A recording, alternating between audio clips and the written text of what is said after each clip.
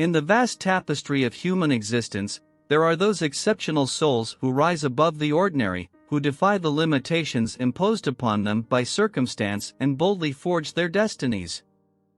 They are the architects of their dreams, the conductors of their symphonies, and the masterminds of their own success. Among these luminaries stands a beacon of wisdom and inspiration, John C. Maxwell, whose words and insights have touched the lives of countless individuals on their quest for greatness. Success is a choice, a profound testament to the indomitable human spirit, celebrates the timeless wisdom and empowering philosophy of John C. Maxwell. With each turn of the page, this literary masterpiece beckons readers to embark on a transformative journey, one that transcends borders, breaks shackles of self-doubt, and illuminates the path to unyielding achievement. At its heart, this book encapsulates the profound truth that success is not a happenstance occurrence but an intentional pursuit. John C. Maxwell, an unparalleled sage of personal and professional development, implores us to grasp the reins of our lives firmly, to take charge of our destinies, and to embrace the essence of choice with unwavering determination. Success is a Choice serves as a guidebook for those who dare to dream, urging them to confront life's challenges with a courageous spirit and an insatiable hunger for growth. Each chapter, a treasure trove of insights and anecdotes, is infused with the wisdom garnered from decades of experience, mentorship, and self-discovery. Through the eloquence of John C. Maxwell's words, we come to understand that success is not merely a destination, it is a relentless pursuit, a series of choices made in the crucible of perseverance and resilience.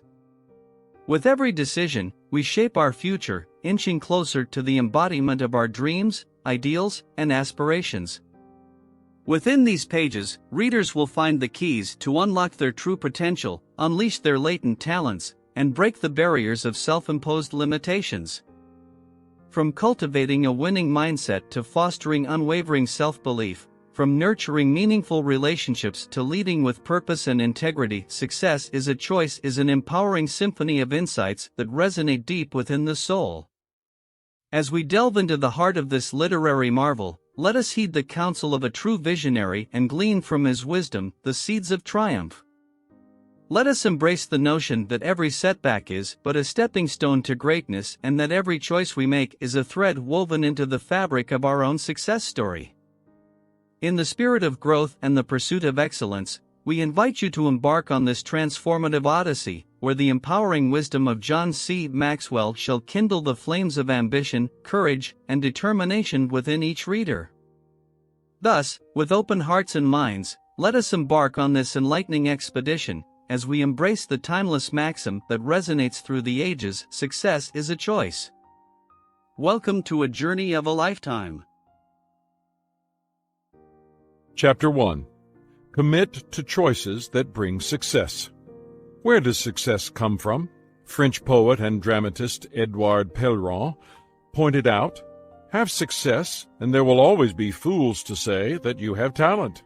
When people achieve great things, others often explain their accomplishments by simply attributing everything to talent. But that is a false and misleading way of looking at success. If talent alone were enough, then why would you and I know highly talented people who are not highly successful? Talent is never enough. Peter Drucker, the father of modern management, said, "There seems to be little correlation between a man's effectiveness and his intelligence, his imagination, or his knowledge. Intelligence, imagination, and knowledge are essential resources, but only effectiveness converts them into results. By themselves, they only set limits to what can be contained. If talent were enough, then the most effective and influential people would always be the most talented ones. But that is often not the case. Consider this. More than 50% of all CEOs of Fortune 500 companies had C or C averages in college. 65% of all U.S. senators came from the bottom half of their school classes. 75% of U.S. presidents were in the lower half club in school. More than 50% of millionaire entrepreneurs never finished college. Clearly, talent isn't everything. So, what makes the difference? Do you have what it takes? So, what does it take to succeed? Can anyone be successful? And where does talent fit in at all? Here's what I believe. 1. Everyone has talent. People have equal value, but not equal giftedness. Some people seem to be blessed with a multitude of talents. Most of us have fewer abilities. But know this, all of us have something we can do well. In their book, Now Discover Your Strengths, Marcus Buckingham and Donald O. Clifton state that every person is capable of doing something better than the next 10,000 people. And they support that assertion with solid research. They call this area the strength zone, and they encourage everyone to find it and make the most of it. It doesn't matter how aware you are of your abilities, how you feel about yourself, or whether previously you have achieved success. You are who you are, and you do have talent, which you can develop. 2. Develop the talent you have, not the one you want. If I ask you who would be more successful, the person who relies on his talent alone or the person who realizes his talent and develops it, the answer would be obvious. Then I'll ask you this question. Why do most people spend the majority of their time focused on strengthening their weaknesses? One thing I teach people at my conferences is to stop working on their weaknesses and start working on their strengths. By this I mean abilities, not attitude or character issues, which must be addressed. It has been my observation that people can increase their ability in an area by only 2 points on a scale of 1 to 10. For example, if your natural talent in an area is a 4, with hard work you may raise it to a 6. In other words, you can go from a little below average to a little above average. But let's say you find a place where you are a 7. You have the potential to become a 9, maybe even a 10, if it's your greatest area of strength and you work exceptionally hard. That helps you advance from 1 in 10,000 talent to 1 in 100,000 talent. But only if you do the other things needed to maximize your talent. 3. Anyone can make choices that will add value to talent. So, if you should focus on developing your best talent and not your weaknesses, where should you spend your energy? On your choices. The key choices you make, apart from the natural talent you already have, will set you apart from others who have talent alone. Orator, attorney, and political leader William Jennings Bryan said, "Destiny is not a matter of chance, it is a matter of choice. It is not a thing to be waited for, it is a thing to be achieved." Success is your choice. If you're willing to commit yourself to making the right choices, you can achieve success. I've discovered 14 key choices that can make a difference. Commit to choices that bring success. Believe in yourself. Fire up your passion. Initiate action. Focus your energy. Value preparation. Embrace practice. Embody perseverance. Demonstrate courage. Become more teachable. Develop strong character. Cultivate good relationships. Commit to responsibility. Lean in to teamwork. Make these choices, and you can become the successful person you've always desired to be. You can do it. I believe the ideas in this book can help you. Life is a matter of choices, and every choice you make makes you. What will you do for your career? Whom will you marry? Where will you live? How much education will you get? What will you do with today? But one of the most important choices you will make is who will you become? Life is not merely a matter of holding and playing a good hand as you would hope to do in a card game. What you start with isn't up to you. Talent is God-given. Life is doing a great job of playing the hand you've been dealt. That is determined by your choices. Who you are plus right choices equals success. If you're willing to commit to making the right choices, you can reach your potential and fulfill your destiny. I was reading a book by Dr. Seuss to my grandchildren called Oh, the Places You'll Go. In it, I found a wonderful truth. It said, "You have brains in your head, You have feet in your shoes. You can steer yourself any direction you choose. I believe that with all my heart. My prayer is that this book will help you steer yourself in the right direction and make right choices that will empower you to become a success.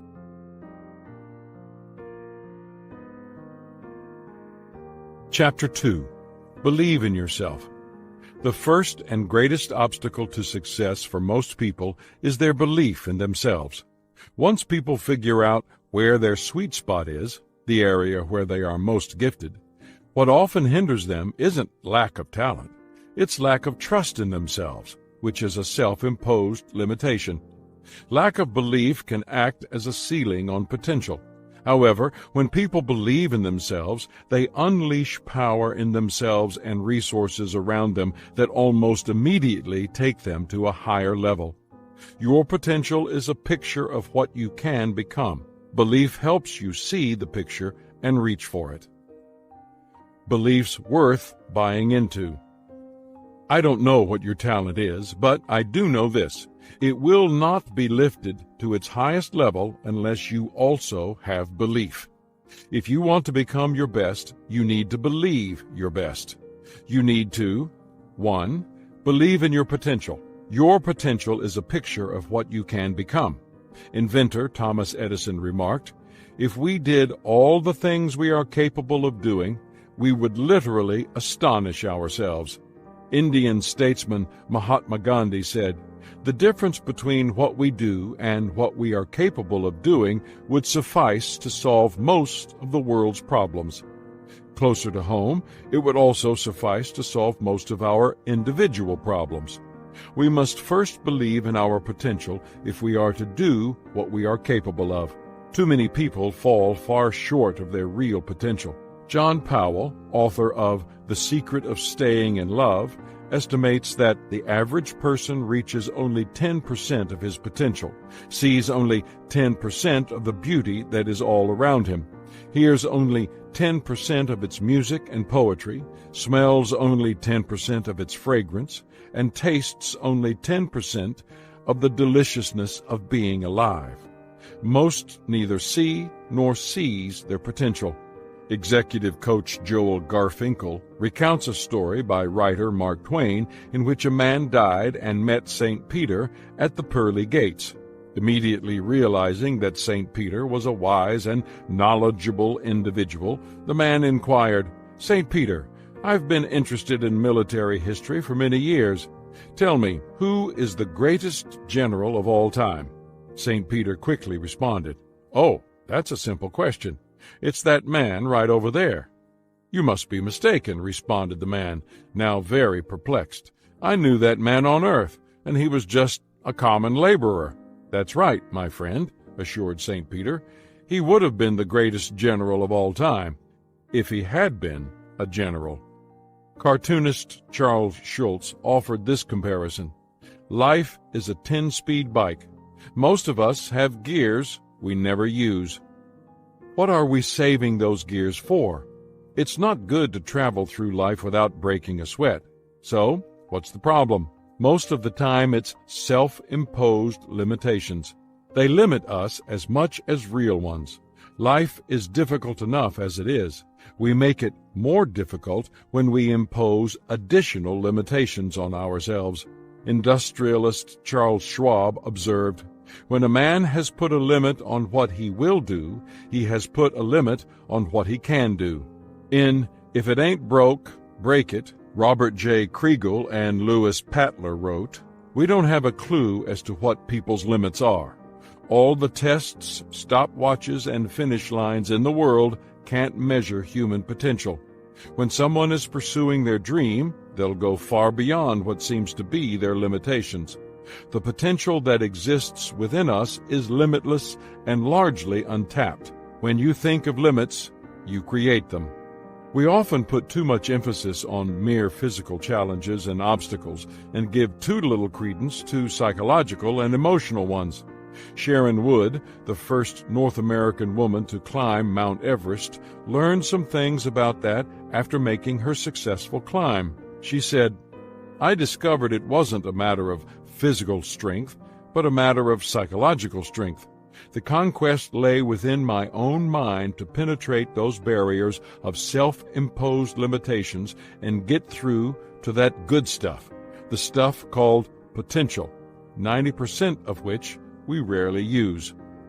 Several years ago, I was invited to Mobile, Alabama, to speak to 600 NFL coaches and scouts at the Senior Bowl.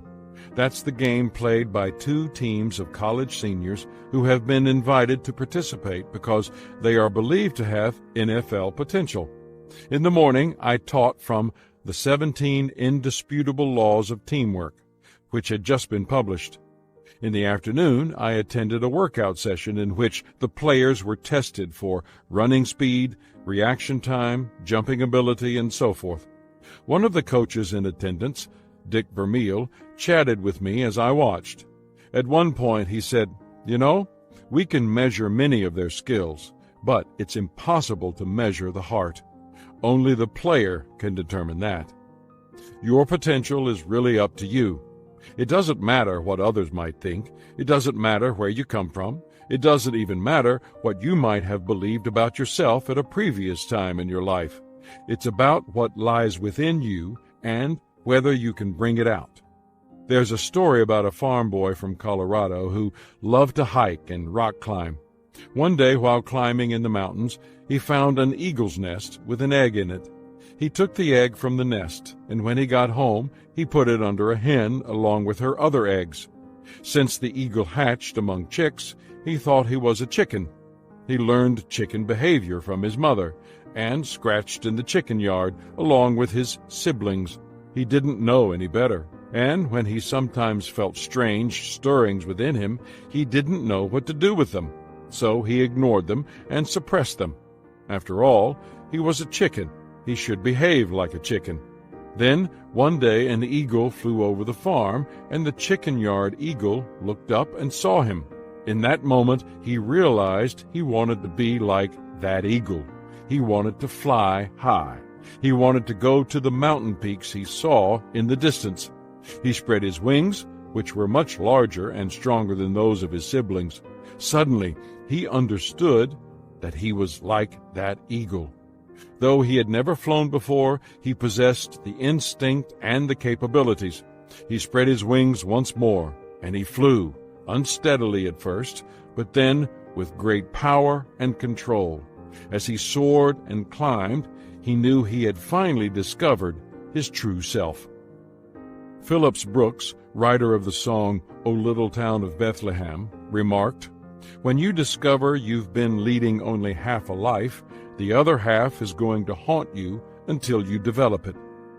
Not only is that true, but I'd also say this: not reaching your potential is a real tragedy.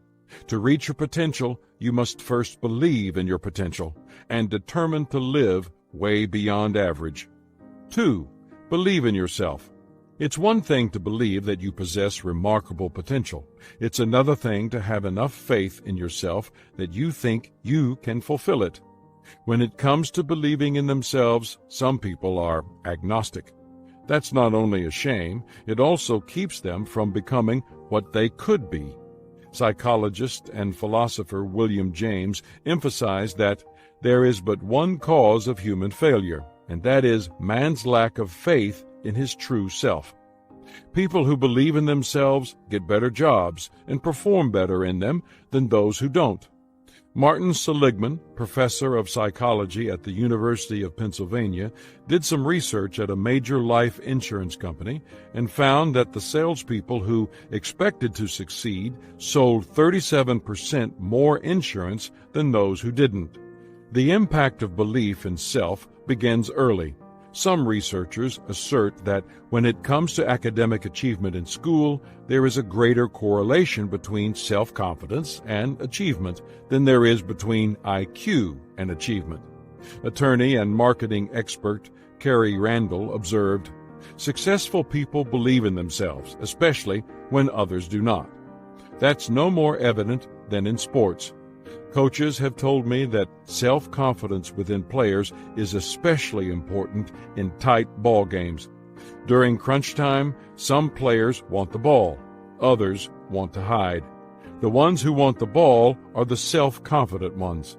People with confidence live by a credo that is said to hang in the office of golfer Arnold Palmer.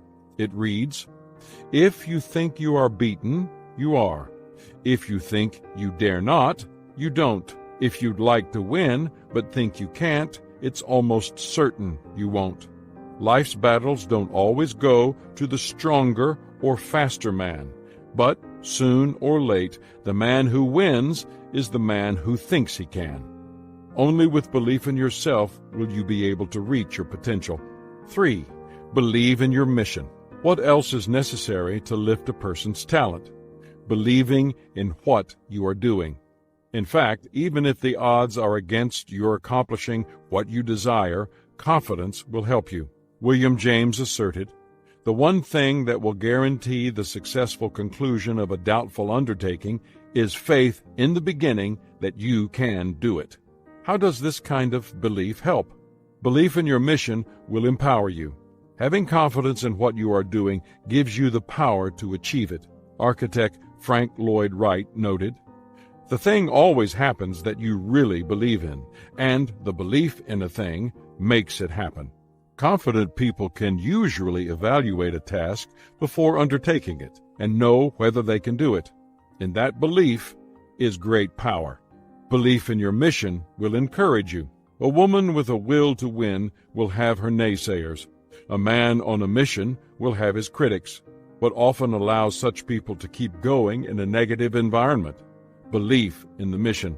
Playwright Neil Simon advised, "Don't listen to those who say, 'It's not done that way.' Maybe it's not, but maybe you'll do it anyway. Don't listen to those who say, 'You're taking too big a chance.' Michelangelo would have painted the Sistine floor, and it would surely be rubbed out today." Simon knew this firsthand. He was awarded 4 Tony Awards, 1 Drama Desk Award, and the 1991 Pulitzer Prize for Drama. Obviously, he believed in what he did. Belief in your mission will enlarge you. The more you believe in your potential, yourself, and your mission, the more you will be able to accomplish. If you keep believing, you will someday find yourself doing what you once considered impossible. Actor Christopher Reeve had that perspective, and it carried him far. He once told an audience, "America has a tradition many nations probably envy. We frequently achieve the impossible. That's part of our national character. That's what got us from one coast to another. That's what got us the largest economy in the world. That's what got us to the moon." On the wall of my room when I was in rehab was a picture of the space shuttle blasting off, autographed by every astronaut now at NASA. On top of the picture says, "We found nothing is impossible." That should be our motto. It's something that we as a nation must do together. So many of our dreams at first seem impossible. Then they seem improbable. And then, when we summon the will, they soon become inevitable. If we can conquer outer space, we should be able to conquer inner space too. The frontier of the brain, the central nervous system, and all the afflictions of the body that destroy so many lives and rob so much potential. Do you believe in your mission? Are you confident that you can accomplish great tasks? Do you expect to achieve your goals? These are the necessary ingredients to lift your talent from potential to fruition. I need to say one more thing about mission. It needs to include people. Only a life lived for others is worthwhile. As you fulfill your mission, will others around you say, "My life is better as a result," or "My life is worse as a result"? If you think it won't be the former, then the mission may not be worth doing. One of my prized possessions is a simple crystal paperweight. It doesn't have an especially artistic design. It's not especially valuable monetarily, but it means a lot to me because of what is engraved in it and who gave it to me. It says, "John, pastor, mentor, friend. Thank you for believing in me. Love, Dan." It was a gift from Dan Ryland, who worked with me for 20 years as a staff member, as my second in command, and then as a senior vice president at one of my companies. Dan is someone I would go to battle with. He's like a kid brother to me. The mission we pursued together made both of us better. That's the kind of person you want working with you, and the kind of result. Belief in action. So, how do you believe in yourself? You tap into a natural chain of actions that begins with belief and ends with positive action. Belief determines expectations. If you want your talent to be lifted to its highest level, then you don't begin by focusing on your talent. You begin by harnessing the power of your mind. Your beliefs control everything you do. Accomplishment is more than a matter of working harder or smarter. It's also a matter of believing positively. Someone called it the sure enough syndrome. If you expect to fail, sure enough, you will. If you expect to succeed, sure enough, you will. You will become, on the outside, what you believe on the inside. Personal breakthroughs begin with the change in your beliefs. Why? Because your beliefs determine your expectations, and your expectations determine your actions.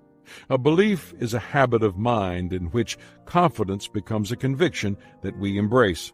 In the long run, a belief is more than an idea that a person possesses. It is an idea that possesses a person. Benjamin Franklin said, "Blessed is he who expects nothing, for he shall never be disappointed." If you want to achieve something in life, you will have to be willing to be disappointed.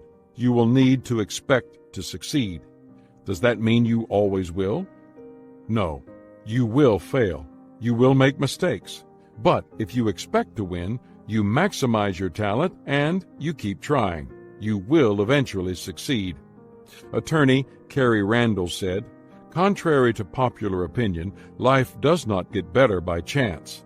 Life gets better by change, and this change always takes place inside. It is the change of thought that creates the better life." Improvement comes from change, but change requires confidence. For that reason, you need to make confidence in yourself a priority. You need to put believing in your potential, yourself, your mission, and your fellow human beings at the top of your list.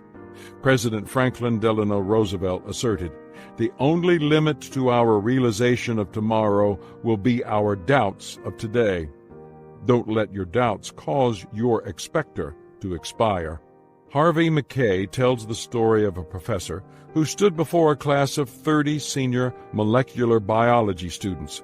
Before he passed out the final exam, he stated, "I have been privileged to be your instructor this semester, and I know how hard you have worked to prepare for this test.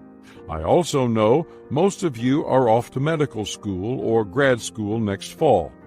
I am well aware of how much pressure you are under to keep your GPAs up, and because I am confident that you know this material, I am prepared to offer an automatic B to anyone who opts to skip taking the final exam."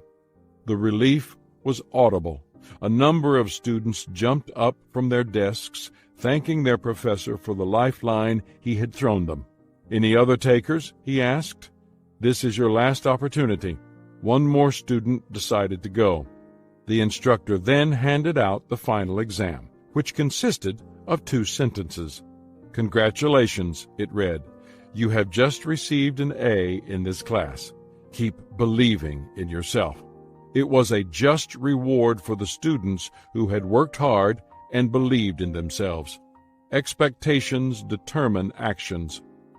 Fred Smith, Sr., one of my mentors and the author of Leading with Integrity, says that a linguist with Wycliffe Bible translators told him that in 20 of the world's most primitive languages, the word for belief is the same as the word for do. It is only as people become more sophisticated that they begin to separate the meaning of one word from the other. That insight is very telling because most people separate belief from action. So, how can we bring these 2 things back together? Through our expectations. We cannot live in a way that is inconsistent with our expectations for ourselves. It just doesn't happen.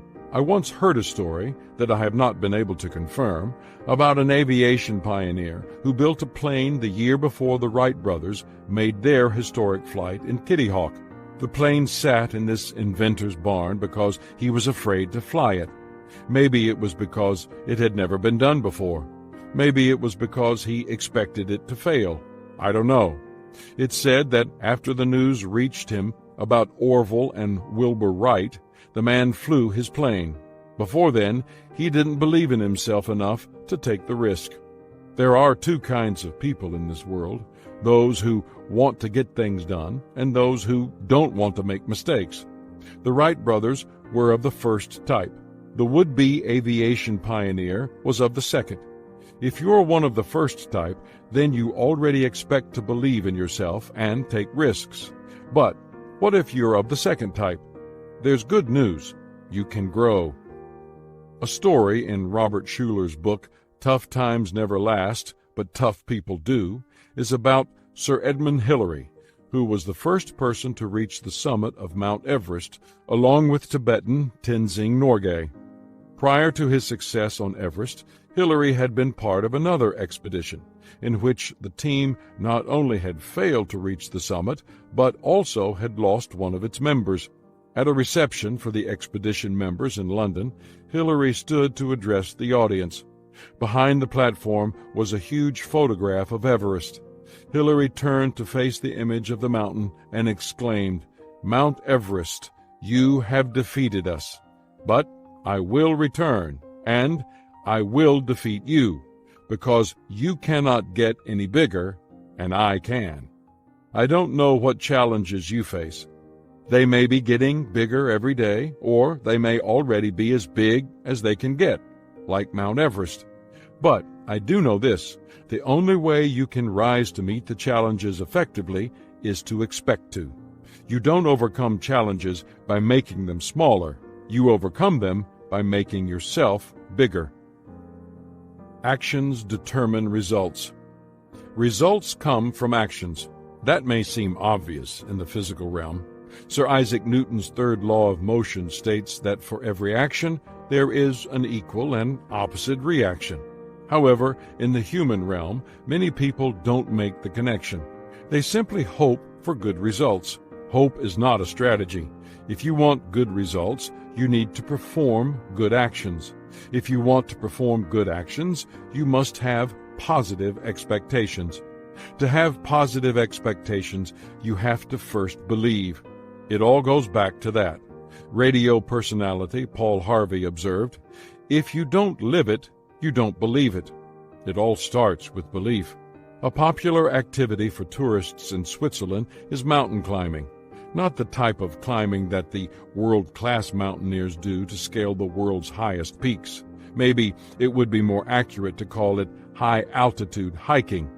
Groups depart from a base camp early in the morning with the intention of making it to the top of the mountain by mid-afternoon.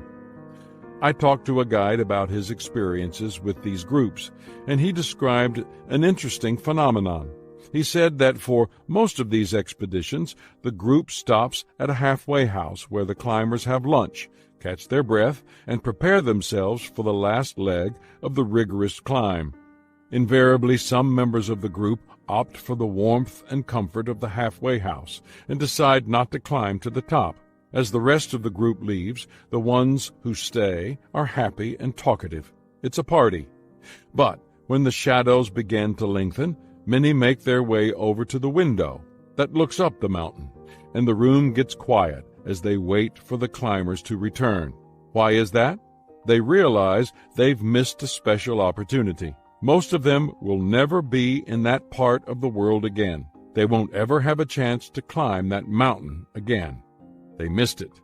That's what it's like when people don't make the most of their talent, when they don't believe in themselves and their potential, when they don't act on their belief and try to make the most of every opportunity.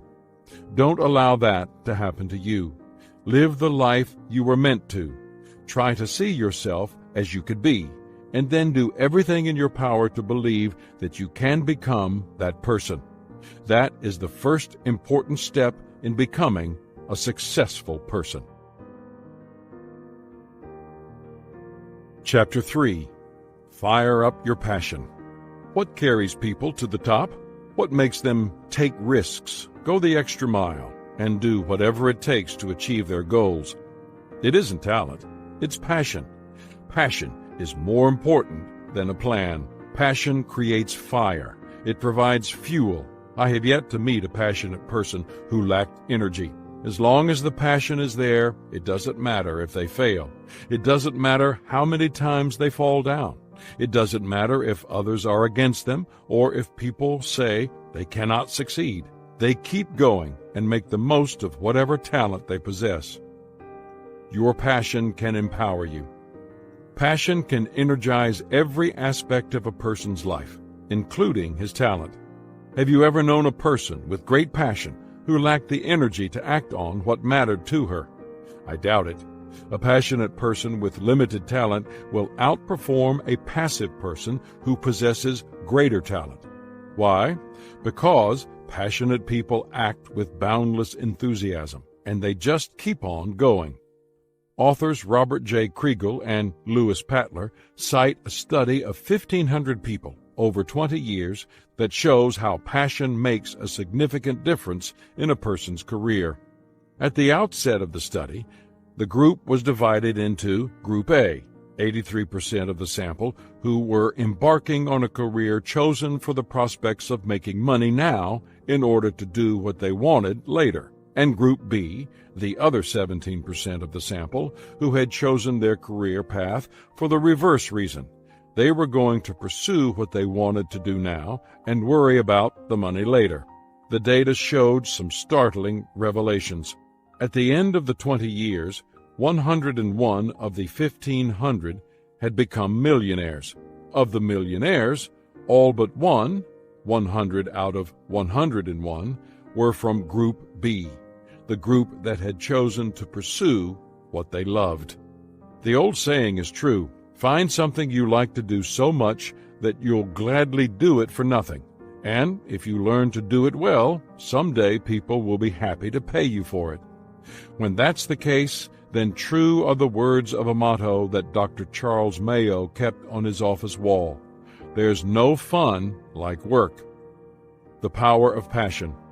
There really is no substitute for passion when it comes to energizing your talent. Take a look at what passion can do for you. 1. Passion is the first step to achievement. Loving what you do is the key that opens the door for achievement. When you don't like what you're doing, it really shows. No matter how hard you try to pretend it doesn't. You can become like the little boy named Eddie, whose grandmother was an opera lover. She had season tickets, and when Eddie turned 8, she decided to take him to a performance of Wagner, in German, as his birthday present. The next day, at his mother's prompting, the child wrote the following in a thank you note. Dear grandmother, thank you for the birthday present. It is what I always wanted, but not very much. Love, Eddie. It's difficult to achieve when you don't have the desire to do so. That's why passion is so important. There is a story about Socrates in which a proud and disdainful young man came to the philosopher and, with a smirk, said, "Oh, great Socrates, I come to you for knowledge." Seeing the shallow and vain young man for what he was, Socrates led the young man down to the sea into waist-deep water. Then he said, "Tell me again what you want." "Knowledge," he responded with a smile. Socrates grabbed the young man by his shoulders and pushed him down under the water, holding him there for 30 seconds. "Now, what do you want?" "Wisdom, O great Socrates," the young man sputtered. The philosopher pushed him under once again. When he let him up, he asked again, "What do you want?" "Knowledge, O wise," and he managed to spit out before Socrates held him under again, this time even longer. "What do you want?" the old man asked as he let him up again. The younger man coughed and gasped. "Air," he screamed. "I need air." When you want knowledge as much as you just wanted air, then you will get knowledge, the old man stated as he returned to shore. The only way you can achieve anything of significance is to really want it. Passion provides that. 2. Passion increases willpower. One of my roles as a motivational teacher is to try to help people reach their potential. For years, I tried to inspire passion in audiences by going about it the wrong way. I used to tell people about what made me passionate, what made me want to get out and do my best. But I could see that it wasn't having the effect I desired. People just didn't respond. I couldn't ignite others' passion by sharing my own. I decided to change my focus. Instead of sharing my passion, I started helping others discover their passion. To do that, I asked these questions. What do you sing about? What do you cry about? What do you dream about? The first two questions speak to what touches you at a deep level today. The third answers what will bring you fulfillment tomorrow. The answers to these questions can often help people discover their true passion. While everybody can possess passion, not everyone takes the time to discover it. And that's a shame. Passion is fuel for the will. Passion turns your have-tos into want-tos. What we accomplish in life is based less on what we want and more on how much we want it. The secret to willpower is what someone once called want power. People who want something enough usually find the willpower to achieve it. You can't help people become winners unless they want to win. Champions become champions from within, not from without. 3. Passion produces energy. When you have passion, you become energized. You don't have to produce perseverance. It is naturally present in you. It helps you enjoy the journey as much as reaching the destination. Without it, achievement becomes a long and difficult road. For many years, my wife, Margaret, has called me the Energizer Bunny with a nod to those commercials where the battery-operated rabbit keeps going and going. I guess she does so with good reason. I do have a lot of energy. There are always things I hope to do, people I want to see, and goals I want to reach. The reason is passion. We often call people high energy or low energy based on how much they do. But I have come to the conclusion that it might be more appropriate to call them high or low passion. During a Q&A session at a conference, an attendee once asked me, "What is the secret of your passion?" It took me only a moment to be able to articulate it. 1. I am gifted at what I do, strength zone. 2. What I do makes a difference, results. 3. When I do what I was made to do, I feel most alive, purpose. I believe all passionate people feel that way. Aviation pioneer Charles Lindbergh observed, "It is the greatest shot of adrenaline to be doing what you've wanted to do so badly. You almost feel like you could fly without the plane."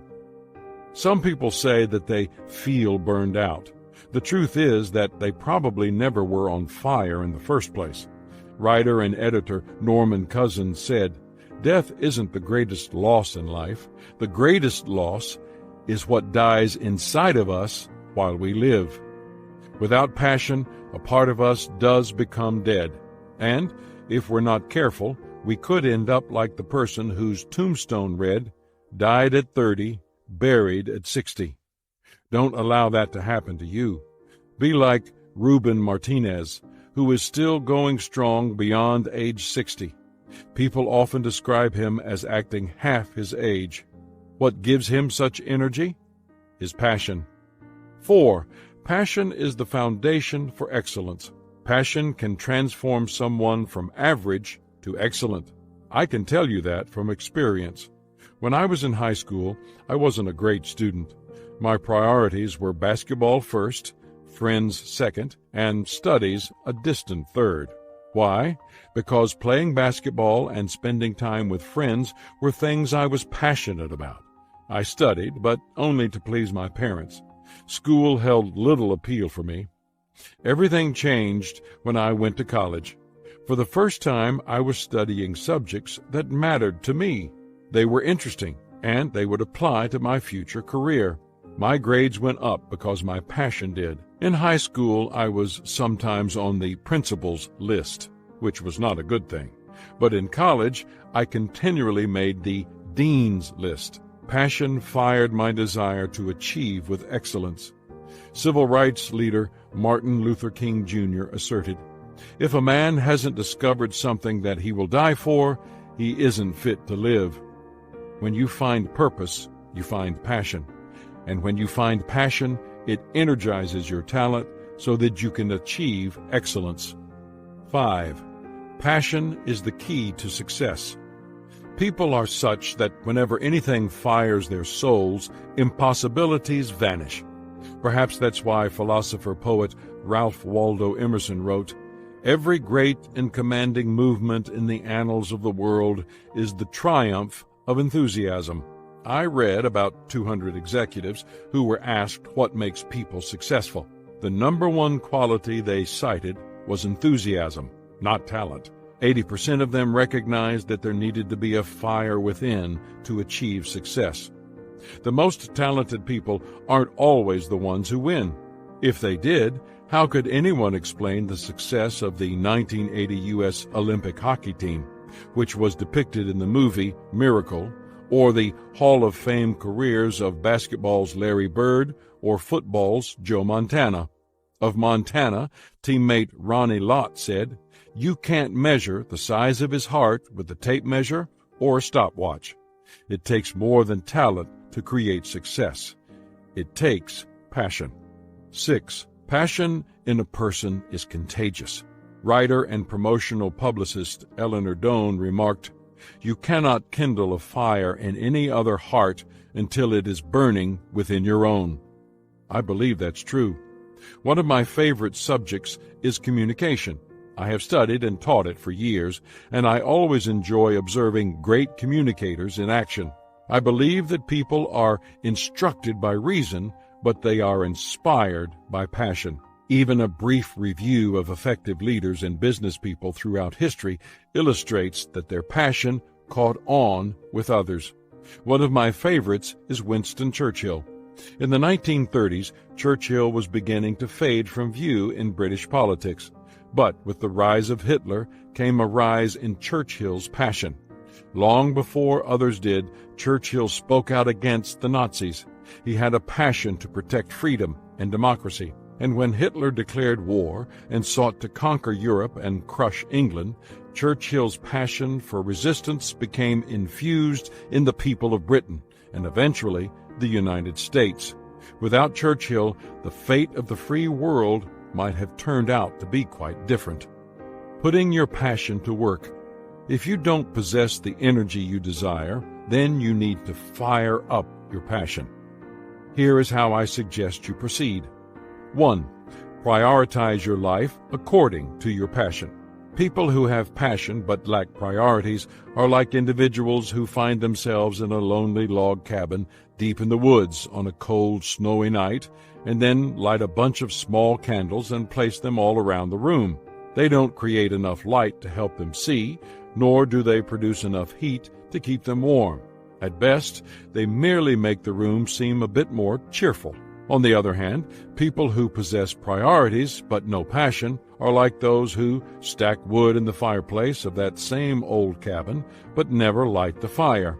But people who have passion with priorities are like those who stack the wood, light the fire, and enjoy the light and heat that it produces. Prioritizing your life according to your passion can be risky. For most people, it requires a major realignment in their work and private lives. But you can't be successful and play it safe. Advertising agency president Richard Edler stated, "Safe living generally makes for regrets later on. We are all given talents and dreams. Sometimes the two don't match, but more often than not, we compromise both before ever finding out. Later on, as successful as we might be, we find ourselves looking back longingly to that time when we should have chased our true dreams and our true talents for all they were worth." Don't let yourself be pressured into thinking that your dreams or your talents aren't prudent. They were never meant to be prudent. They were meant to bring joy and fulfillment into your life. If your priorities are not aligned with your passion, then begin thinking about making changes in your life. Will change be risky? Probably. But which would you rather live with, the pain of risk or the pain of regret? 2. Protect your passion. If you've ever built a fire, then you know this. The natural tendency of fires is to go out. If you want to keep a fire hot, then you need to feed it, and you need to protect it. Not everyone in your life will help you do that when it comes to your passion. In truth, there are 2 kinds of people: fire lighters, who will go out of their way to help you keep your fire hot, and firefighters, who will throw cold water on your fire of passion that burns within you. How can you tell the firelighters from the firefighters? Listen to what they say. Firefighters use phrases like these: "It's not in the budget. That's not practical. We tried that before, and it didn't work. We've never done that before. Yeah, but the boss won't go for it. If it ain't broke, then don't fix it. That's not the way we do things around here. It'll never work. But who will do all the extra work? You're not, fill in the blank, smart, talented, young, old, etc. enough. You're getting too big for your britches. Who do you think you are?" If you've heard one or more of these phrases coming from people you know, you may want to create some distance between yourself and them. These firefighters focus on what's wrong rather than what's right. They find the cloud that comes with every silver lining. They doubt. They resist change. They keep people from reaching their potential by trying to put out the fire of their passion. Stay away from them. Instead, spend more time with people who see you not just as you are, but as you could be. People who encourage your dreams, ignite your passion. I try to schedule a lunch or 2 with firelighters like these every month. They really fire me up and energize me to do what I know is best for me. 3. Pursue your passion with everything you've got. Daniel Eugene Rudiger, upon whose life the movie Rudy was based, observed, "If you really, really believe in your dream, you'll get there. But you have to have passion and total commitment to make it happen. When you have passion and commitment, you don't need a complex plan. Your plan is your life, is your dream. What do you want to accomplish in your lifetime? How do you want to focus your energy? On survival, success, or significance? We live in a time and place with too many opportunities for survival alone, and there's more to life than mere success. We need to dream big. We need to adopt the perspective of someone like playwright George Bernard Shaw, who wrote, "I am convinced that my life belongs to the whole community, and as long as I live, it is my privilege to do for it whatever I can. For the harder I work, the more I live. I rejoice in the life for its own sake. Life is no brief candle to me. It is a sort of splendid torch, which I got hold of for a moment, and I want to make it burn as brightly as possible before turning it over to future generations." Shaw had passion for life and his work. Your passion has the potential to provide you energy far beyond the limitations of your talent. In the end, you will be remembered for your passion. It is what will energize your talent. It is what will empower you to make your mark. Chapter 4. Initiate action. It's a cliché to say that every journey begins with the first step, yet it is still true. Successful people don't wait for everything to be perfect to move forward. They don't wait for all the problems or obstacles to disappear. They don't wait until their fear subsides. They take initiative. They know a secret that good leaders understand. Momentum is their friend. As soon as they take action and start moving forward, things become a little easier. If the momentum gets strong enough, Many of the problems take care of themselves, and talent can take over. But it starts only after you've taken those first steps. Insights on initiative. If you want to reach your potential, you have to show initiative. Here's why. 1. Initiative is the first step to anywhere you want to go. A tourist paused for a rest in a small town in the mountains. He sat down on a bench next to an old man in front of the town's only store. "Hi, friend," he said. "Can you tell me something this town is noted for?" "Well," answered the old man after a moment's hesitation, "you can start here and get to anywhere in the world you want." That's true of nearly every location. Where you finish in life isn't determined so much by where you start as by whether you start. If you're willing to get started and keep initiating, there's no telling how far you might go. That is the case for Les Brown. Les and his brother Wes were adopted when they were 6 weeks old, and they grew up in Liberty City, a poor section of Miami, Florida. As a child, Les was branded a slow learner and given little chance of success by many of his teachers. But with the encouragement of one of his high school teachers, who told him, "Someone else's opinion of you does not have to become your reality," Les managed to graduate from high school and later got a job as a radio DJ. With much hard work, he became a broadcast manager. He got involved in his community, became a community activist and leader, and eventually was elected to the state legislature for 3 terms. And then he turned his attention to public speaking, where he received the National Speakers Association's highest honor and was named one of the world's top 5 speakers according to Toastmasters in 1992. He has written books, hosted his own syndicated television show, owns a business, and is in great demand as a public speaker. When he started life, most people wouldn't have given him much of a chance to succeed. Few thought he had talent, but he just kept moving forward, and he has since moved far beyond his detractors. Successful people initiate, and they follow through. 2. Initiative closes the door to fear. Author Catherine Patterson said, "To fear is one thing. To let fear grab you by the tail and swing you around is another." We all have fears. The question is whether we are going to control them or allow them to control us. In 1995, my friend Dan Ryland and his wife Patty went skydiving along with a group of friends, including my writer, Charlie Wetzel. They approached the event with a mixture of excitement and fear. At the skydiving center in Southern California, they received only a few minutes of training to prepare them for their tandem jumps. Dan said they were feeling pretty good about the whole thing until a guy walked into the room and made a pitch to sell them life insurance.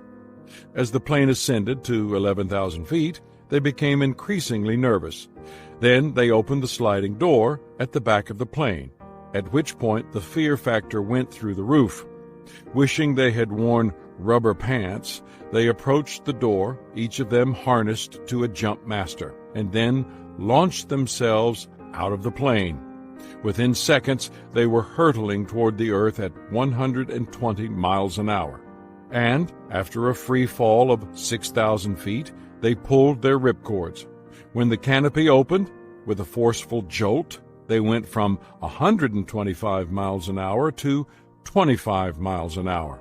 Dan said, "It made my underwear find places it had never found before." I laugh whenever Dan tells the story, but I was really surprised to learn from Dan and Patty that as petrified as they were before they jumped, all their fear was gone the second they left the plane. Author and pastor Norman Vincent Peale asserted, "Action is a great restorer and builder of confidence. Inaction is not only the result, but the cause of fear. Perhaps the action you take will be successful. Perhaps different actions or adjustments will have to follow. But any action is better than no action at all. If you want to close the door on fear, get moving." 3. Initiative opens the door to opportunity.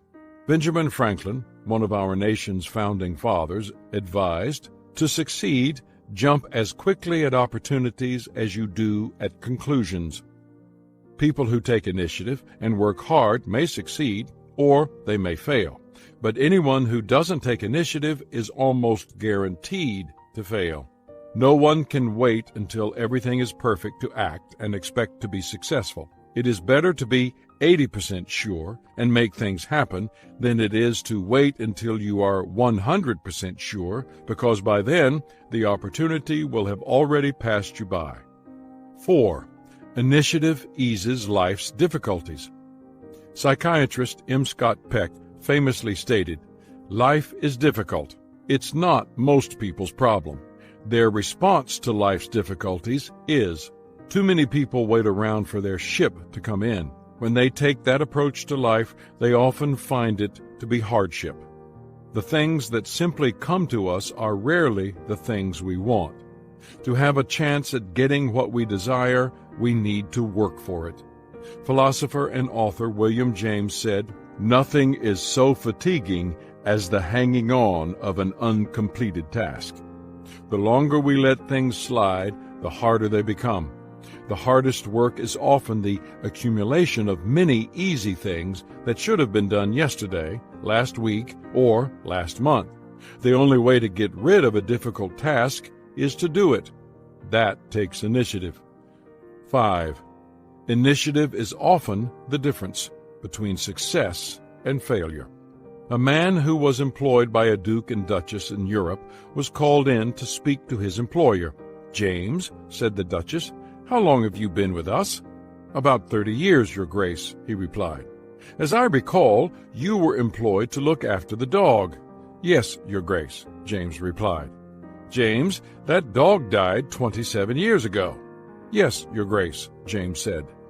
"What would you like me to do now?" Like James, too many people are waiting for someone else to tell them what to do next. Nearly all people have good thoughts, ideas, and intentions, but many of them never translate those into action. Doing so requires initiative. Talent without initiative never reaches its potential. It's like a caterpillar that won't get into its cocoon. It will never transform, forever relegated to crawl on the ground, even though it had the potential to fly. People who don't initiate action. When it comes to initiative, there are really only 4 kinds of people. 1. People who do the right thing without being told. 2. People who do the right thing when told. 3. People who do the right thing when told more than once. 4. People who never do the right thing, no matter what. Anyone who wants to become successful needs to become the first kind of person. Why doesn't everyone do that? I think there are several reasons. 1. People who lack initiative fail to see the consequences of inaction. King Solomon of ancient Israel is said to have been the wisest person who ever lived. Every time I read Proverbs, which he is believed to have authored, I learn something. In recent years, I have enjoyed reading his words in a paraphrase called The Message. "You lazy fool, look at an ant. Watch it closely. Let it teach you a thing or two. Nobody has to tell it what to do. All summer, it stores up food. At harvest, it stockpiles provisions. So how long are you going to laze around doing nothing? How long before you get out of bed? A nap here, a nap there, a day off here, a day off there. Sit back, take it easy. Do you know what comes next? Just this. You can look forward to a dirt-poor life. Poverty, your permanent houseguest." British civil servant and economist Sir Josiah Stamp remarked, "It is easy to dodge our responsibilities, but we cannot dodge the consequences of dodging our responsibilities." 2. People who lack initiative want someone else to motivate them. Successful people don't need a lighted fuse to motivate them. Their motivation comes from within. If we wait for others to motivate us, what happens when a coach, a boss, or other inspirational person doesn't show up? We need a better plan than that. Tom Golisano, founder of Paycheck Inc., offered this considered opinion. I believe you don't motivate people. What you do is hire motivated people. Then make sure you don't demotivate them. If you want to get ahead, you need to light your own fire. 3. People who lack initiative look for the perfect time to act.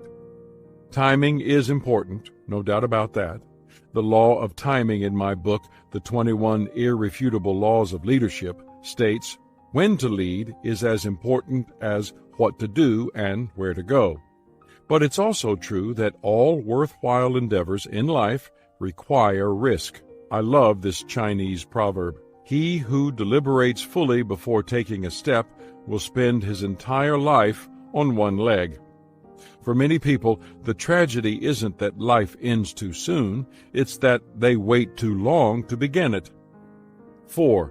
People who lack initiative like tomorrow better than today. One of the reasons non-initiators have a difficult time getting started is that they focus their attention on tomorrow instead of today. Jazz musician Jimmy Lyons remarked, "Tomorrow is the only day in the year that appeals to a lazy man." But that attitude gets us into trouble because the only time over which we have any control is the present. Edgar Guest wrote a poem that captures the fate of those who have this problem. It is appropriately titled, Tomorrow.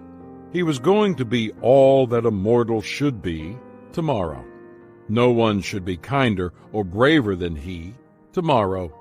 A friend who was troubled and weary he knew, who'd be glad of a lift, and who needed it too. On him he would call and see what he could do tomorrow. Each morning he stacked up the letters he'd write tomorrow, and thought of the folks he would fill with delight tomorrow. It was too bad, indeed, he was busy today, and hadn't a minute to stop on his way. More time he would have to give to others, he'd say, tomorrow. The greatest of workers this man would have been tomorrow. The world would have known him had he ever seen tomorrow. But the fact is, he died, and he faded from view, and all that he left here when living was through was a mountain of things he intended to do tomorrow. The idea of tomorrow can be very seductive, but the promise that it holds is often false. Spanish priest and writer Baltasar Gracian said, "The wise man does at once what the fool does finally." Anything worth doing is worth doing immediately. Remember that for people who never start, their difficulties never stop. How to develop greater initiative? To be honest, all of us are plagued by procrastination in some area of our lives. If something is unpleasant, uninteresting, or complex, we tend to put it off. Even some things we like doing can cause us difficulty. Johann Wolfgang von Goethe observed, "To put your ideas into action is the most difficult thing in the world. Yet, to reach our potential and become successful, we must show initiative." Here are some suggestions to help you as you strive to help yourself in this area. 1. Accept responsibility for your life. Greek philosopher Socrates said, "To move the world, we must first move ourselves." Show me those who neglect to take responsibility for their own lives, and I'll show you people who also lack initiative. Responsibility and initiative are inseparable. Everyone experiences setbacks. We all face obstacles. From time to time, we all feel that the deck is stacked against us. We need to show initiative anyway. Dick Butler asserted, "Life isn't fair. It isn't going to be fair. Stop sniveling and whining and go out and make it happen for you." In business, I see too many people who expect the financial tooth fairy to come at night and remove that ugly dead tooth from under the pillow and substitute profitability just in the nick of time at the end of the fiscal year. There's a saying that great souls have wills, but feeble ones have only wishes. We cannot wish our way to success. We need to take responsibility and act. 2. Examine your reasons for not initiating. Chinese philosopher Mencius made this point: if your deeds are unsuccessful, seek the reason in yourself. When your own person is correct, the whole world will turn to you. If you lack initiative, the only way you will be able to change is to first identify the specific problem. Think about the reasons people lack initiative already outlined in this chapter. Are you in denial about the consequences of not taking initiative and responsibility for yourself? Are you waiting for others to motivate you instead of working to motivate yourself? Are you waiting for everything to be perfect before you act? Are you fantasizing about tomorrow instead of focusing on what you can do today? Or is there some other issue that is preventing you from taking action? What's important is that you separate legitimate reasons from excuses. An excuse puts the blame on someone or something outside you. Excuses are like exit signs on the road of progress. They take us off track. Know this: it's easier to move from failure to success than from excuses to success. Eliminate excuses. Once you've done that, you can turn your attention to the reasons and how to overcome them. 3. Focus on the benefits of completing a task. It is extremely difficult to be successful if you are forever putting things off. Procrastination is the fertilizer that makes difficulties grow. When you take too long to make up your mind about an opportunity that presents itself, you will miss out on seizing it. In the previous chapter, I wrote about the importance of aligning your priorities with your passion. To become effective and make progress in your area of talent or responsibility, you can't spend your valuable time on unimportant or unnecessary tasks.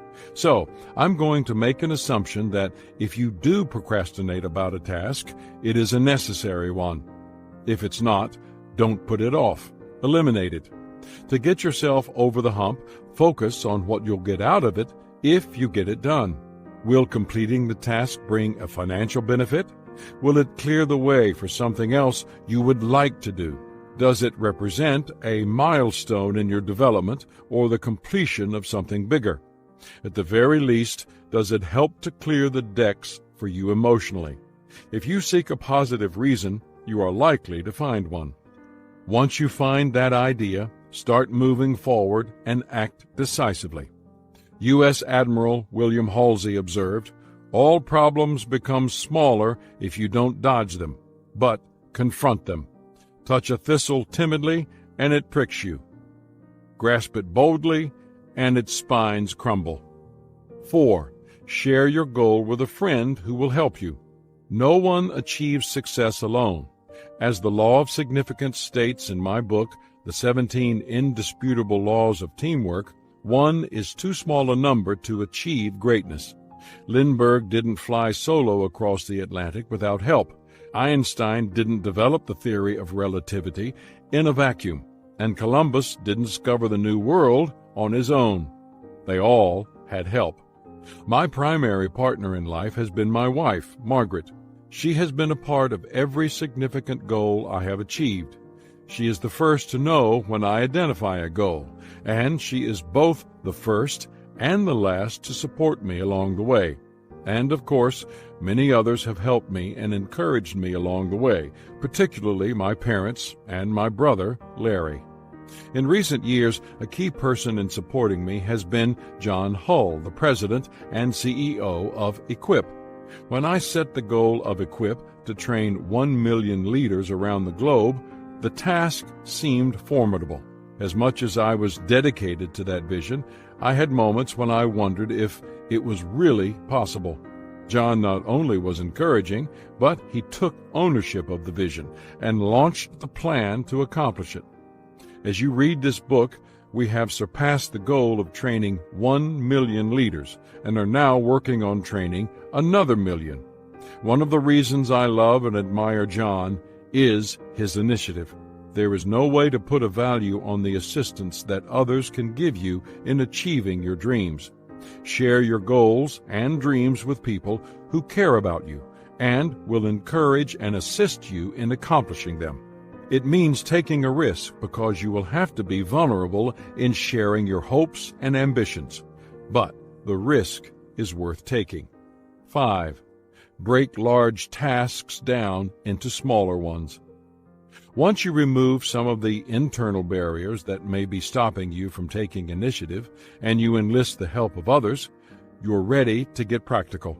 Many times, large tasks overwhelm people, and that's a problem because overwhelmed people seldom initiate.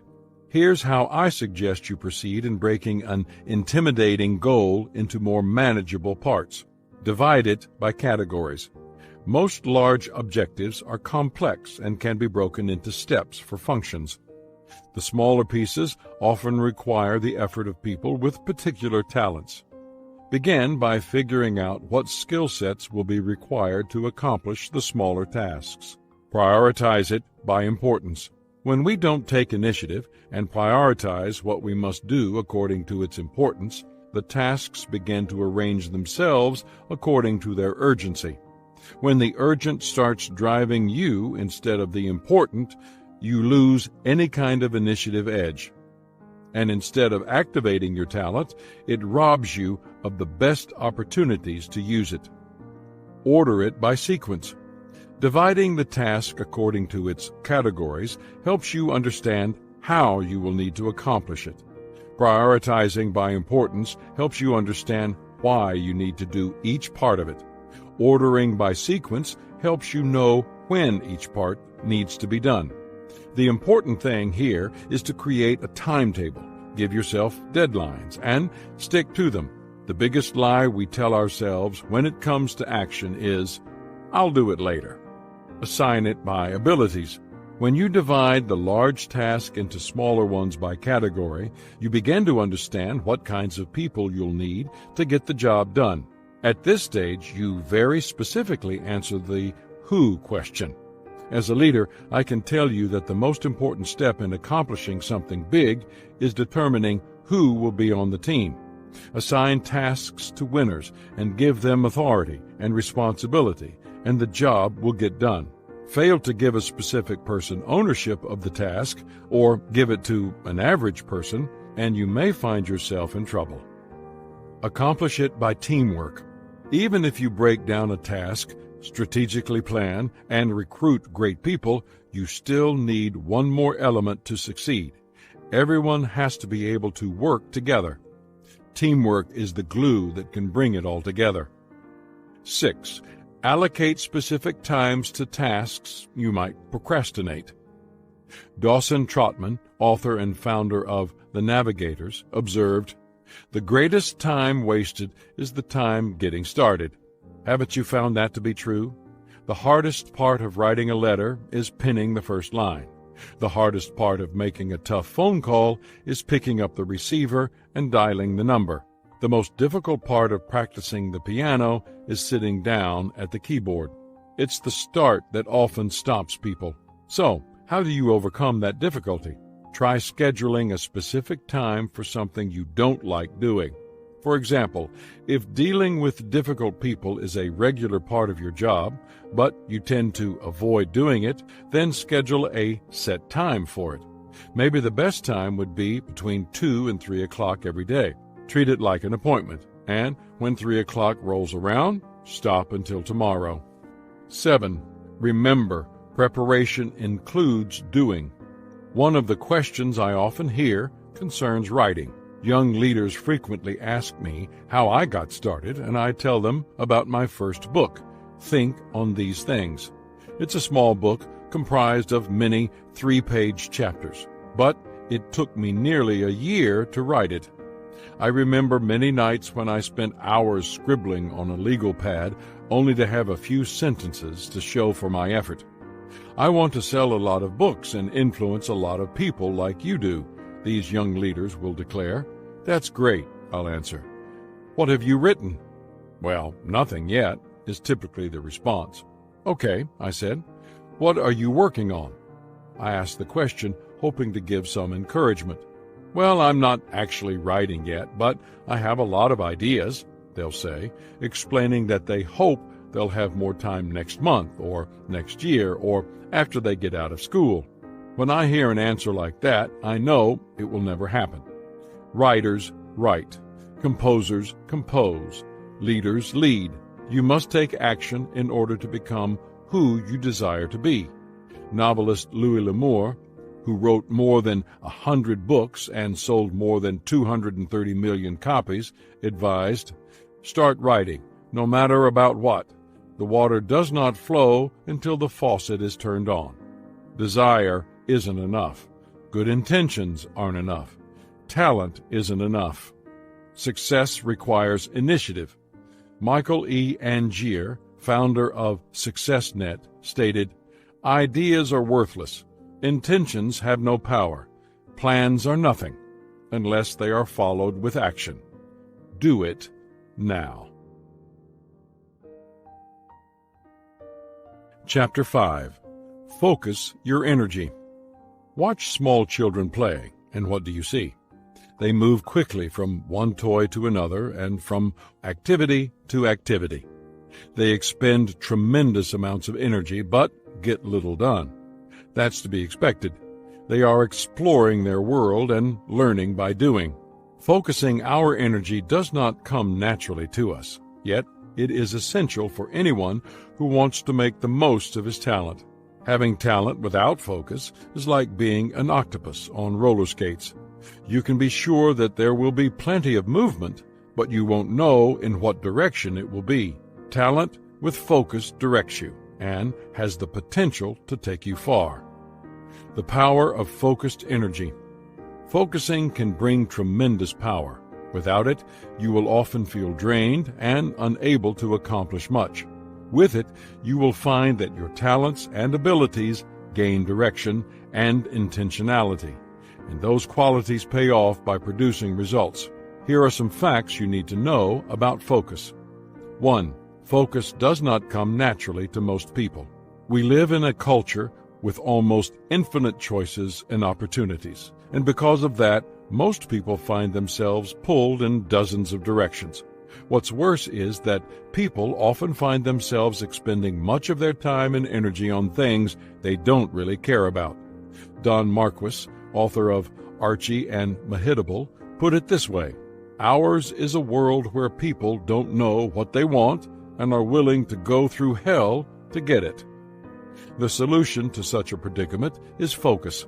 Poet William Matthews wrote, "One well-cultivated talent, deepened and enlarged, is worth 100 shallow faculties." The first law of success in this day, when so many things are clamoring for attention, is concentration. To bend all the energies to one point, and to go directly to that point, looking neither to the right nor to the left. I try to maintain my focus in the moment by heeding the advice of the martyred missionary Jim Elliot, who said, "Wherever you are, be all there." But I also look at the bigger picture. As a leader, I am always asking myself, am I helping others make progress? I am vigilant about how I spend my time, with whom I am spending it, how it fits into the bigger picture, and whether it produces results. And my assistant, Linda Eggers, also keeps me on track by overseeing my calendar. She is a tremendous asset for helping me maintain my priorities. If I feel that I'm not moving forward and helping others throughout the day, then I know I'm off track in some way. Linda helps me monitor that. 2. Focus increases your energy. If you desire to achieve something, you first need to know what your target is. That's true even when it comes to personal development. If you lack focus, you will be all over the place. Attempting everything, like attempting nothing, will suck the life out of you. It will sap you of energy and new opportunities, and whatever momentum you have going for you will be diminished.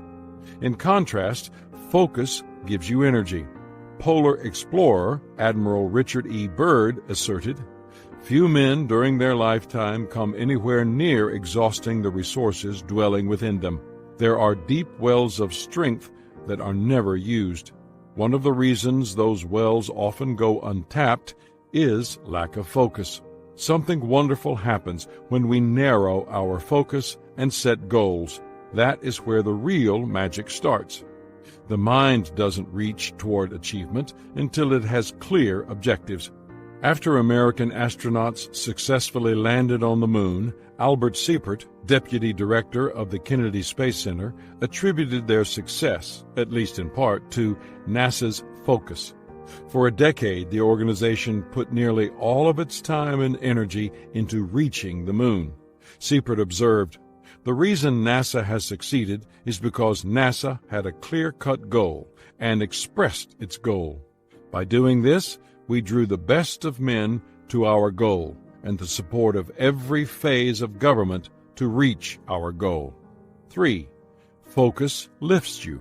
Scholar and educator David Starr Jordan said, "The world stands aside to let anyone pass who knows where he or she is going."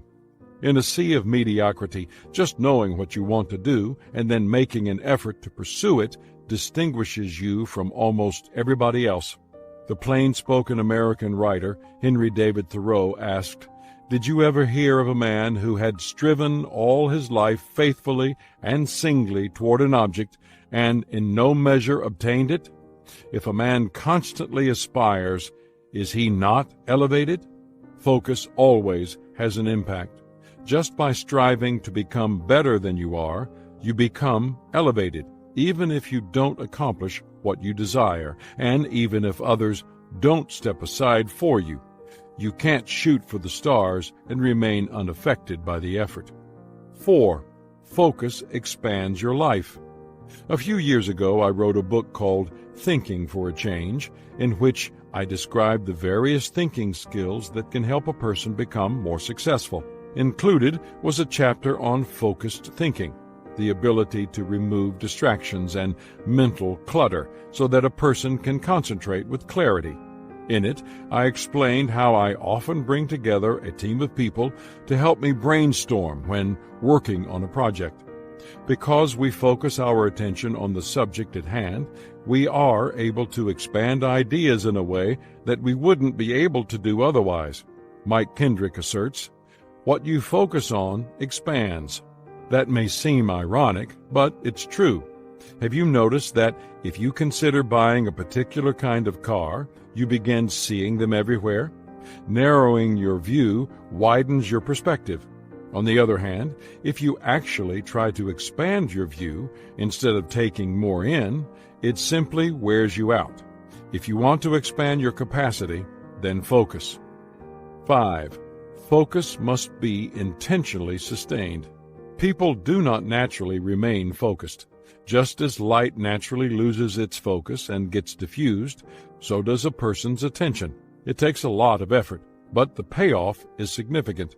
Hall of Fame baseball player Hank Aaron said, "I think what separates a superstar from the average ball player is that he concentrates just a little bit longer."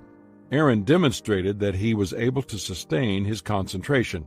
For 33 years, he held the Major League Baseball record for the most home runs hit in a career. In his book, Laughter, Joy, and Healing, Donald E. Desmarais wrote about a young journalist who was receiving tough criticism from his father because he didn't seem to be making much progress in his career. Undaunted, the young man wrote back to his father explaining that he had a plan for success upon which he was focused. His intentions were as follows. At 30, he would be a great newspaper reporter. At 40, he would be a great editor. At 50, he would be a great story writer. At 60, he would be a great fiction writer. At 70, he would be a great grandfather. At 80, he would be a great admirer of beautiful women. At 90, he would be a great loss to the community. Desmarais said that the father got a good laugh from the letter and was gratified when he began to see that his son's career was progressing along those lines. Several years ago, I memorized a definition of success to help me in my career. Success is the progressive realization of a predetermined, worthwhile goal. What I learned most from that definition is that success is not an event. It is a process. And anytime you engage in a process that takes time, focus is essential. Only people capable of remaining focused can expect to direct their talent and achieve a level of success. How to increase your focus. If you desire to become successful, you need to make focus your friend. Here's how. 1. Be intentional. Make every action count. A family who had moved to a new neighborhood got a late start one morning, and as a result, their 6-year-old missed her bus to school. Though it would make him late for work, the father agreed to take her to school if she could give him directions. They left their neighborhood, and the young girl began directing her father to take one turn after another. Following 20 minutes of circuitous driving, they arrived at the school, which turned out only to be 8 blocks away. Steaming, the father asked the kindergartner why she had him drive all over the place when the school was so close to home. "We went the way the bus goes," she said. "That's the only way I know." If you want to maximize your talent and be successful, you need to make every action count. You must determine where you want to go and how to get there.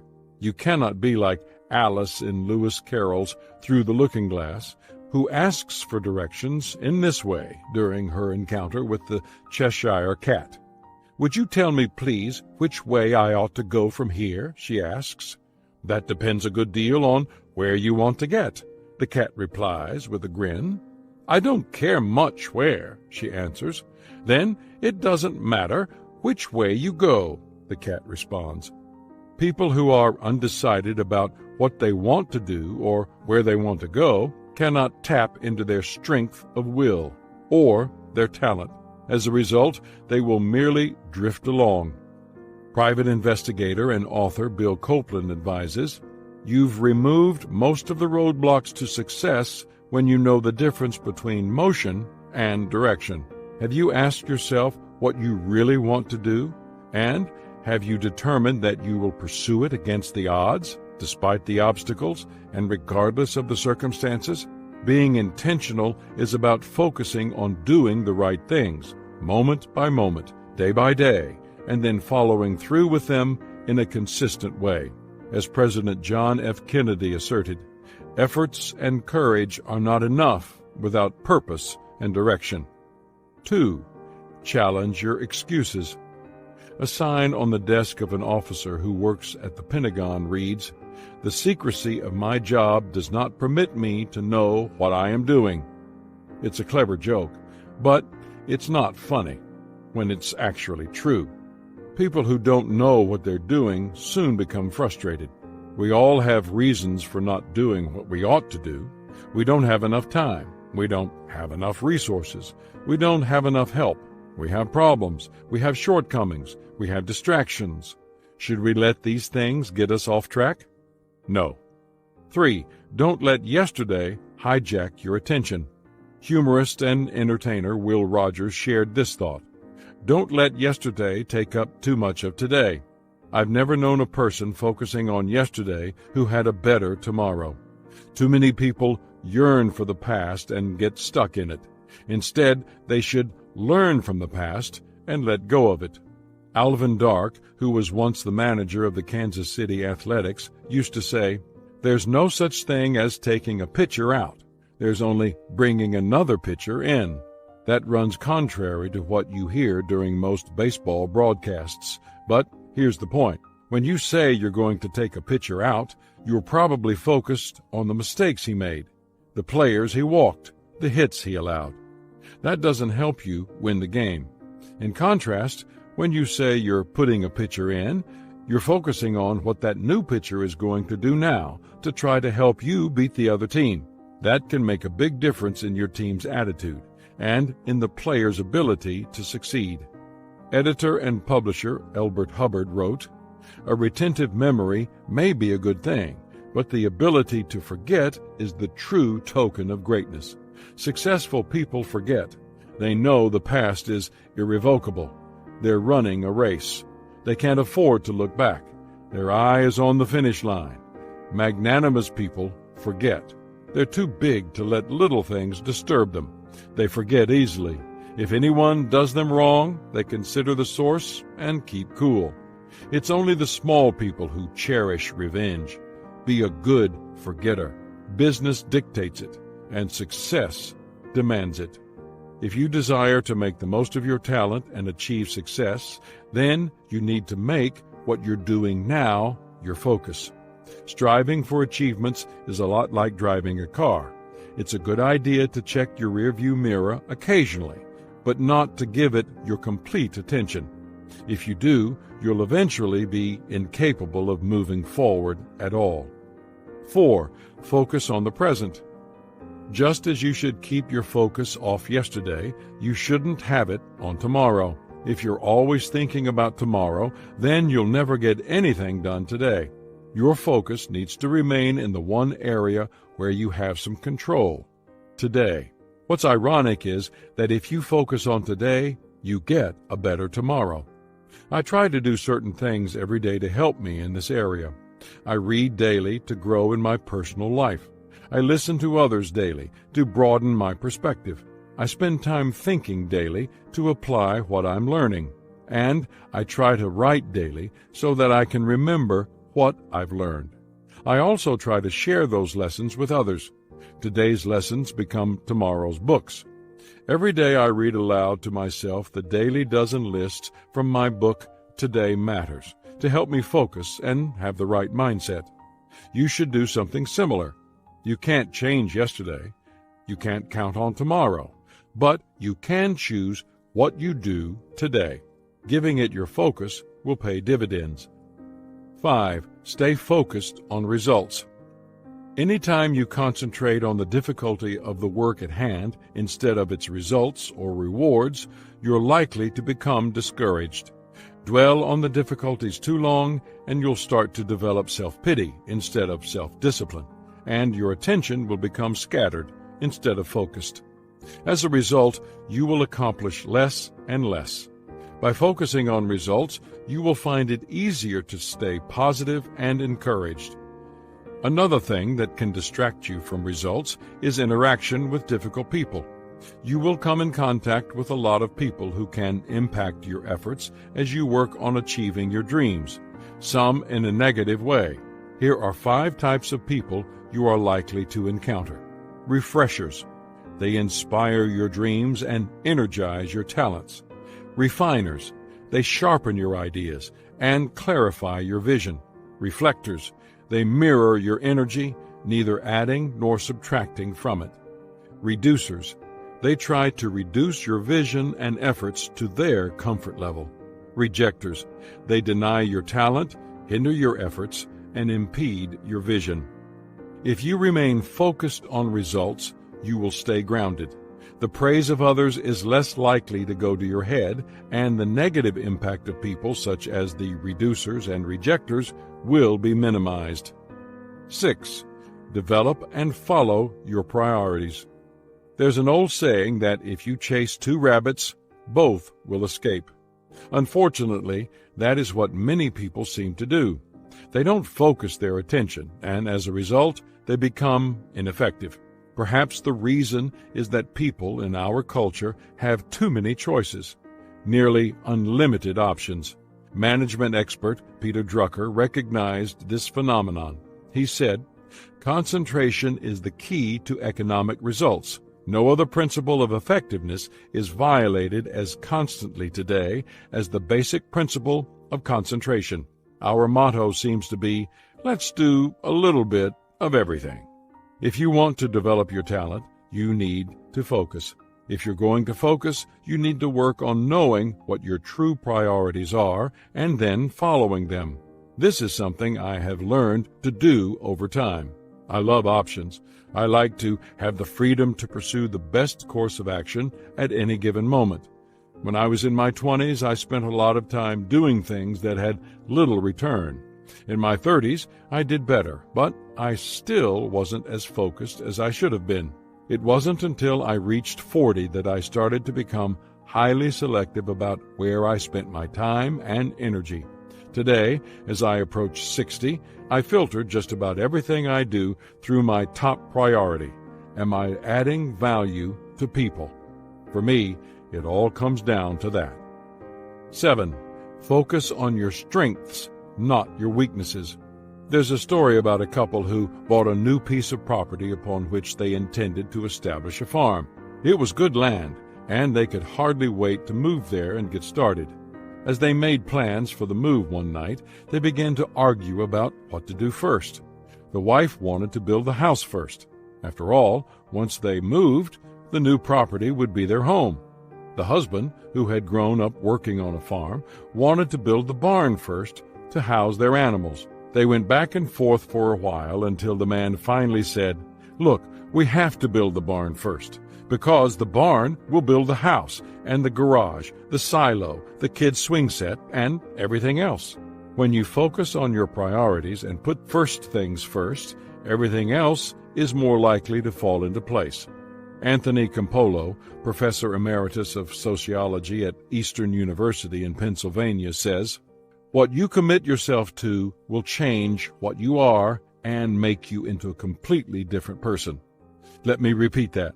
Not the past, but the future conditions you, because what you commit yourself to become determines what you are, more than anything that ever happened to you yesterday or the day before. Therefore, I ask you a very simple question. What are your commitments? Where are you going? What are you going to be? You show me somebody who hasn't decided, and I'll show you somebody who has no identity, no personality, no direction. Focusing on weaknesses instead of strengths is like having a handful of coins, a few made of pure gold and the rest of tarnished copper, and setting aside the gold coins to spend all your time cleaning and shining the copper ones in the hopes of making them look more valuable. No matter how long you spend on them, they will never be worth what the gold ones are. Go with your greatest assets. Don't waste your time. 8. Delay rewards until the job is done. One of the tricks I've used for myself for years is to reward myself when I've done something that I ought to do. My father taught me that when I was a kid. Pay now and play later. I think too often people want the rewards before the results, and for that reason they don't stay as focused as they could. One secret of life well lived is making every action count, being intentional. That kind of focus helps people live without regrets because it directs and makes the most of their talent and their opportunities. If you know that you have talent and you are energetic and active, but you don't see concrete results, then lack of focus is likely your problem. It takes ability plus focus to reach your potential and become the person you desire to be. Chapter 6. Value preparation. What happens when you don't prepare? Things you hoped wouldn't happen do happen, and they occur with greater frequency than the things you hoped would happen. The reason is simple. Being unprepared puts you out of position. Ask negotiators what happens at the bargaining table when they are out of position. Ask athletes what happens when they are out of position. They lose. Preparation positions people correctly, and it is often the separation between winning and losing. Successful people who prepare well live by this motto: all's well that begins well. Why people fail to prepare. Successful people recognize that spectacular achievement comes from unspectacular preparation. Talent wants to jump into action, but preparation positions talent to be effective. In hindsight, it's easy to recognize the value of preparation. So, why do so many people fail to prepare? They fail to see the value of preparation before action. Authors Don Beveridge Jr. and Jeffrey P. Davidson believe that lack of preparation is the primary reason for business failure today. Poorly educated, poorly prepared, and poorly trained people fail because they do not have the skills or expertise to perform, they say. Inadequate financing, the number one reason businesses fail, can also be traced to lack of preparation. The introduction to this book I wrote about how talent early in life or in the beginning of a career makes a person stand out, but only for a short time. Why? Talent may be a given, but success you must earn. Proverbs 18:16 states, "A man's gift makes room for him." In other words, your talent will give you an opportunity, but you must remember that the room it makes is only temporary. Preparation is a major key to achieving any kind of success. It alone can position your talent to achieve its potential. Military people know this. General Douglas MacArthur said, "Preparedness is the key to success and victory." He also stated it more bluntly, "The more you sweat in peace, the less you bleed in war." The actions of Meriwether Lewis demonstrated that he had a similar attitude.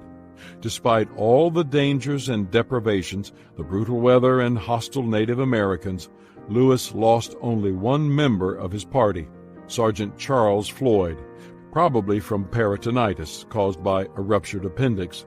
No preparation on Lewis's part could have saved Floyd from that.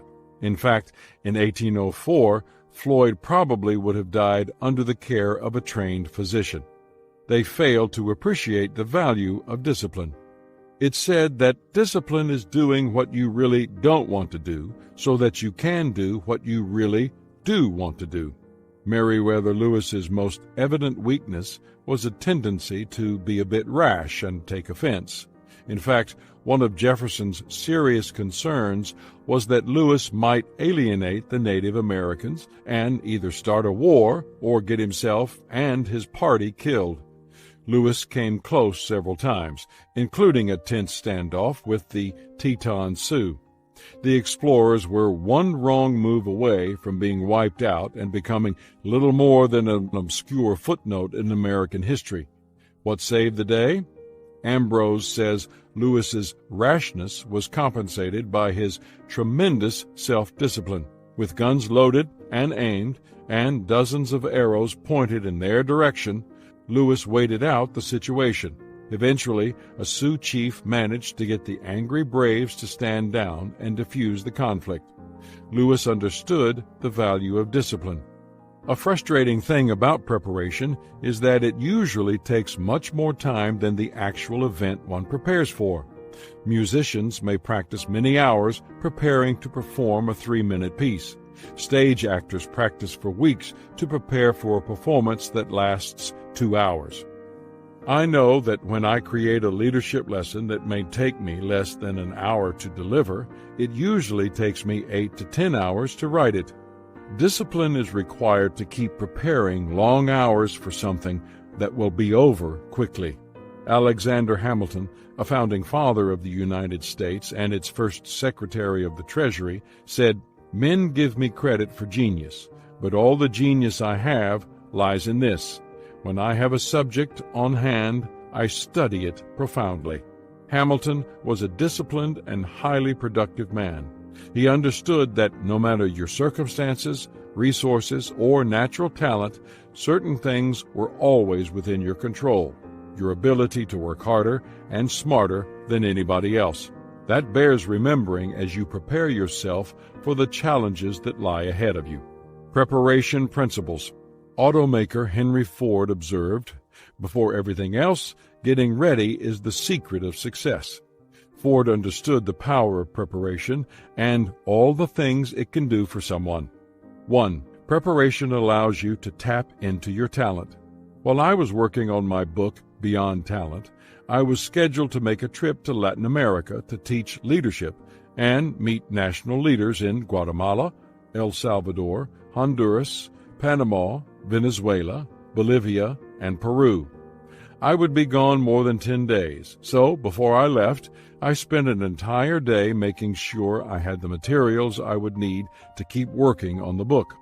I reviewed the chapter outlines, gave some thinking time to the subject of the first couple of chapters, and pulled quotes and other materials from my files to take with me.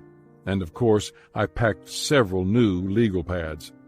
I also wrote the book's introduction. A group of excellent leaders and thinkers would be accompanying me on the trip, and I wanted their comments on the direction I was taking the book. I had copies made of that introduction so that I could hand them out to my fellow travelers, and I asked everyone to give me feedback and ideas. I'm a strong believer in teamwork when related to talent, too. I'll write more about that in Chapter 14. And since we spent a lot of hours flying on a plane, during much of that time I pulled out the materials I had packed and did some writing. As the trip concluded and we were flying back home, one of my travel mates, David McClendon, said to me, "I've learned a valuable lesson on this trip. You came prepared to maximize your time because you knew what you wanted to accomplish. While the rest of us read and talked, you got a lot of work done. You outlined 2 chapters. You even engaged all of us in the writing of your book." What he observed was possible because I had prepared. "You know, David," I replied, "I've found that every minute spent in preparation saves 10 in execution." And that had been the case here. Because I spent a day preparing, I was able to work for 10 days on that trip. It's not difficult. It just takes planning. The questions I ask myself before a trip like this are really very simple. What work is to be done? How is it to be done? When is it to be done? Where is it to be done? How fast can it be done? What do I need to get it done? Answering these questions prepares me for what lies ahead. And when I'm prepared, my talent is positioned for maximum effect. 2. Preparation is a process, not an event. We live in a quick-fix society. We think in terms of events and instant solutions. But preparation doesn't work that way. Why? Because it's about you. Anything having to do with people is process-oriented. The law of process in the 21 Irrefutable Laws of Leadership states, "Leadership develops daily, not in a day." The same can be said of maximizing your talent. Legendary UCLA basketball coach John Wooden said that the best way to improve your team is to improve yourself. He learned that lesson from his father, Joshua Wooden, who used to tell young John, "Don't try to be better than somebody else, but never cease trying to be the best you can be." That's good advice, whether you're playing basketball, parenting, or conducting business. In 1983, I began teaching and recording monthly leadership lessons. Today, nearly 4 decades later, I am still teaching them, and I have produced more than 300 different leadership lessons. How was I able to do it? By continually feeding my mind and adding to my pool of resources. Every day I read and file quotes, stories, and idea starters. Every month I draw upon those filed resources. Every year I use some of those lessons to write new books. My productivity comes more from my preparation than anything else. That positions whatever talent I have so that I can use it to my maximum potential. It is an ongoing process, and if the daily learning and preparation ever stop, so will my productivity. 3. Preparation precedes opportunity. There's an old saying, you can claim to be surprised once. After that, you're unprepared. If you want to take advantage of opportunities to use your talent, then you must be prepared when the opportunities arise. Once the opportunity presents itself, it's too late to get ready. If you study the lives of dynamic men and women, you'll find that preparation for opportunity is a common theme. President Abraham Lincoln said, "I will prepare, and someday my chance will come." Prime Minister Benjamin Disraeli of England remarked, "The secret of success in life is for a man to be ready for his time when it comes." Oprah Winfrey asserted, "Luck is a matter of preparation, meeting opportunity." And President John F. Kennedy observed, "The time to repair the roof is when the sun is shining." All of these people had talent, prepared themselves, and then made the most of their opportunities when they arose. Many people believe their greatest barrier to opportunity is having one, but the reality is that their greatest barrier is being ready when one arrives. 4. Preparation for tomorrow begins with the right use of today. Recently, a few friends and I were privileged to have dinner with former New York City Mayor Rudy Giuliani and his wife, Judith, in Orlando after a speaking engagement. I found the mayor to be a very warm and personable person who was an easy conversationalist. During our conversation, I, of course, asked him about his experience during 9/11. He talked about his impressions from that day and how the event impacted him as a leader. He said that leaders need to be ready for anything. They need to study, acquire skills, and plan for every kind of situation. Your success will be determined by your ability to prepare, he said.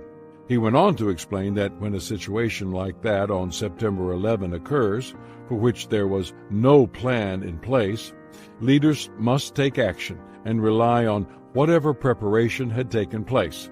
In his case, it was the emergency drills they had followed. Both helped during the crisis. Preparation doesn't begin with what you do. It begins with what you believe. If you believe that your success tomorrow depends on what you do today, then you will treat today differently. What you receive tomorrow depends on what you believe today. If you are preparing today, chances are you will not be repairing tomorrow. 5. Preparation requires maintaining good perspective. When I was a kid, my first love was basketball. From the time I was 10 until I graduated from high school, I was shooting hoops at every free moment. One thing I still enjoy about basketball is how quickly one player can change the tempo and momentum of a game. That's true not only of the stars and starters, but also of the players who come off the bench. That's why the sixth man, the player of starting caliber who is often the first substitute in the game, is so important. Former Boston Celtics coach Tom Heinsohn observed, "The sixth man has to be so stable a player that he can instantly pick up the tempo or reverse it. He has to be able to go in and have an immediate impact. The sixth man has to have the unique ability to be in a ball game while he is sitting on the bench." What makes the sixth man capable of that? Perspective. He has to have both a coach's mindset as he watches the game from the bench and a player's ability once he steps into it. If he does, then he is prepared to impact the game.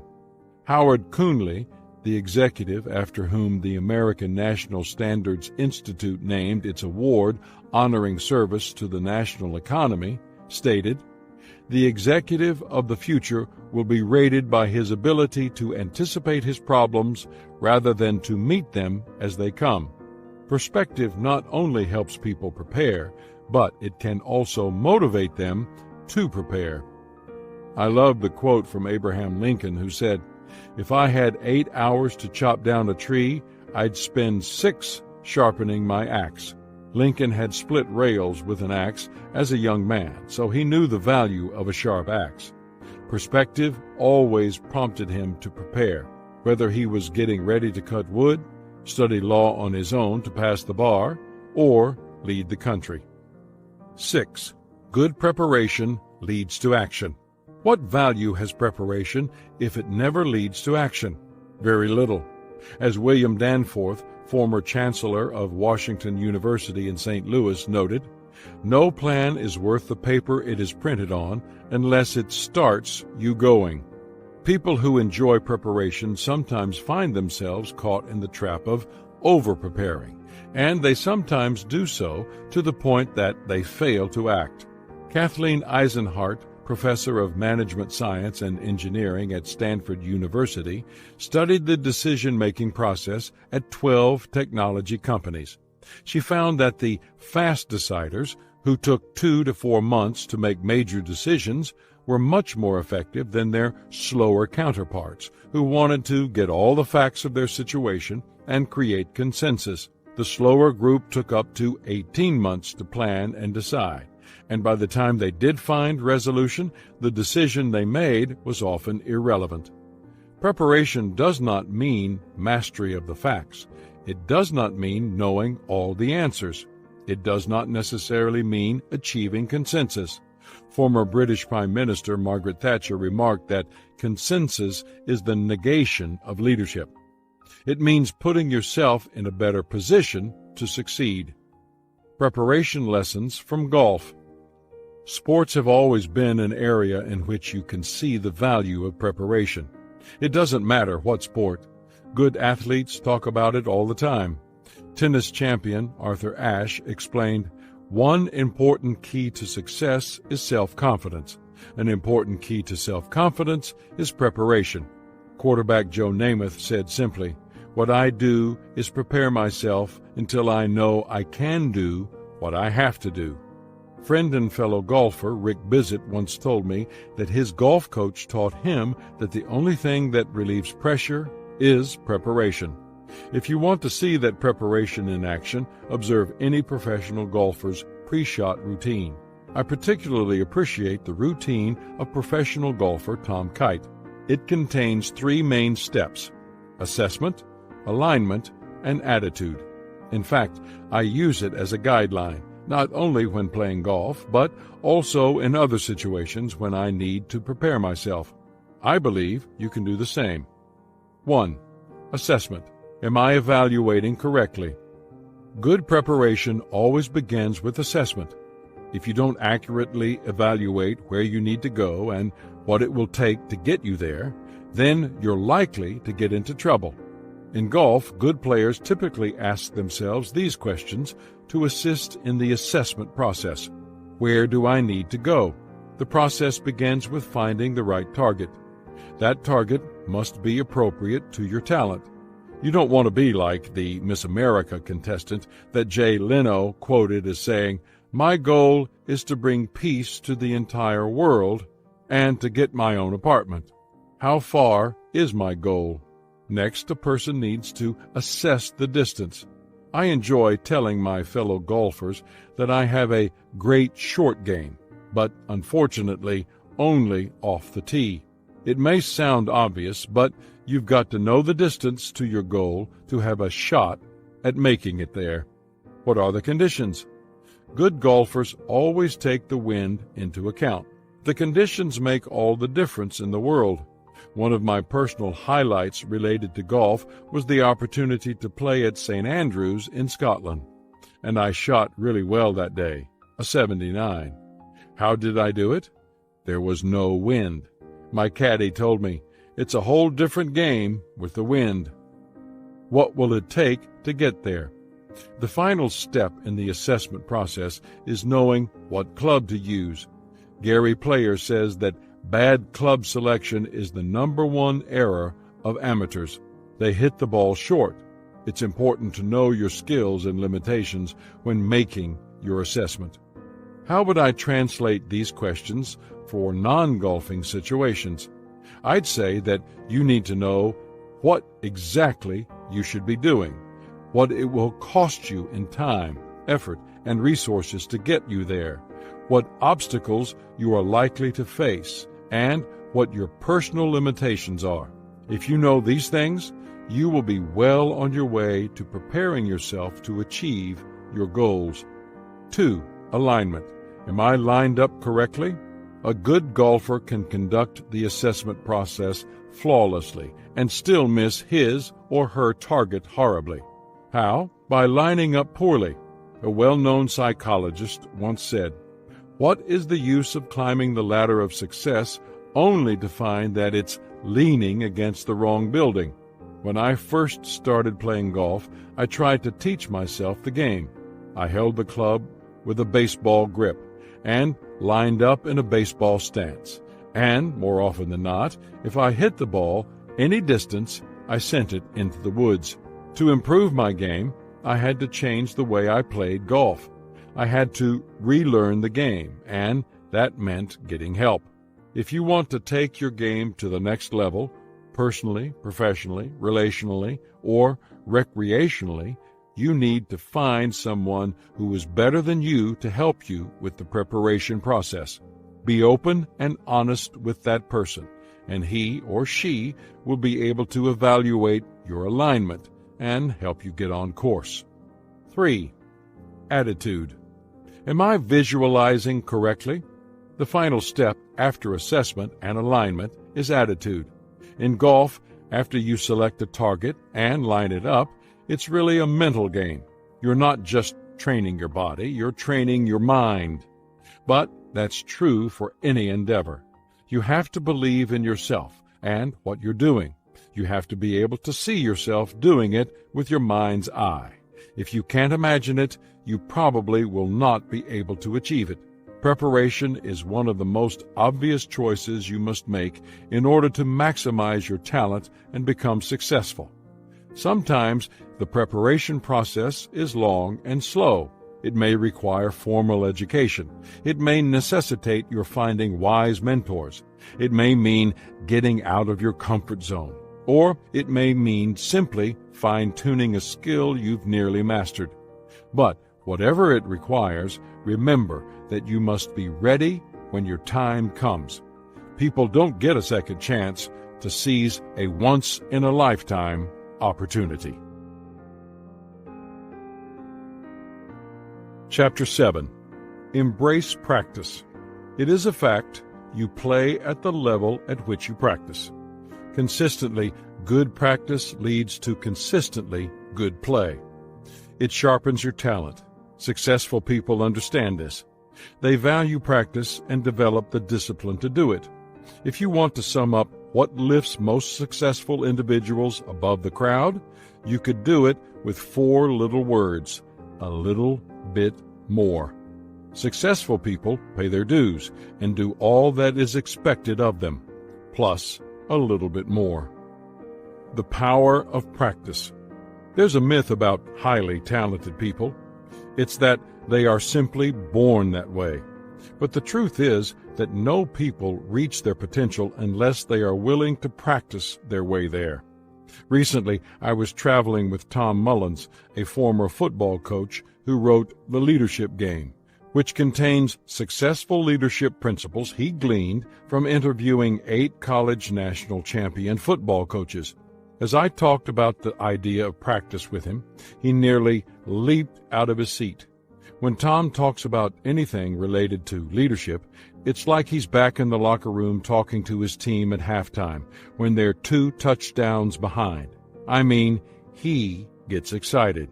"Let me tell you, John," he said, "all the national champion coaches told me the key to going from good to great came in 2 areas: the preparation of the team and the practice of the players. They were forever upgrading their preparation and sharpening their practices." That made sense to me because preparation positions talent and practice sharpens it. Before we go any further, there are 3 things you need to know about practice. 1. Practice enables development. How do we grow and develop? Through practice. People refine old skills and acquire new ones through practice. That is where the tension between where we are and where we ought to be propels us forward. Former pro basketball player and U.S. Senator Bill Bradley says that he attended a summer basketball camp when he was 15 years old. There, former college and pro basketball star Easy Ed McCauley told him, "Just remember that if you're not working at your game to the utmost of your ability, there will be someone out there somewhere with equal ability who will be working to the utmost of his ability. And one day you'll play each other, and he'll have the advantage." If you desire to improve and develop, then you must practice. It allows you to break your own records and outstrip what you did yesterday. Done correctly, practice keeps making you better than you were yesterday. If you don't practice, you shortchange your potential. 2. Practice leads to discovery. In one of Charles Schulz's Peanut strips, Charlie Brown laments to his friend Linus, "Life is just too much for me. I've been confused from the day I was born. I think the whole trouble is that we're thrown into life too fast. We're not really prepared." "What did you want?" Linus responds. "A chance to warm up first?"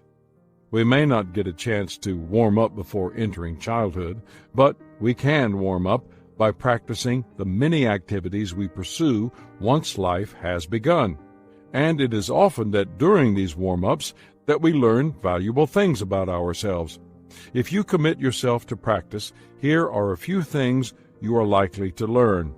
Your performance can always be improved.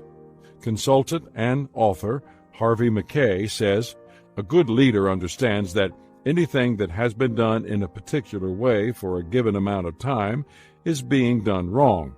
Every single performance can be improved. Since there is always a better way, your job is to find it. There's value in starting with small things. Human relations expert Dale Carnegie advised, "Don't be afraid to give your best to what seemingly are small jobs. Every time you conquer one, it makes you that much stronger. If you do little things well, the big ones tend to take care of themselves." As you first start to practice, the gains you make may be small, but they will grow. They compound like interest. Very small differences consistently practiced produce results. A curious thing happens when you practice. At first, the gains are small, as I said. Then they begin to grow. But there comes a time, if you persevere, when the gains become small again. However, at this season, these small gains make big differences. In the Olympics, for example, the difference between the gold medalist and the athletes who finish without a medal is often just hundredths of a second. A price must be paid to reach the next level. One of the things you often learn in practice is what it will cost to reach a goal or go to the next level. As you get ready to practice, I recommend that you abide by the taxicab principle, which is something I learned traveling overseas. Before you get into the cab, find out how much the ride is going to cost. If you don't, you may end up paying much more than the ride is worth. As you practice, keep in mind the words of screenwriter Sidney Howard, who remarked, "One half of knowing what you want is knowing what you must give up before you get it." Many people regard practice as an essentially negative experience. It doesn't have to be that way. The best way to make practice exciting is to think of it in terms of discovery and development. 3. Practice demands discipline. One reason some people see practice as a grind is that it requires discipline. Even activities with intense physical demands also require lots of mental discipline. Bill McCartney, former national championship head football coach of the Colorado Buffaloes, used to tell me, "Mental preparation to physical preparation is 4-to-1. Developing a discipline always begins with a struggle. There is no easy way to become a disciplined person. It has nothing to do with talent or ability. It is a matter not of conditions, but of choice. But once the choice is made and practice becomes a habit, two things become obvious. The first is a separation between the person who practices and the one who doesn't. The second thing that emerges is a winning spirit. The harder you work, the harder it becomes to surrender. Greek philosopher Aristotle observed, "Excellence is an art won by training and habituation. We do not act rightly because we have virtue or excellence, but we rather have those because we have acted rightly. We are what we repeatedly do. Excellence, then, is not an act, but a habit. That habit is developed during practice." The 5 pillars of practice. I talked to a lot of leaders and coaches about practice while I was working on this chapter, and each one of them had a little different take on how to approach practice effectively. Warren Botke is a PGA master professional who has helped thousands of amateurs and professionals improve their golf game. As Warren and I talked, we settled on 5 elements upon which great practice rests. Pillar number 1. An excellent teacher or coach. One of my core beliefs is that everything rises and falls on leadership. I teach that truth to business people all the time, but it also applies in other areas of life, including practice. People who perform at their peak practice effectively, and they practice effectively under the leadership of a great teacher. Howard Hendricks, professor and chairman of the Center for Christian Leadership in Dallas, says, "Teaching is causing people to learn." How do good coaches do that? In part, they inspire. But good teachers do more than that. They tailor their instruction to their students. A good teacher or coach, like all good leaders, knows the strengths and weaknesses of each person.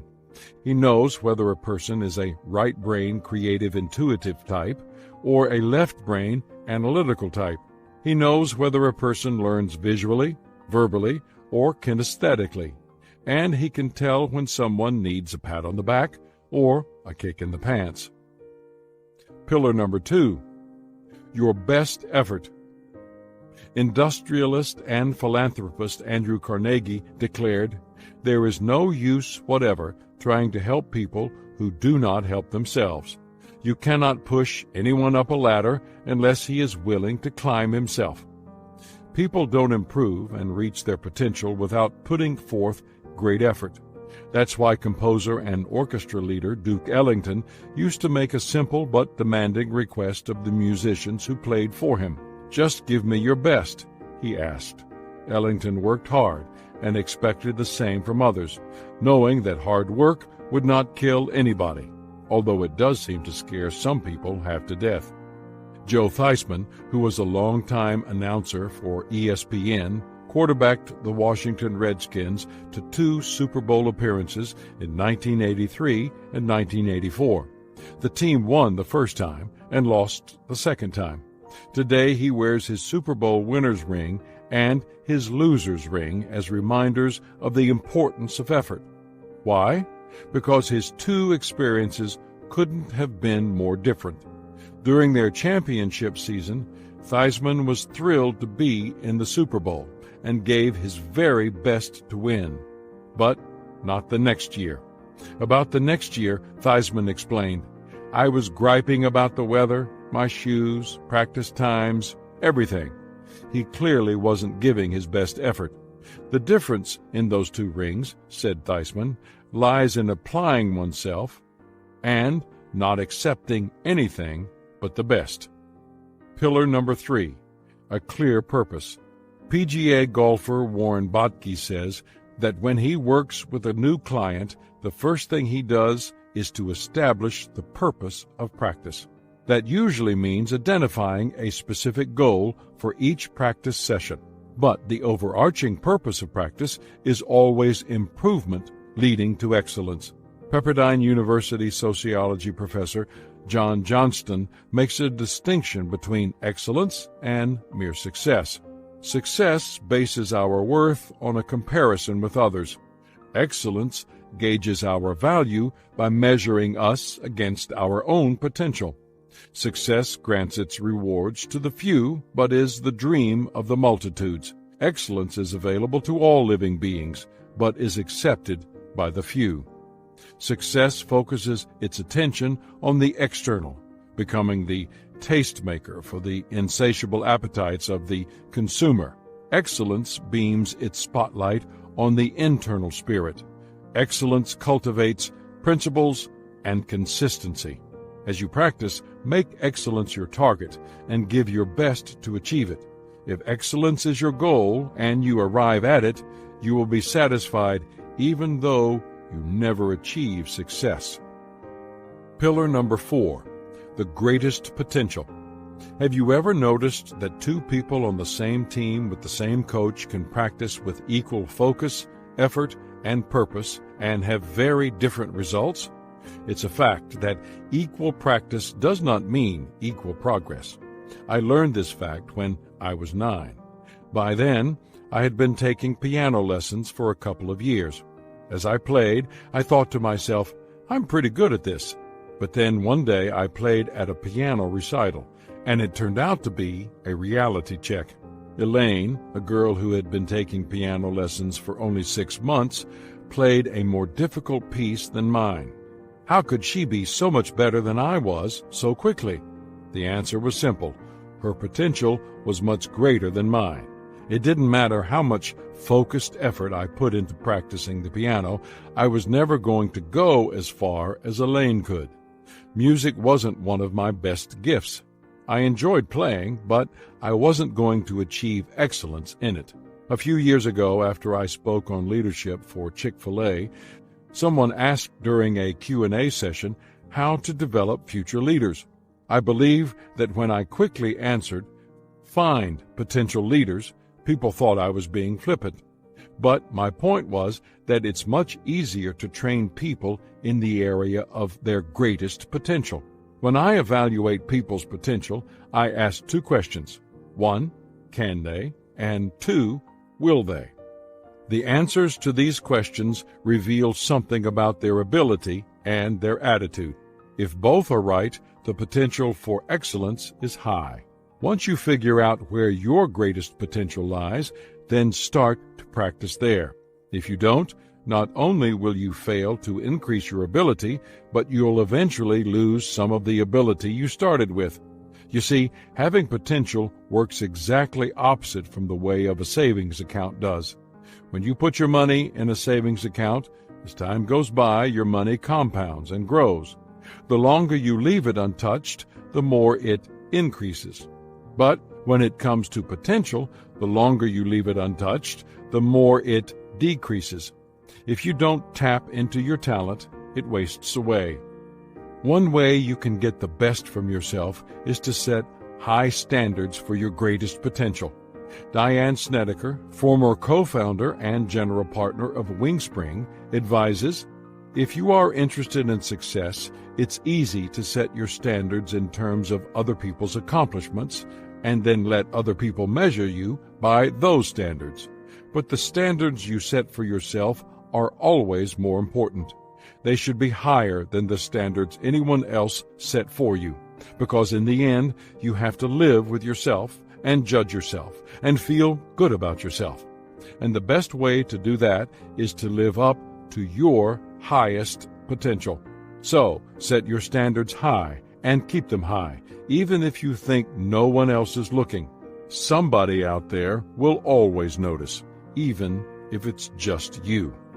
You can tell that you're not making the most of your potential when the standards set for you by others are higher than the ones you set for yourself. Anytime you require less of yourself than your boss, spouse, coach, or other involved person does, your potential will go untapped. Pillar number 5, the right resources. Even if you do many things right, including finding a good coach or mentor, focusing in your area of greatest potential, giving your best, and doing so with purpose, you can still fall short without the right resources. During World War II, General George Patton was one of the most talented and accomplished commanders of the Allied forces. He was innovative, focused, and fearless. He was a good strategist and tactician, and he possessed the tanks and men to strike boldly against the Nazis to help bring an end to the war. But one thing he often lacked: gasoline. Without fuel, his tanks were useless. Resources are nothing more than tools you need to accomplish your purpose. Every human endeavor requires resources of some kind. To practice well, you need to be properly equipped. The extra that makes people successful. There is one more secret to successful practice that will help you sharpen your talent, and I believe it elevates top achievers above everyone else. It's summed up by the phrase, a little extra. Here's what I believe it takes for someone to become successful in the area of practice. 1. A little extra effort. Historian Charles Kendall Adams, who was president of Cornell University and later the University of Wisconsin, observed, "No one ever attains very eminent success by simply doing what is required of him. It is the amount of excellence of what is over and above the required that determines greatness. All accomplishments begin with the willingness to try, and then some. The difference between the ordinary and the extraordinary is the extra. A little extra effort always gives a person an edge. Art Williams, the founder of Primerica Financial Services, once told me, "You beat 50% of the people in America by working hard. You beat 40% by being a person of honesty and integrity and standing for something. And the last 10% is a dogfight in the free enterprise system. If you want to win that dogfight, then do a little extra." 2. A little extra time.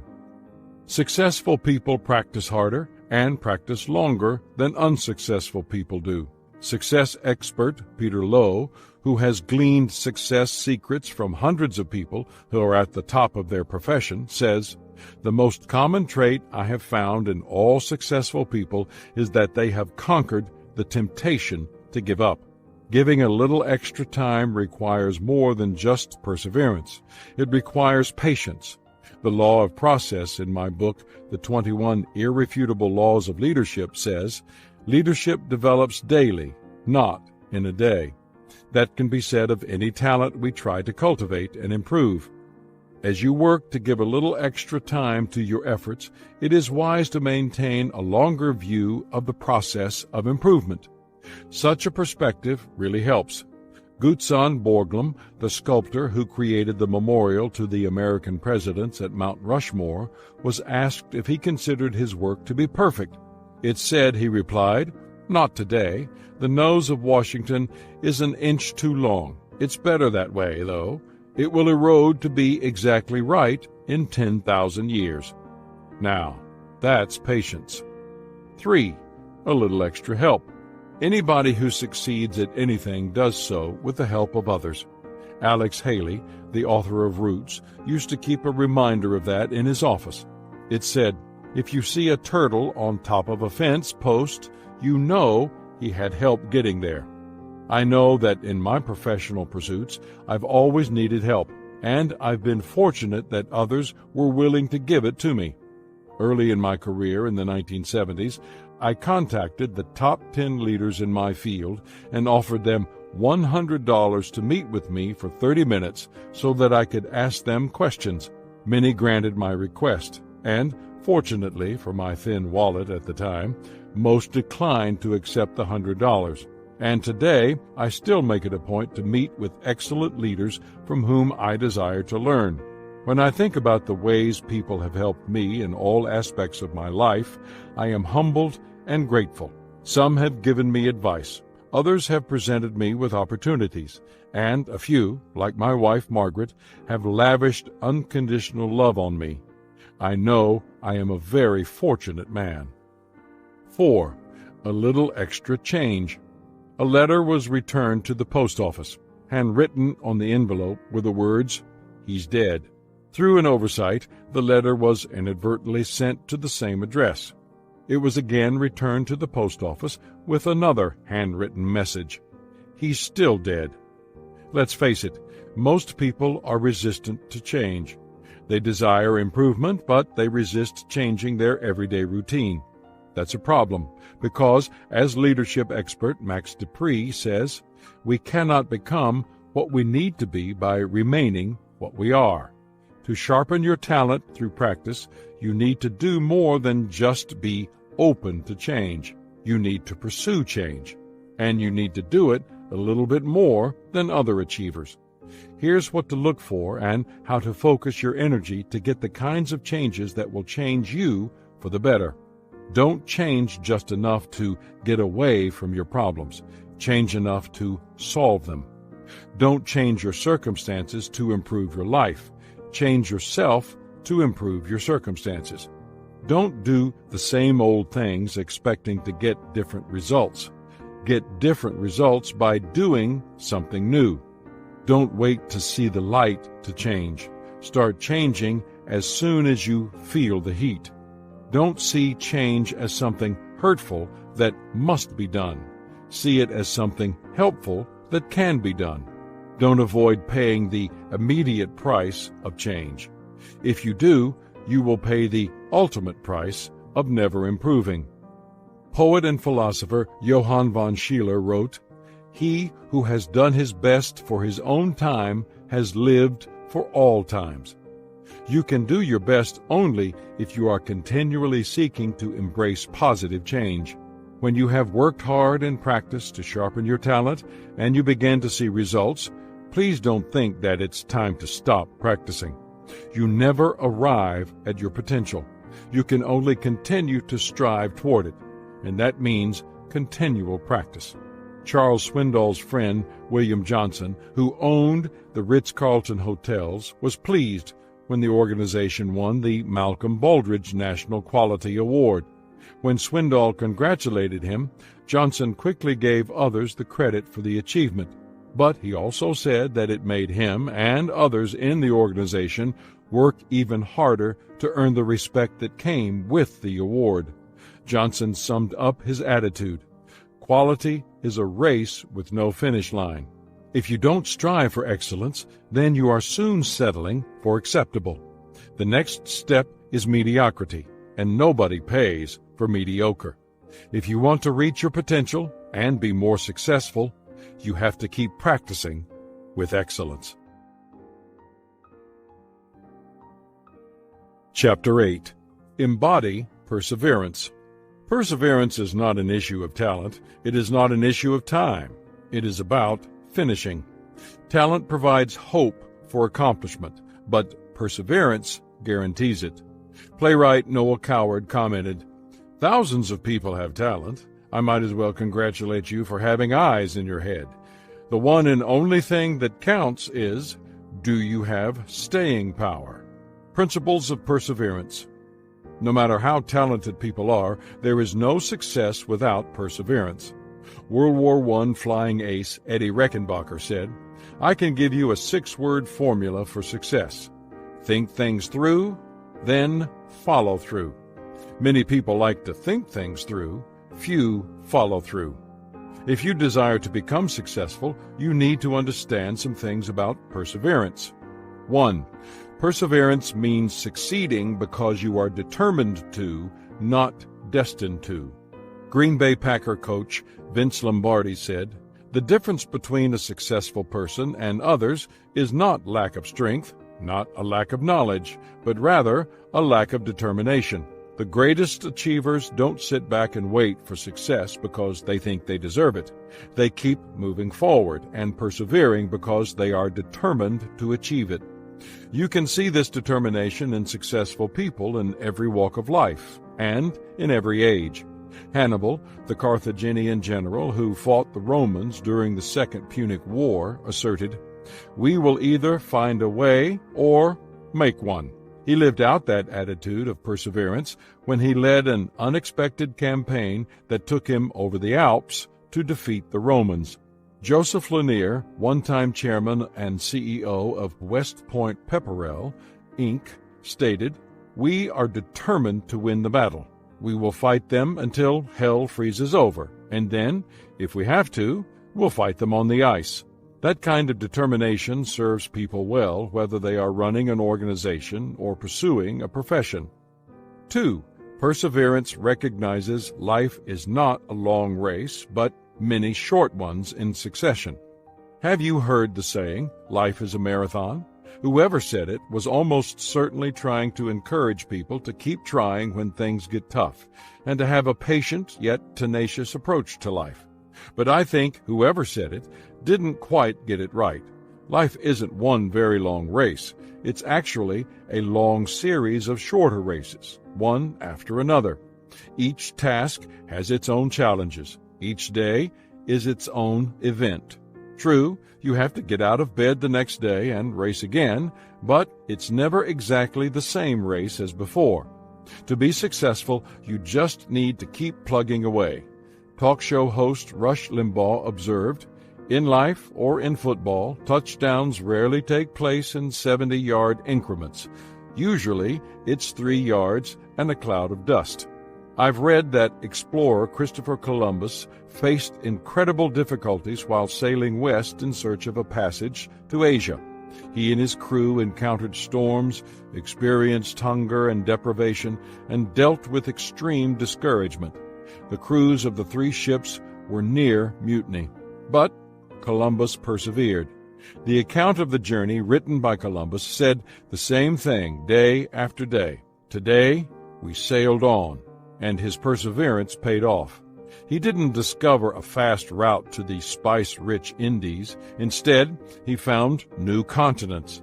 But as he sailed, his focus was clear, making it through the day, winning each short race.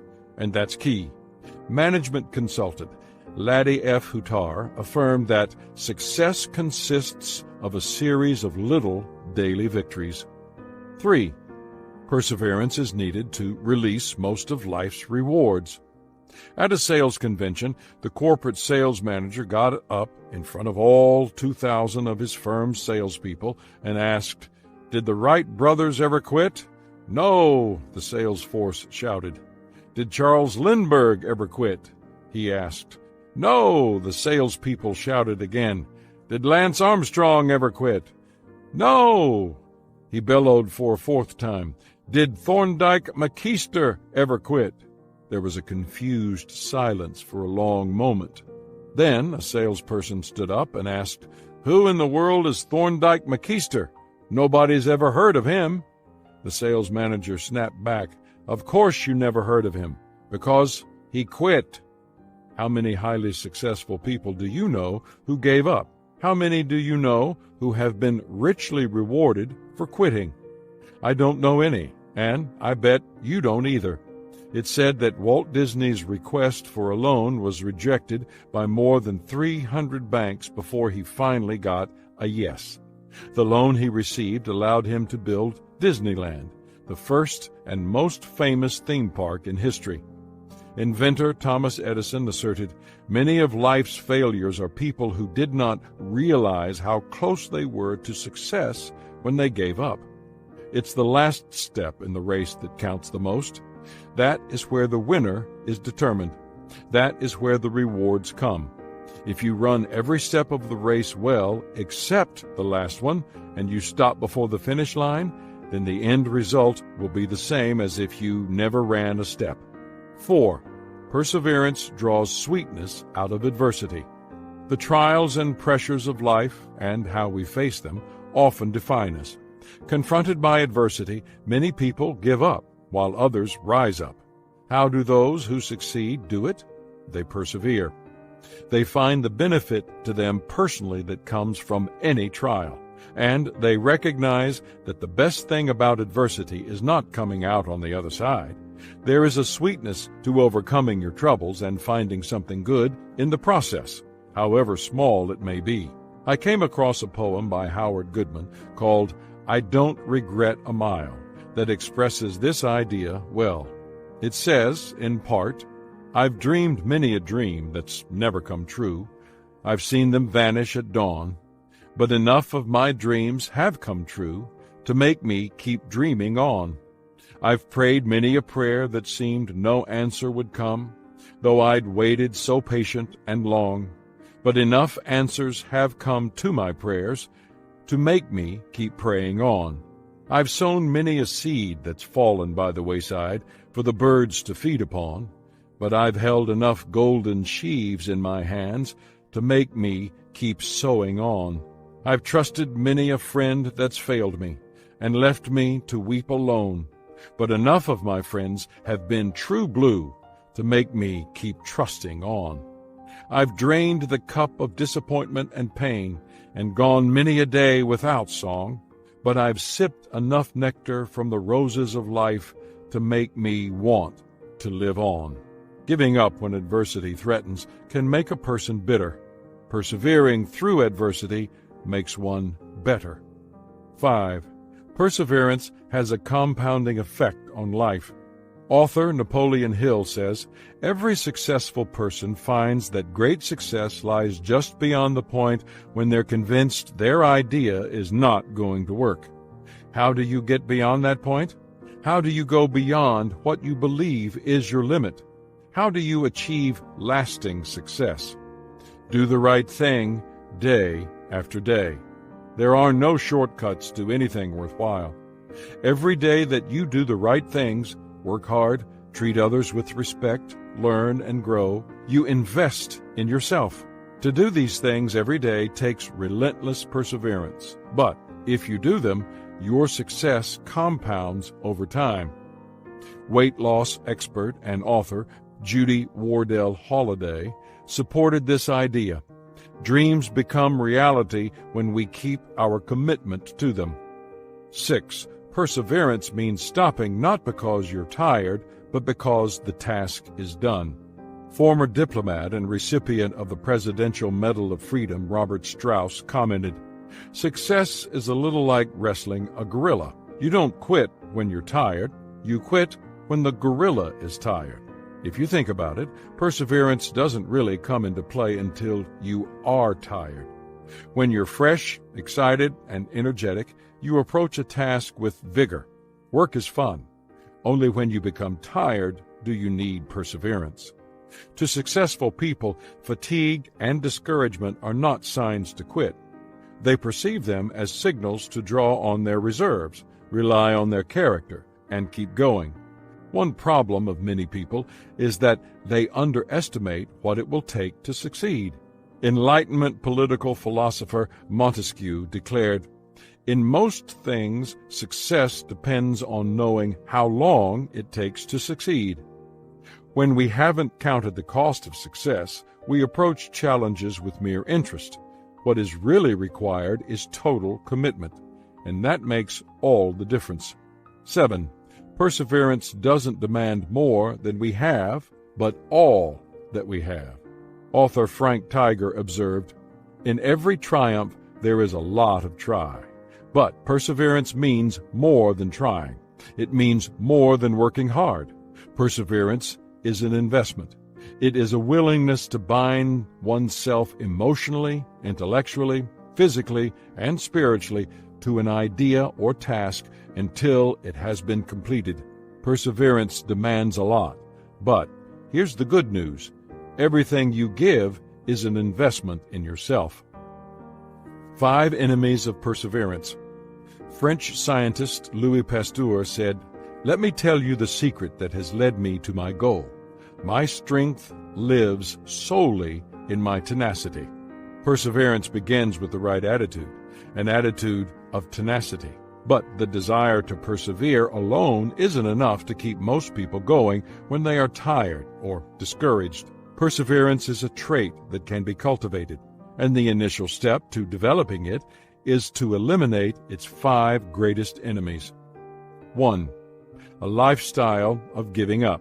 A little boy had been promised an ice cream cone if he was good while accompanying his grandfather on some errands. The longer they were gone, the more difficult the boy was finding it to be good. "How much longer will it be?" the boy asked. "Not too long," replied the grandfather. "We've got just one more stop before we get ice cream." "I don't know if I can make it, Grandpa," the little boy responded. "I can be good, I just can't be good enough long enough." When we were kids and we didn't follow through on a task, people often gave us a break.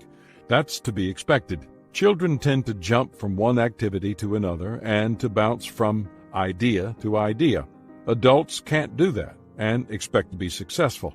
Scientist L.G. Elliott advised, "Vacillating people seldom succeed. They seldom win the solid respect of their fellows. Successful men and women are very careful in reaching decisions and very persistent and determined in action thereafter." If you desire to be successful and to maximize your talent, you need to be consistent and persistent. Talent without perseverance never comes to full fruition. Opportunities without persistence will be lost. There is a direct correlation between perseverance and potential. If you have a habit of giving up, you need to overcome it to be successful. 2. A wrong belief that life should be easy. Deborah K. Johnson tells about an incident with her 7-year-old daughter who wanted to take violin lessons. When they went to a music store together to rent an instrument, Deborah began lecturing her about the expense of lessons and the commitment that would be required of her if she got her the violin. "There will be times you will feel like giving up," Deborah said, "but I want you to hang in there and keep on trying." Her daughter nodded and, in her most serious voice, responded, "It will be just like marriage, right, Mom?" Having the right expectations going into anything is half the battle. John C. Norcross, a clinical psychologist and professor at the University of Scranton, has studied people and their goals, and he has found a characteristic that distinguishes those who reach their goals from those who don't: expectations. Both types of people experience the same amount of failure during the first month they strive for their goals. But members of the successful group don't expect to succeed right away, and they view their failures as a reason to recommit and a reminder to refocus on their goals with more determination. Norcross says, "Those who are unsuccessful say a relapse is evidence that they can't do it." 3. A wrong belief that success is a destination. The NBA's Pat Riley has won many championships as a basketball coach. In his book, The Winner Within, he wrote, "Complacency is the last hurdle any winner, any team must overcome before attaining potential greatness. Complacency is the success disease. It takes root when you're feeling good about who you are and what you've achieved. It's ironic, but past success can be the fiercest enemy to future success. If you think you have arrived, then you're in trouble. As soon as you think you no longer need to work to make progress, you'll begin to lose ground." 4. A lack of resiliency. Harvard professor of psychiatry George E. Vaillant, in his book Aging Well, identifies resilience as a significant characteristic of people who navigate the many transitions of life from birth to old age. He wrote, "Resilience reflects individuals who metaphorically resemble a twig with a fresh, green, living core.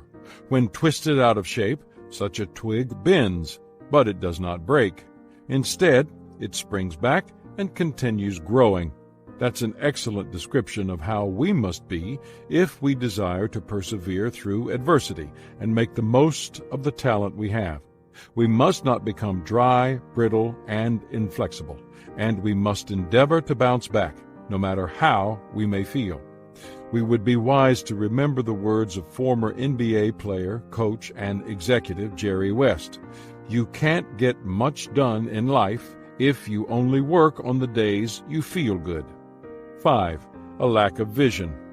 Everything that is created is actually created twice.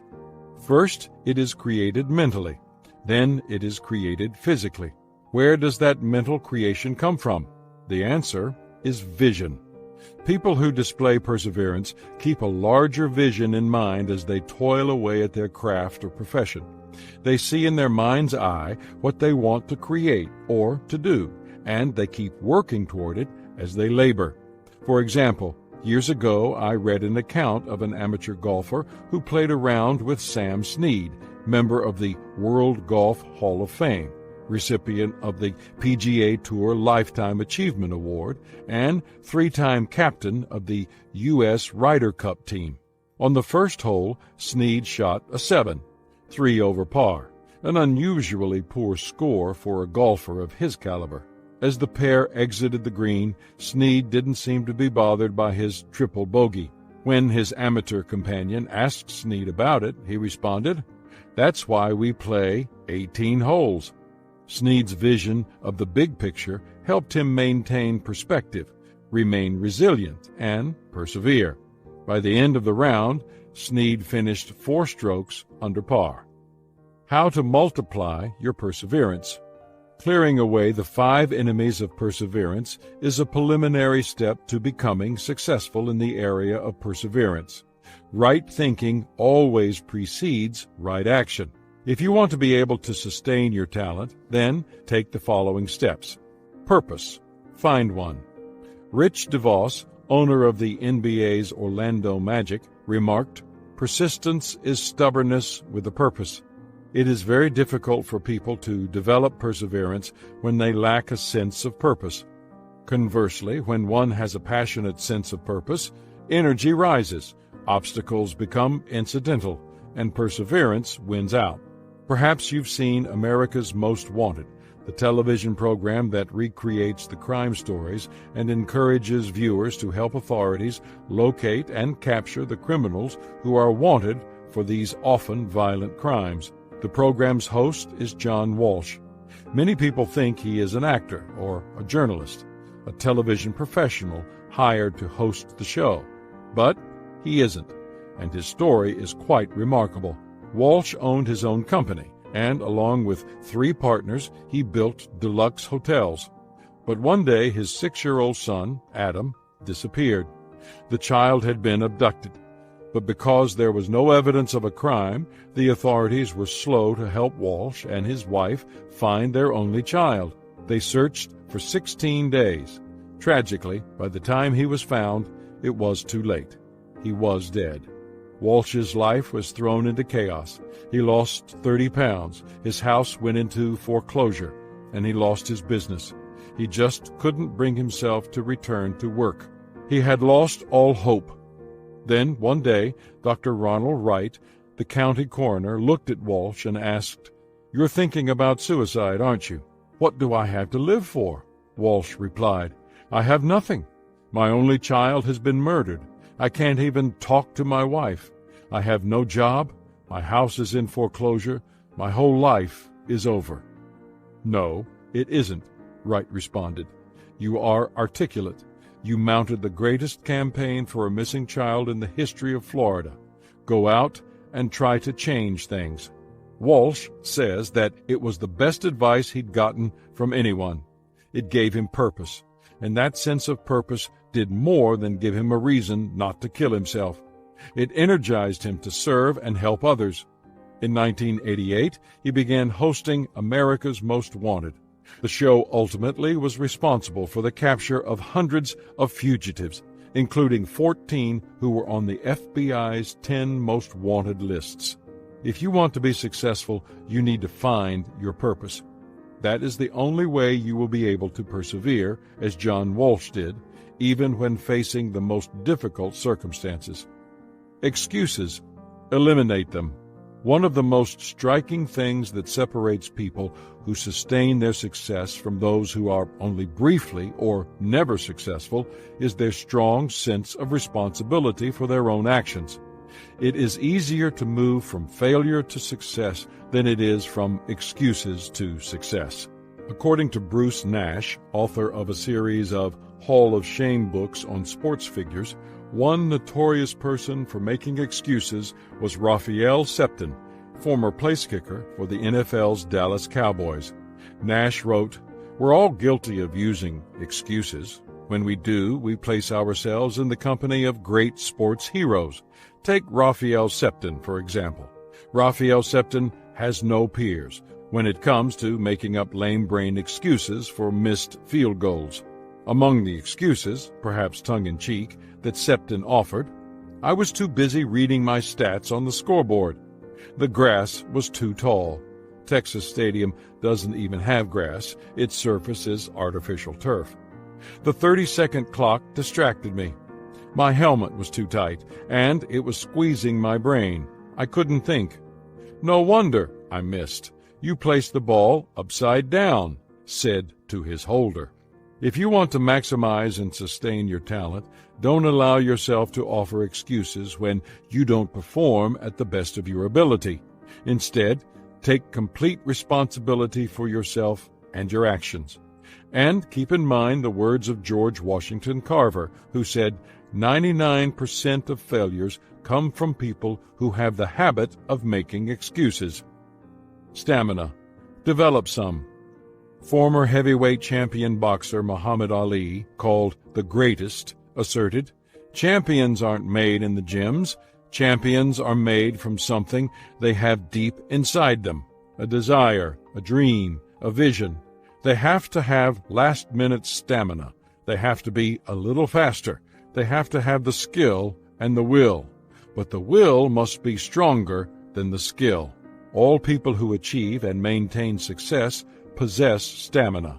Truly, stamina is a key to perseverance, and perseverance is a key to becoming successful." Earlier in this chapter, I stated that life is not one long race, but a series of many short ones in succession. That's true no matter what your talent is or what skills you possess. Without perseverance, a talented person is little more than a flash in the pan. With perseverance, a person has a solid chance to be successful. Chapter 9. Demonstrate courage. People think of courage as a quality required only in times of extreme danger or stress, such as during war or disaster. But it is much larger than that, and more ordinary than we think. Courage is an everyday virtue. Professor, writer, and apologist C.S. Lewis wrote, "Courage is not simply one of the virtues, but the form of every virtue at its testing point. You can do nothing worthwhile without courage. The person who exhibits courage is often able to live without regrets." Why does talent need courage? English writer and clergyman Sidney Smith asserted, "A great deal of talent is lost to the world for want of a little courage." To develop and discover our talent, we need courage. The English word courage comes from the French word coeur, which means heart. And we need to recognize that if we display courage, our hearts will be tested continually. Here's what I mean. Our courage will be tested as we seek a truth that we know may be painful. All of us will be tested in life. Often those tests are private and involve an internal battle, and many people find that painful. These tests require us to look at ourselves honestly. Pulitzer Prize-winning columnist Herbert Agar said, "The truth that makes men free is for the most part the truth which men prefer not to hear." In order to grow, we need to face truths about ourselves, and that is often a difficult process. It usually looks something like this. The issue. Often it is something we do not want to hear about. The temptation. We want to ignore it, rationalize it, spin it, or package it. The decision. To grow, we must face the truth and make personal changes. The challenge. Change is not easy. Our decision to change will be tested daily. The response. Others will be slow to acknowledge it. They will wait to see if our behavior changes. The respect. Respect is always gained on difficult ground, and it comes from others only when our behavior and words match. Winston Churchill, the great statesman and British Prime Minister during World War II, said, "Courage is what it takes to stand up and speak. Courage is also what it takes to sit down and listen. It takes a brave person to listen to unpleasant truths." I have to admit that this has been a challenging area for me. I find it much easier to cast vision, motivate people, and lead the charge than to sit, listen to others speak truth, humble myself, and respond appropriately. But I'm continuing to work on it. Our courage will be tested when change is needed, but inactivity is more comfortable. Being inactive and never leaving what is familiar may mean that you are comfortable, but having the willingness to continually let go of the familiar means that you are courageous. American historian James Harvey Robinson asserted, "Greatness, in the last analysis, is largely due to bravery, courage in escaping from old ideas and old standards and respectable ways of doing things. Our situation doesn't make us. We make our situation. Our circumstances don't have to define us. We can redefine our circumstances by our actions. At any given time, we must be willing to give up all we have in order to become all we can be. If we do that, if we are willing to leave our comfort zone and bravely keep striving, we can reach heights we thought were beyond us. We can go further than others who possess greater talent than we do." Italian actress Sophia Loren observed, "Getting ahead in a difficult profession requires avid faith in yourself. That is why some people with mediocre talent, but with the inner drive, go much farther than people with vastly superior talent." Our courage will be tested when our convictions, once expressed, are challenged. Any time you are willing to stand up for something, someone else will be willing to take a shot at you. People who express their convictions and attempt to live them out will experience conflict from others with opposing views. Ralph Waldo Emerson wrote, "Whatever you do, you need courage. Whatever course you decide upon, there is always someone to tell you you are wrong. There are always difficulties arising which tempt you to believe that your critics are right. To map out a course of action and follow it to an end requires some of the same courage which a soldier needs. Peace has its victories, but it takes brave men to win them. So should we simply keep a low profile, swallow our convictions, and keep the peace? Of course not. The opposite of courage isn't cowardice, it's conformity. It's not enough just to believe in something. We need to live for something. Howard Hendricks said, "A belief is something you will argue about. A conviction is something you will die for." You cannot really live unless there are things in your life for which you are willing to die. Our courage will be tested when learning and growing will display our weakness. Learning and growing always require action, and action takes courage, especially in the weak areas of our lives. That is where fear most often comes into play. It's easy to be brave in an area of strength. It's much more difficult in an area of weakness. That is why we need courage most. General Omar Bradley remarked, "Bravery is the capacity to perform properly even when scared half to death."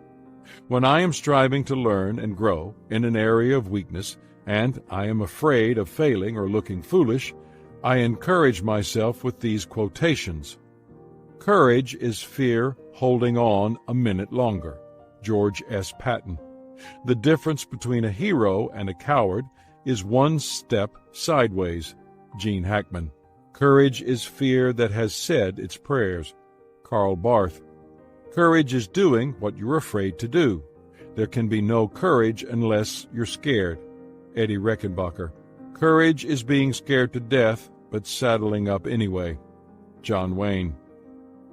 David Ben-Gurion, the first Prime Minister of Israel, observed, "Courage is a special kind of knowledge, the knowledge of how to fear what ought to be feared, and how not to fear what ought not to be feared. From this knowledge comes an inner strength that subconsciously inspires us to push on in the face of great difficulty. What can seem impossible is often possible with courage. Courage is a releasing force for learning and growth. Our courage will be tested when we take the high road even as others treat us badly. In 2004, I wrote a book called Winning with People. Discover the people principles that work for you every time. In it is the high road principle, which says, we go to a higher level when we treat others better than they treat us. When it comes to dealing with others, there are really only 3 routes we can take. The low road, where we treat others worse than they treat us. The middle road, where we treat others the same as they treat us. The high road, where we treat others better than they treat us. The low road damages relationships and alienates others from us. The middle road may not drive people away, but it doesn't attract them either. But the high road creates positive relationships with others and attracts people to us, even in the midst of conflict. Taking the high road requires 2 things. The first is courage. It certainly isn't one's immediate inclination to turn the other cheek and treat people well while they treat you badly. How does one find the courage to do that? By relying on the second thing, about what clergyman Dr. James B. Mooneyhan wrote.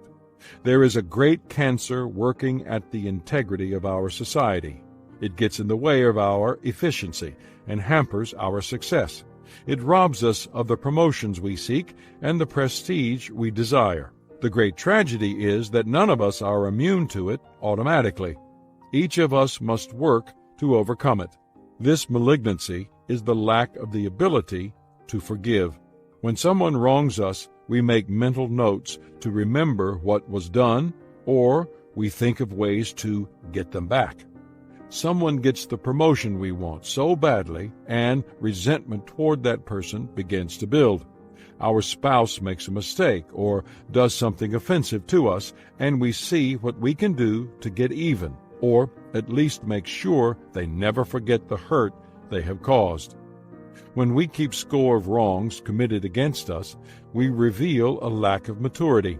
Theodore Roosevelt once said, "The most important single ingredient in the formula of success is knowing how to get along with people." Those who do not forgive are persons who have not yet learned this truth, and they are usually unsuccessful people. If you wish to improve this area of your life, here are some things that should help. First, practice forgiving. Second, think good thoughts of those persons. It is difficult to have hostile feelings toward one in whom you see good. Finally, let people know through your actions that you are one who can forgive and forget. This will gain respect for you. Remember this: committing an injury puts you below your enemy. Taking revenge only makes you even with him. But forgiving him sets you above. No one makes the most of his talent in isolation. Becoming your best will require the participation of other people.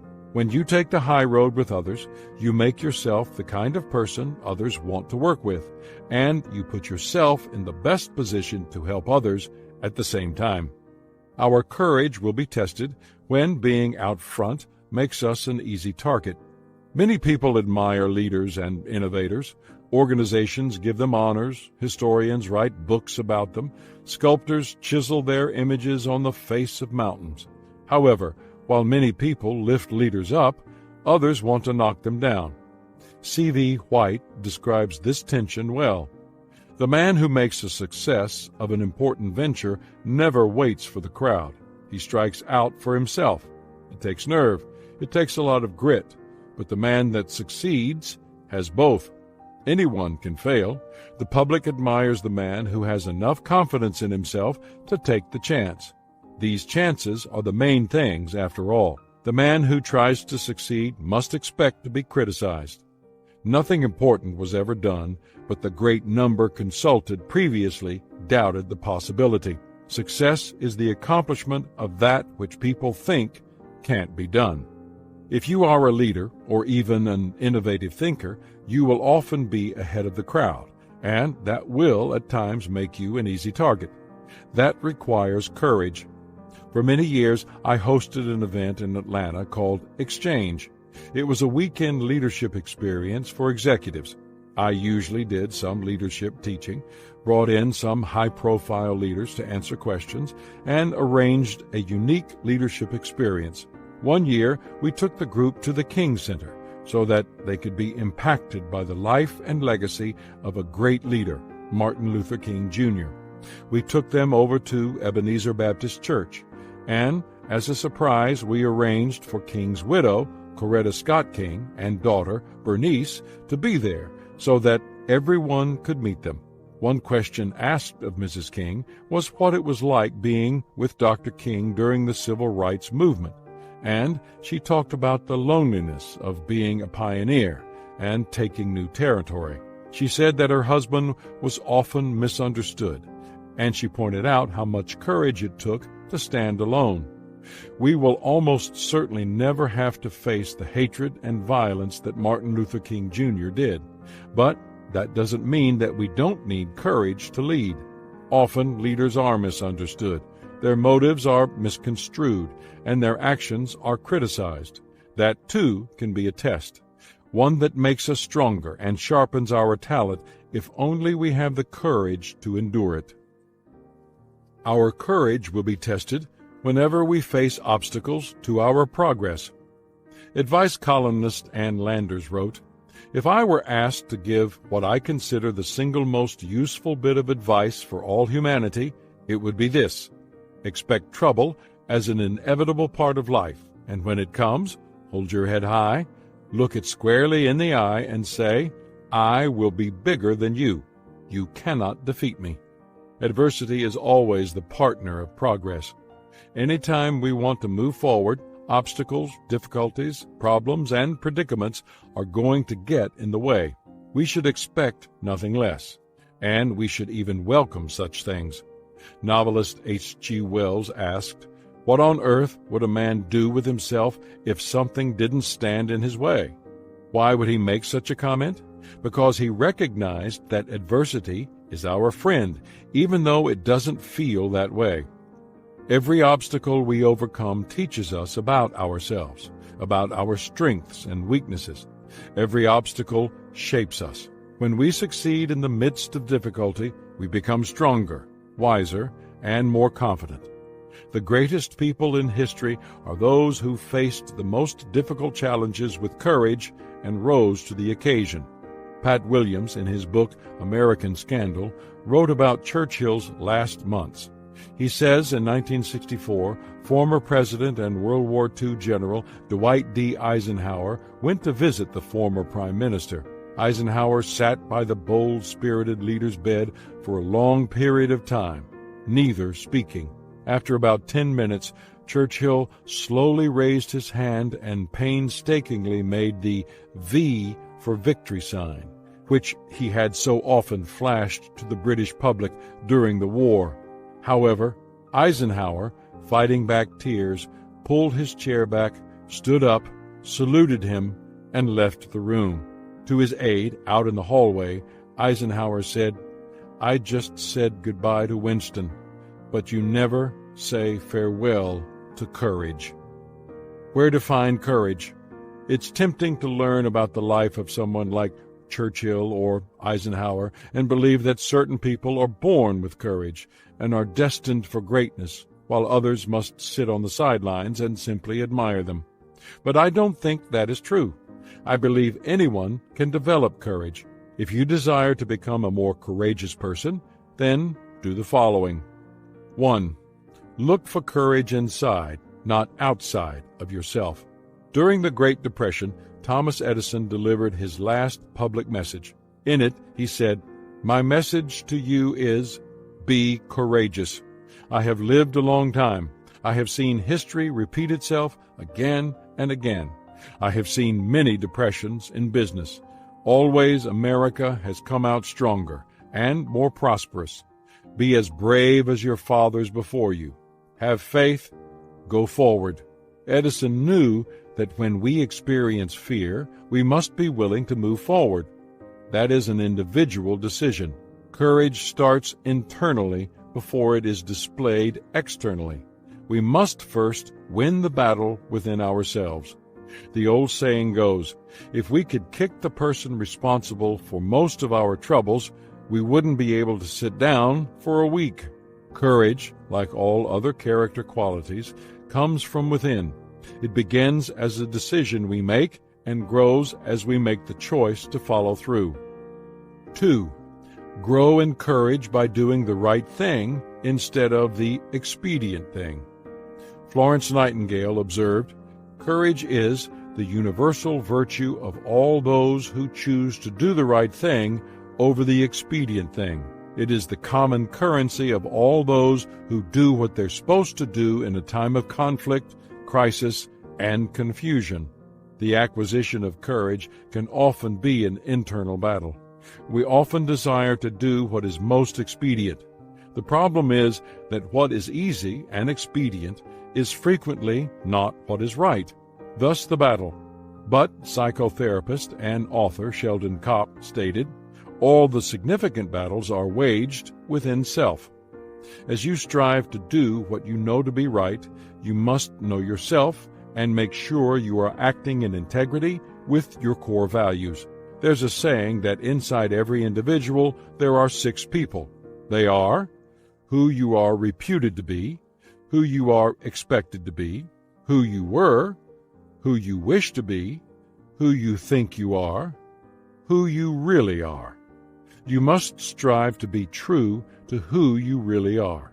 If you do, and you do the right thing, then you will increase in courage. 3.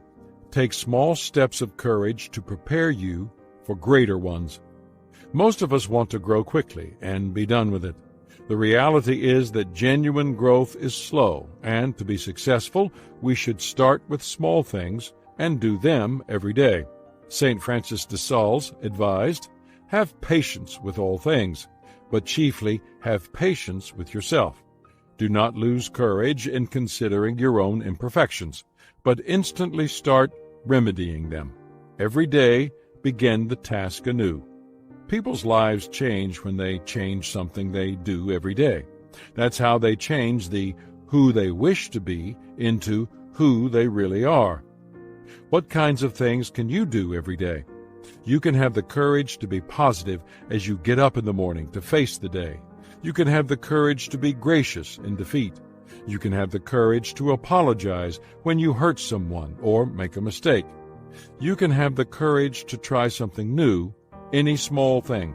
Each time you display bravery of any kind, you make an investment in your courage. Do that long enough, and you will begin to live a lifestyle of courage. And when the bigger risks come, they will seem much smaller to you because you will have become much larger. 4. Recognize that a leadership position won't give you courage, but courage can make you a leader. In my years of teaching leadership, I have found many people who believed that if only they could receive a title or be given a position, that would make them a leader. But life doesn't work that way. Former British Prime Minister Margaret Thatcher remarked, "Being a leader is a lot like being a lady. If you have to tell people you are one, you aren't." The position doesn't make the leader makes the position. In similar fashion, people should not expect acquisition of a leadership position to give them courage. However, any time people continually display courage, they will likely become leaders because others will look up to them, emulate them, and follow them. Jim Malado, president of the Willow Creek Association, described leadership as the expression of courage that compels people to do the right thing. 5. Watch your horizons expand with each courageous act. The life you live will expand or shrink in proportion to the measure of courage you display. Those who are willing to take risks, explore their limits, face their shortcomings, and sometimes experience defeat will go further than people who timidly follow the safe and predictable path. If you want to become a success, you must show courage. There is no other way to reach your potential. When I began my leadership career, I was very ineffective as a leader. I believed I had talent. I had been able to influence and lead others at every phase of my school career. But when I got out into the real world, I fell far short of my expectations. My talent was being tested, and I was falling short. My problem was that I wanted to please everybody. Making people happy was the most important thing to me. The bottom line was that I lacked the courage to make right but unpopular decisions. How did I turn things around? By making small decisions that were difficult. With each one, I gained more confidence and more courage, and I began to change. The process took me 4 years. At the end of that time, I felt I had learned many valuable lessons, and I wrote the following to help me cement what I had learned. Courageous leadership simply means I've developed 1. Convictions that are stronger than my fears. 2. Vision that is clearer than my doubts. 3. Spiritual sensitivity that is louder than popular opinion. 4. Self-esteem that is deeper than self-protection. 5. Appreciation for discipline that is greater than my desire for leisure. 6. Dissatisfaction that is more forceful than the status quo. 7. Poise that is more unshakable than panic. 8. Risk-taking that is stronger than safety-seeking. 9. Right actions that are more robust than rationalization. 10. A desire to see potential reached more than to see people appeased. You don't have to be great to become a person of courage. You just need to want to reach your potential and be willing to trade what seems good in the moment for what's best for your potential. That's something you can do regardless of your level of natural talent.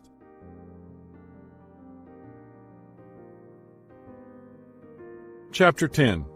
Become more teachable. If you're a highly talented person, you may have a rough time with teachability. Why? Because talented people often think they know it all, and that makes it difficult for them to continually expand their talent. Teachability is not so much about competence and mental capacity as it is about attitude. It is the desire to listen, learn, and apply. It is the hunger to discover and grow. It is the willingness to learn, unlearn, and relearn. I love the way Hall of Fame basketball coach John Wooden states it. It's what you learn after you know it all that counts. When I teach and mentor leaders, I remind them that if they stop learning, they stop leading. But if they remain teachable and keep learning, they will be able to keep making an impact as leaders.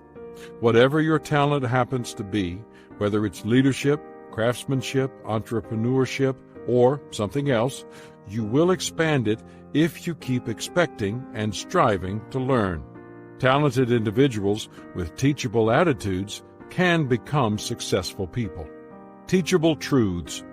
The good news is that we don't have to have the talent of a Leonardo da Vinci to be teachable. We just need to have the right attitude about learning. To do that, consider the following truths about teaching. 1. Nothing is interesting if you are not interested. Management guru Philip B. Crosby wrote in his book, Quality is Free, "There is a theory of human behavior that says people subconsciously retard their own intellectual growth. They come to rely on cliches and habits. Once they reach the age of their own personal comfort with the world, they stop learning, and their mind runs on idle for the rest of their days. They may progress organizationally, they may be ambitious and eager, and they may even work night and day, but they learn no more. It's a shame when people allow themselves to get in a rut and never climb out. They often miss the best that life has to offer. In contrast, teachable people are fully engaged in life. They get excited about things. They are interested in discovery, discussion, application, and growth. There is a definite relationship between passion and potential. German philosopher Goethe advised, "Never let a day pass without looking at some perfect work of art, hearing some great piece of music, and reading, in part, some great book." The more engaged you are, the more interesting life will be. The more interested you are in exploring and learning, the greater your potential for growth. 2. Successful people view learning differently from those who are unsuccessful. Teachable people are always open to new ideas and are willing to learn from anyone who has something to offer. This is one of the things that makes them successful. American journalist Sidney J. Harris wrote, "A winner knows how much he still has to learn, even when he is considered an expert by others. A loser wants to be considered an expert by others before he has learned enough to know how little he knows." It's all a matter of attitude.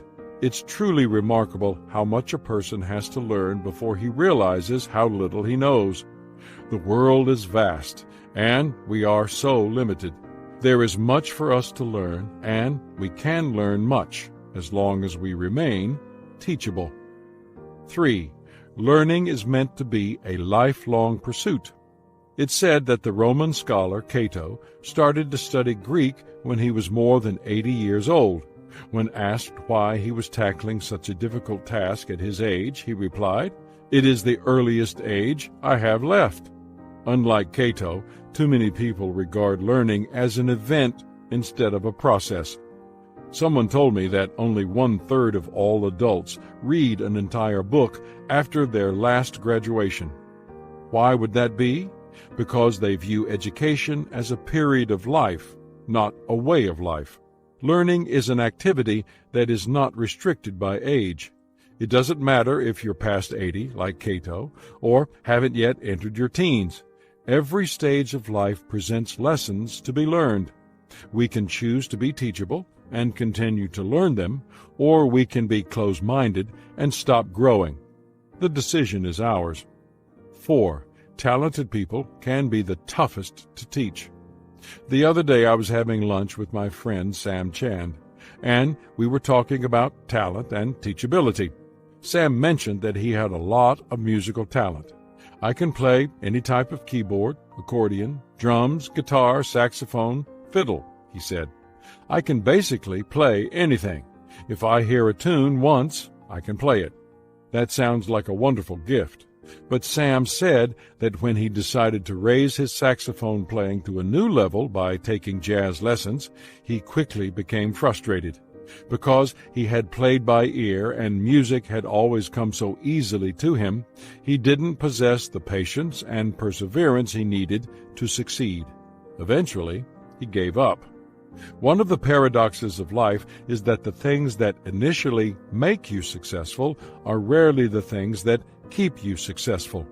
You have to remain open to new ideas and be willing to learn new skills. J. Conrad Hole advises, "If you cannot be teachable, having talent won't help you. If you cannot be flexible, having a goal won't help you. If you cannot be grateful, having abundance won't help you. If you cannot be memorable, having a future won't help you. If you cannot be durable, having a plan won't help you. If you cannot be reachable, having success won't help you." This may sound strange, but don't let your talent get in the way of your success. Remain teachable. 5. Pride is the number one hindrance to teachability. Author, trainer, and speaker Dave Anderson believes that the number one cause of management failure is pride. He wrote, "There are many reasons managers fail. For some, the organization outgrows them. Others don't change with the times. A few make poor character choices. They look good for a while, but eventually discover they can't get out of their own way. Increasingly, more keep the wrong people too long because they don't want to admit they made a mistake or have high turnover become a negative reflection on them. Some failures had brilliant past track records, but start using their success as a license to build a fence around what they had rather than continue to risk and stretch to build it to even higher levels. But all these causes for management failure have their root in one common cause: pride. In simplest terms, pride is devastating. The pride that inflates your sense of self-worth and distorts your perspective of reality. While envy is the deadly sin that comes from feelings of inferiority, the deadly sin of pride comes from feelings of superiority. It creates an arrogance of success, an inflated sense of self-worth accompanied by a distorted perspective of reality. Such an attitude leads to a loss of desire to learn and an unwillingness to change. It makes a person unteachable. The problems with pride. Pride is such a huge barrier to success and the development of talent that we need to examine it in greater detail. Here are just a few of the negative effects of pride as they relate to teachability. Pride closes our minds to new ideas. I've yet to meet a conceited, arrogant, or prideful person who possessed a teachable spirit. How about you? The writer of Proverbs observed, "Do you see a man who is wise in his own eyes? There is more hope for a fool than for him." Teachability, in its most fundamental form, is a willingness to open our minds to new ideas. Pride prevents that. Pride closes our minds to feedback. Stephen Covey comments, "It takes humility to seek feedback.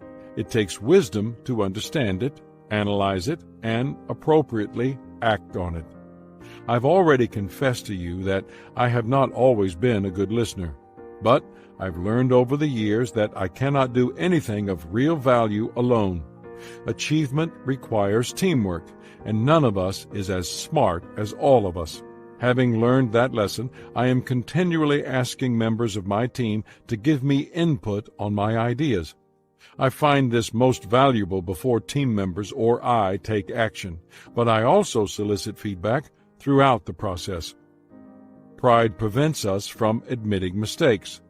The commanding admiral ordered a group of Navy pilots on maneuvers to maintain radio silence, but one young pilot mistakenly turned on his radio and was heard to mutter, "Man, I'm fouled up." When the admiral heard it, he grabbed the microphone from the radio operator and barked into it, "Will the pilot who broke radio silence identify himself immediately?" After a long pause, a voice on the radio was heard to say, "I may be fouled up, but I'm not that fouled up." Fear may keep some people from admitting mistakes, but pride is just as often the cause. The problem is that one of the best ways we grow is by admitting mistakes and learning from them. Writer William Bolitho observed, "The most important thing in life is not to capitalize on our gains. Any fool can do that. The really important thing is to profit from our losses. That requires intelligence and makes the difference between a man of sense and a fool." Pride keeps us from making needed changes. Anytime we do a job and think we did well, we become reluctant to make changes to our work. We become dedicated to the status quo instead of progress. Why? Because we have an emotional investment in it. For example, any time in the past when I've taken a leadership position in which I inherited a staff, I had little reluctance to make changes for the good of the organization. If someone wasn't doing the job and would not or could not grow and improve, I would replace him or her. However, if someone I selected was falling short, I was much slower to make the needed change. Pride caused me to defend what sometimes should not have been defended. When it comes to changing others, we want to do it immediately. But changing ourselves? Not so fast. That's a problem. How to overcome a pride problem. If pride is an obstacle to your growth, then you need to take some deliberate and strategic steps to overcome it. That may not be easy. Founding Father Benjamin Franklin observed, "There is perhaps not one of our natural passions so hard to subdue as pride. Beat it down, stifle it, mortify it as much as one pleases, it is still alive. Even if I could conceive that I had completely overcome it, I would probably be proud of my humility." To start the process, here is what I suggest. 1. Recognize and admit your pride. The first and most difficult step in overcoming pride is recognizing that it's a problem, since those who are bound by it are often unaware of it. To defeat pride, we need to embrace humility, and few desire that.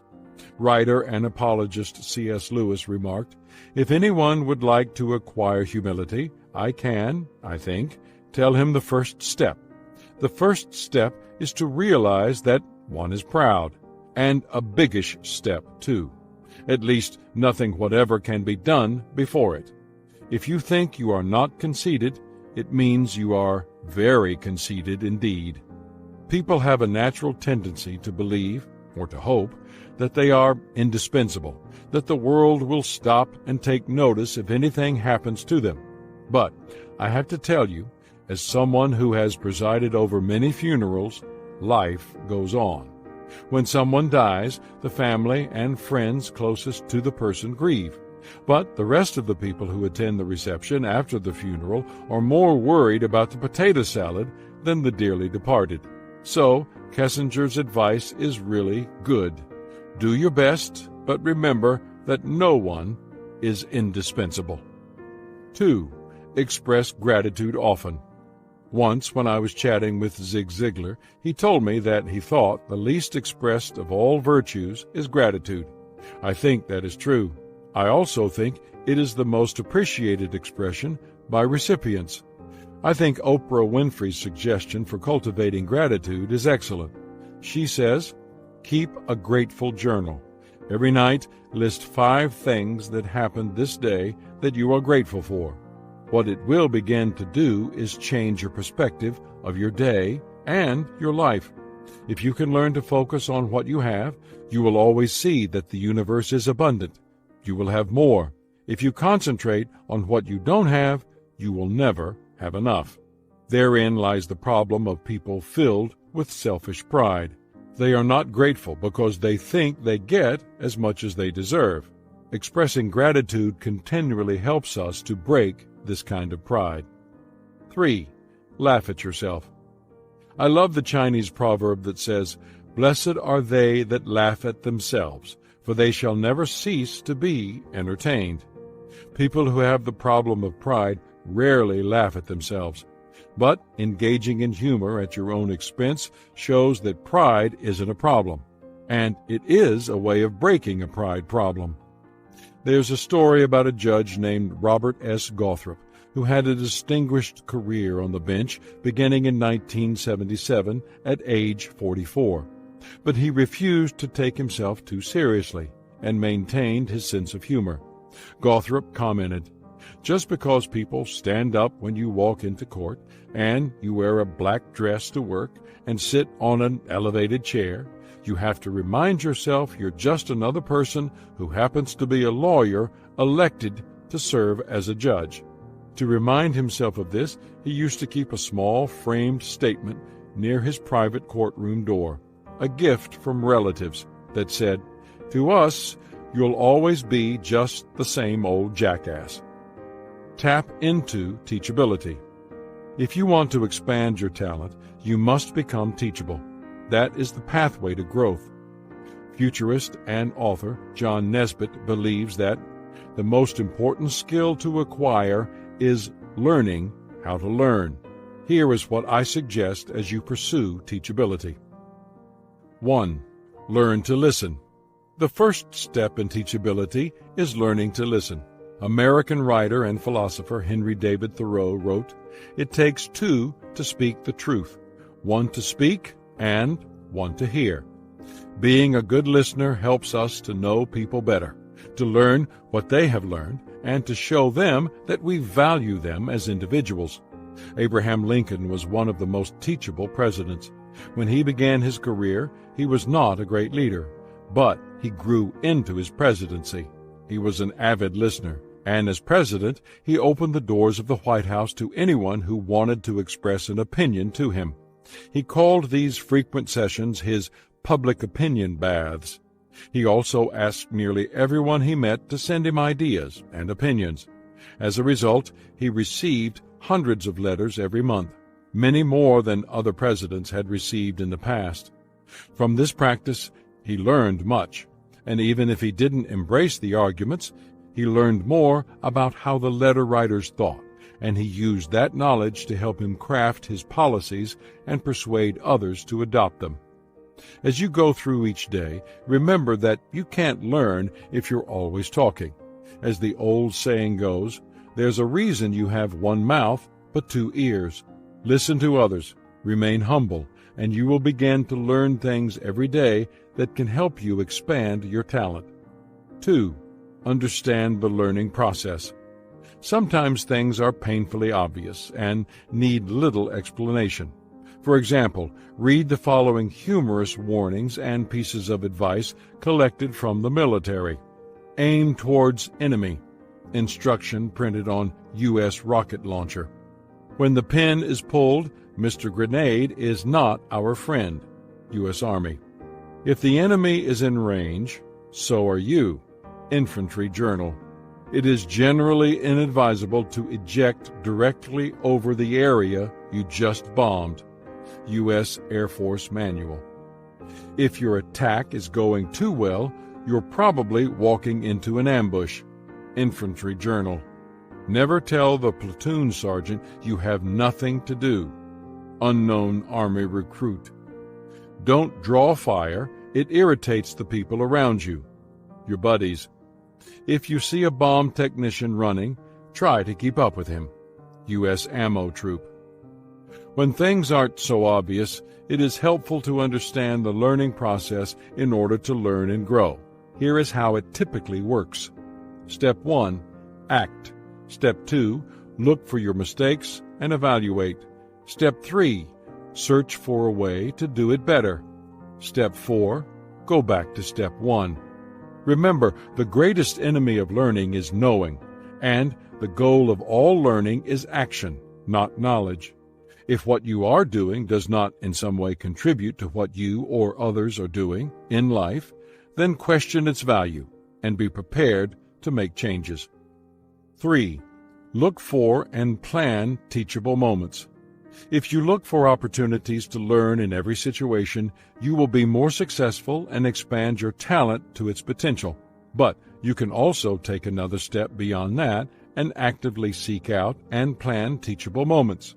You can do that by reading books, visiting places that will inspire you, attending events that will prompt you to pursue change, listening to lessons, and spending time with people who will stretch you and expose you to new experiences. I've had the privilege to spend time with remarkable people, and the natural reward has been the opportunity to learn. In my personal relationships, I've also gravitated toward people from whom I can learn. My closest friends are people who challenge my thinking, and often change it. They lift me up in many ways, and I've found that I often live out something stated by Spanish philosopher and writer Baltasar Gracian. Make your friends your teachers, and mingle the pleasures of conversation with the advantages of instruction. You can do the same. Cultivate friendships with people who challenge and add value to you, and try to do the same for them. It will change your life. 4. Make your teachable moments count. Years ago, I saw a Peanuts cartoon by Charles Schulz that showed Charlie Brown at the beach building a magnificent sandcastle. With it completed, he stood back to admire his work, at which point he and his work were engulfed by a downpour that leveled his beautiful castle. In that last frame, he says, "There must be a lesson here, but I don't know what it is." Unfortunately, that's the way many people feel after a potentially valuable experience. Even people who are strategic about seeking teachable moments can miss the whole point of the experience. I say this because for 30 years I've been a speaker at conferences and workshops, events that are designed to help people learn. But I've found that many people walk away from an event and do very little with what they heard after closing their notebooks. It would be like a jewelry designer going to a gem merchant to buy fine gems, placing them carefully into a case, and then putting that case on the shelf to collect dust. What's the value of acquiring the gems if they're never going to be used? We tend to focus on learning events instead of the learning process. Because of this, I try to help people take action steps that will help them implement what they learn. I suggest that in their notes they use a code to mark things that jump out at them. T indicates you need to spend some time thinking on the point. C indicates something you need to change. A smiley face means you are doing that thing particularly well. A indicates something you need to apply. S means you need to share that information with someone else. After the conference, I recommend that they create to-do lists based on what they marked, then schedule time to follow through. 5. Ask yourself, am I really teachable? I've said it before, but it bears repeating. All the good advice in the world won't help if you don't have a teachable spirit. To know whether you are really open to new ideas and new ways of doing things, answer the following questions. 1. Am I open to other people's ideas? 2. Do I listen more than I talk? 3. Am I open to changing my opinion based on new information? 4. Do I readily admit when I'm wrong? 5. Do I observe before acting on a situation? 6. Do I ask questions? 7. Am I willing to ask a question that will expose my ignorance? 8. Am I open to doing things in a way I haven't done before? 9. Am I willing to ask for directions? 10. Do I act defensive when criticized, or do I listen openly for the truth? If you answered no to one or more of these questions, then you have room to grow in the area of teachability. You need to soften your attitude and learn humility, and remember the words of John Wooden. Everything we know, we learned from someone else. Thomas Edison was the guest of the governor of North Carolina when the politician complimented him on his creative genius. "I am not a great inventor," countered Edison. "But you have over 1,000 patents to your credit," the governor stated. Yes, but about the only invention I can really claim as absolutely original is the phonograph, Edison replied. I'm afraid I don't understand what you mean, the governor remarked. Well, explained Edison, I guess I'm an awfully good sponge. I absorb ideas from every course I can and put them to practical use. Then I improve them until they become of some value. The ideas which I use are mostly the ideas of other people who don't develop them themselves. What a remarkable description of someone who used teachability to expand his talent. That is what successful people do. That is what all of us should strive to do. Choose to be more teachable. Chapter 11. Develop strong character. Many people with talent make it into the limelight, but the ones who have neglected to develop strong character rarely stay there long. Absence of strong character eventually topples talent. Why? Because people cannot climb beyond the limitations of their character. Talented people are sometimes tempted to take shortcuts. Character prevents that. Talented people may feel superior and expect special privileges. Character helps them know better. Talented people are praised for what others see them build. Character builds what's inside them. Talented people have the potential to be difference makers. Character makes a difference in them. Talented people are often a gift to the world. Character protects that gift. Components of character. People are like icebergs.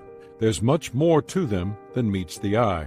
When you look at an iceberg, only about 15% is visible. That's talent. The rest, their character, is below the surface, hidden. It's what they think and never share with others.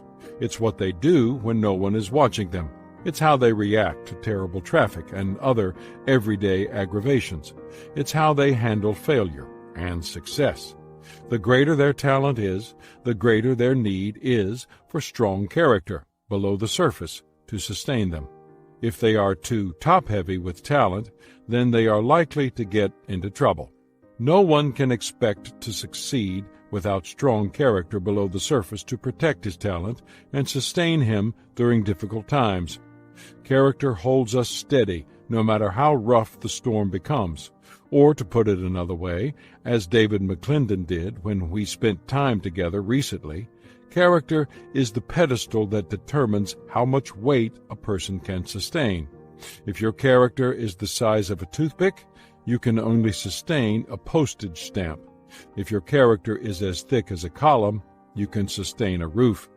So, what exactly comprises character? Ask a dozen people and you'll get a dozen answers. I believe it boils down to 4 elements. 1. Self-discipline. 2. Core values. 3. A sense of identity. And 4. Integrity. Let's consider each of them. 1. Self-discipline. At the most basic level, self-discipline is the ability to do what is right even when you don't feel like doing it. Outstanding leaders and achievers throughout history understood this. Greek philosopher Plato asserted, "The first and best victory is to conquer self." The greatest victories are internal ones. Oswald Sanders, the author of the book on leadership that launched my personal journey as a leader, Spiritual Leadership, wrote that the future is with the disciplined. He said that without self-discipline, a leader's other gifts, however great, will never realize their maximum potential.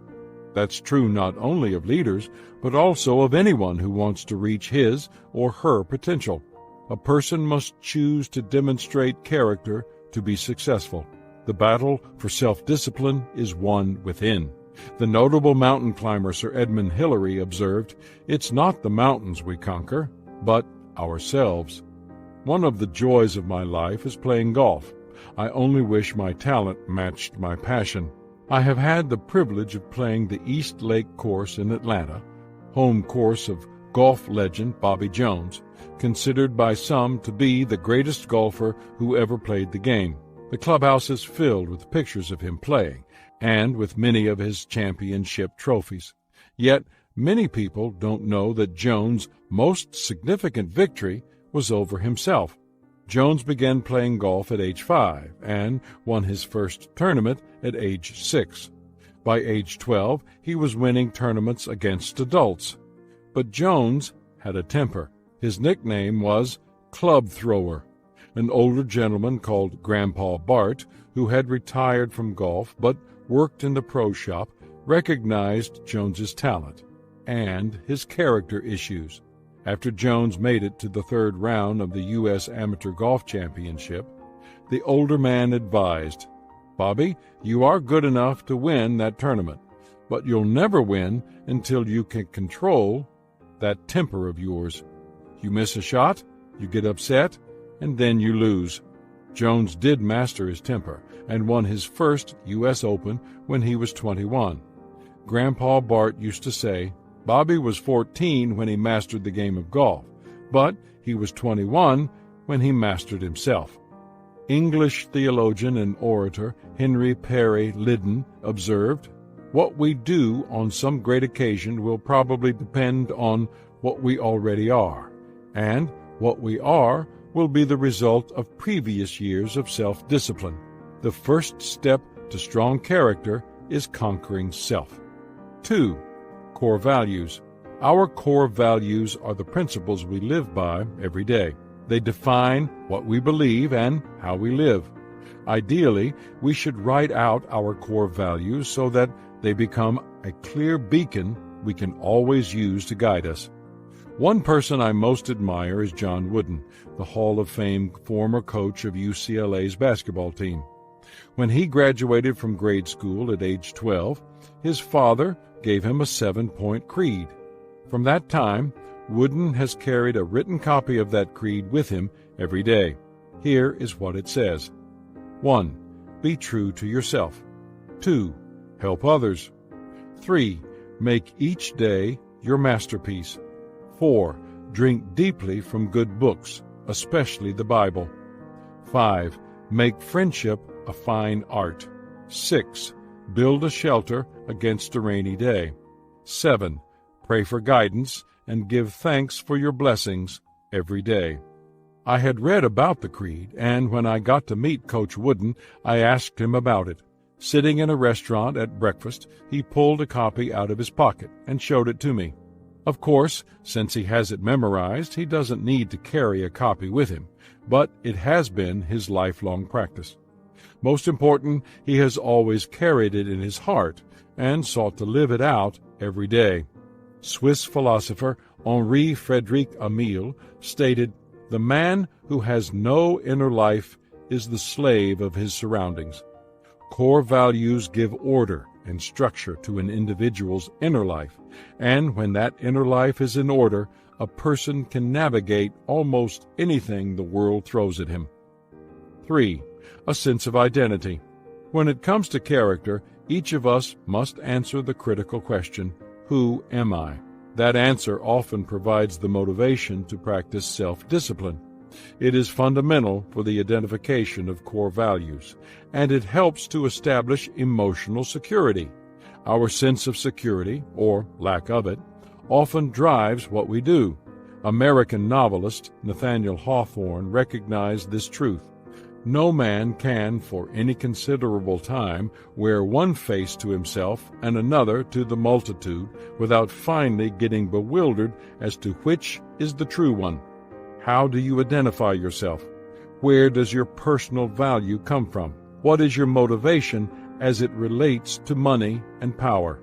If you live with a chip on your shoulder, believe deep down you have no intrinsic value, or see yourself as a victim, you will have a distorted view of yourself and your surroundings. That, in turn, will impact your character. No matter how hard you try, you cannot consistently behave in a way that is inconsistent with how you see yourself. Thus, a strong and accurate sense of identity is essential. To paraphrase author Ruth Barton, people are set up to fail if they envision what they want to do before they figure out what kind of person they should be. 4. Integrity. The final component in strong character is integrity, which is an alignment of values, thoughts, feelings, and actions. People who possess the consistency that comes with strong integrity can be very compelling. In his book, American Scandal, Pat Williams tells the story of Mahatma Gandhi's trip to England to speak before Parliament. The British government had opposed Indian independence, and Gandhi, one of its most vocal proponents, had often been threatened, arrested, and jailed as a result. Gandhi spoke eloquently and passionately for nearly 2 hours, after which the packed hall gave him a standing ovation. Afterward, a reporter asked Gandhi's assistant, Mahadev Desai, how the Indian statesman had been able to deliver such a speech without any notes. "You don't understand Gandhi," Desai responded. "You see, what he thinks is what he feels. What he feels is what he says. What he says is what he does. What Gandhi feels, what he thinks, what he says, and what he does are all the same. He does not need notes." When values, thoughts, feelings, and actions are in alignment, a person becomes focused, and his character is strengthened. However, when these components aren't aligned, it creates confusion and internal conflict. Developing talent without developing character is a dead end. It won't take people where they want to go. The lives of people who are long on talent but short on character always get out of balance. Character communicates. The choice to develop strong character may not be the most important one to make the most of your talent. But it is certainly the most important to make sure you don't make the least of your talent. You can't really underestimate its impact. Entrepreneur Roger Babson, who founded Babson College and Weber International University, asserted, "A character standard is far more important than even a gold standard. The success of all economic systems is still dependent upon both righteous leaders and righteous people. In the last analysis, our national future depends upon our national character, that is, whether it is spiritually or materially minded. As I hope I've already made clear, character creates a foundation upon which the structure of your talent and your life can build. If there are cracks in that foundation, you cannot build much. That's why you must first develop within before you can achieve much without. But once you build strong character, it does more than provide a platform for your personal success and the maximization of your talent. It also impacts others and allows you to build with them. It does that through what it communicates to people. 1. Character communicates consistency. Cultural anthropologist Margaret Mead stated, "What people say, what people do, and what people say they do are entirely different things." That is true of people who live without character, without integrity. Such people communicate confusion to others. They can say anything they like, but their actions determine the message we receive. It was philosopher-poet Ralph Waldo Emerson who said, "What you do thunders so loudly in my ears I cannot hear what you say." Amazingly, there are people who actually promote this inconsistency. Designer Ralph Lauren was quoted as saying, "The crux of a person's identity resides in the trappings, not in the person himself. One needn't be well read, so long as one surrounds himself with books. One needn't play the piano, so long as one has a piano. In short, one can be whoever one wants to be, or, more accurately, one can seem to be whoever one wants to be. While one may be able to make an impression with trappings, the real person always comes through in the end. Impressions are like shadows. They disappear when a strong enough light is shone on them. Character is the genuine article, and the more you shine light on it, the more of its details you can see. Character shows that who you are and who you appear to be are one and the same, and that, according to Greek philosopher Socrates, is the first key to greatness. 2. Character communicates choices. Earlier in the chapter, I mentioned that Bobby Jones needed to overcome a terrible temper to succeed at golf. Not only did Jones do that, but he actually became a model of sportsmanship and character. Both could be seen in his play. During the final playoff of a U.S. Open tournament, Jones's ball ended up in the rough just off the fairway. As he set up to play his shot, he accidentally caused his ball to move. He immediately turned to the marshals and announced the foul. The marshals discussed the situation among themselves. They hadn't seen the ball move. Neither did anyone in the gallery. They left it up to Jones whether to take the penalty stroke, which he did. Later, when the marshal commended Jones on his high level of integrity, Jones replied, "Do you commend a bank robber for not robbing a bank? No, you don't. This is how the game of golf should be played at all times." Jones lost the match that day by one stroke. But he didn't lose his integrity. His character was so well known that the United States Golf Association Sportsmanship Award came to be named the Bob Jones Award. It's an interesting paradox. Our character creates our choices, yet our choices create our character. Author and speaker Margaret Jensen observed, "Character is the sum total of all our everyday choices. Our character today is a result of our choices yesterday. Our character tomorrow will be a result of our choices today. To change your character, change your choices. Day by day, what you think, what you choose, and what you do is who you become. Once you get a handle on the character of a person, you can understand his choices and even predict what they will be." 3. Character communicates influence. Today, many people try to demand respect. They believe that influence should be granted to them simply because they have position, wealth, or recognition. However, respect and influence must be earned over time, and they are built and sustained by character. First and foremost, influence is based on character. U.S. Army General J. Lawton Collins asserted, "No matter how brilliant a man may be, he will never engender confidence in his subordinates and associates if he lacks simple honesty and moral courage." I've taught leadership for more than 3 decades, and I've written many books on it. During that time, I've tried to help people develop skills that will benefit them as leaders. However, all the skills in the world won't assist someone whose character is hopelessly flawed. Experienced leaders understand this.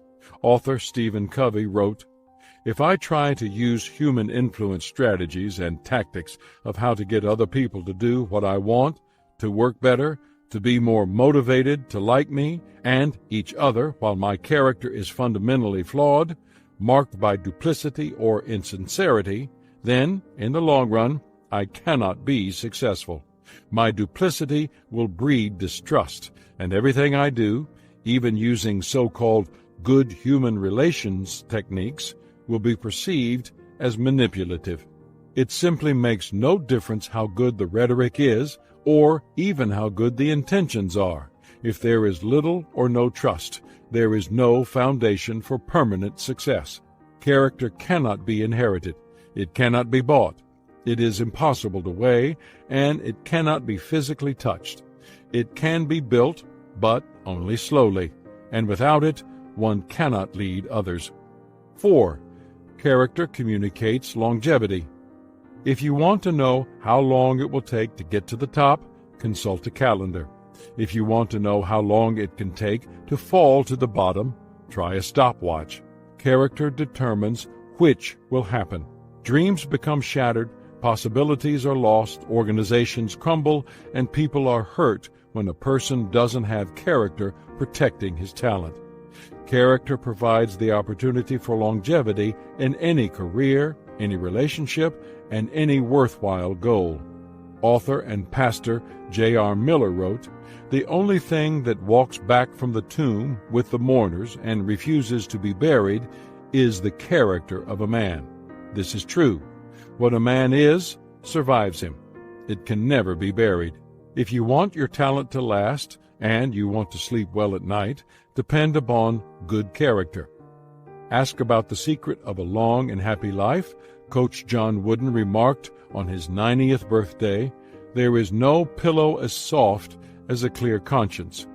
Character protects your talent, and it also guards you from regret. Character building. Never forget that talent is a gift. Either you have it or you don't. But character is a choice. If you want it, you must develop it. Here's how. 1. Don't give up or give in to adversity. It takes character to weather life's storms. At the same time, adversity develops character. Author and activist Helen Keller, who could not hear or see, remarked, "Character cannot be developed in ease and quiet. Only through experience of trial and suffering can the soul be strengthened, vision cleared, ambition inspired, and success achieved. Anyone who does what he must only when he is in the mood or when it is convenient isn't going to develop his talent or become successful. The core foundation of character is doing what you don't want to do to get what you want. It is paying a higher price than you wanted to for something worthwhile. It is standing up for your principles when you know someone is going to try to knock you down. Every time you face adversity and come through it with your core values affirmed and your integrity intact, your character becomes stronger." German philosopher-poet Johann Wolfgang von Goethe observed, "Talent can be cultivated in tranquility, character only in the rushing stream of life." The irony is that if you have never experienced the resistance of the rushing stream, then whatever talent you have cultivated in tranquility may not survive. If you want your talent to take you far, then don't quit under duress. Don't give up in the midst of a storm. Don't bail out in the middle of conflict. Wait until the trouble is behind you before assessing whether it's time to change course or stop. Do that, and you may have additional opportunities to develop your talent. 2. Do the right thing. Doing the right thing doesn't come naturally to any of us. As America's first president, George Washington, said, "Few men have virtue enough to withstand the highest bidder." Yet, that is what we must do to develop the kind of character that will sustain us. It's not easy to do the right thing when the wrong thing is expedient. Molière commented, "Men are alike in their promises. It is only in their deeds that they are different. The difference in their deeds is simple. People of character do what is right regardless of the situation." It's not easy to do the right thing when it will cost you. It's not easy to do the right thing when no one but you will know. But it's in those moments that a person's character becomes strong. Civil rights leader Martin Luther King Jr. asserted this, "On some positions, cowardice asks the question, is it safe? Expediency asks the question, is it politic? Vanity asks the question, is it popular? But conscience asks the question, is it right? And there comes a time when one must take a position that is neither safe, nor politic, nor popular, but he must take it because conscience tells him it is right." That is the bottom line. Are you going to do what's right? One way I've tried to control my natural bent to do wrong is to ask myself some questions. 1. Am I hiding something? 2. Am I hurting anyone?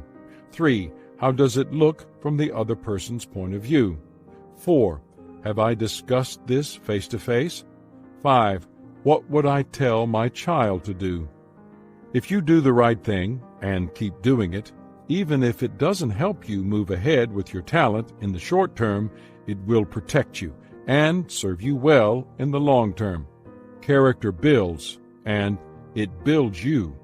Or as Dr. Dale Bronner, a board member of my nonprofit organization Equip, puts it, honesty is not something you do. Honesty is who you are. 3. Take control of your life. I have observed that people with the weakest character tend to place the blame on their circumstances. They often claim that poor upbringing, financial difficulties, the unkindness of others, or other circumstances have made them victims. It's true that in life we must face many things outside our control. But know this, while your circumstances are beyond your control, your character is not. Your character is always your choice. People can no sooner blame their character on their circumstances than they can blame their looks on a mirror. Developing character is your personal responsibility. It cannot be given to you. You must earn it. Commit yourself to its development because it will protect your talent. Every time you make a character-based decision, you can take another step toward success. The process begins with deciding to make good character your goal and to stop making excuses. French writer François La Rochefoucauld asserted, "Almost all our faults are more pardonable than the methods we think up to hide them." The process continues with the determination to manage that decision every day. You have God-given talent. Develop it. You have opportunity before you. Pursue it. You have a future that is bright. Look forward to it. But, above all else, you have the potential to become a person of character. Follow through with it. Character, more than anything else, will protect everything in your life that you hold dear.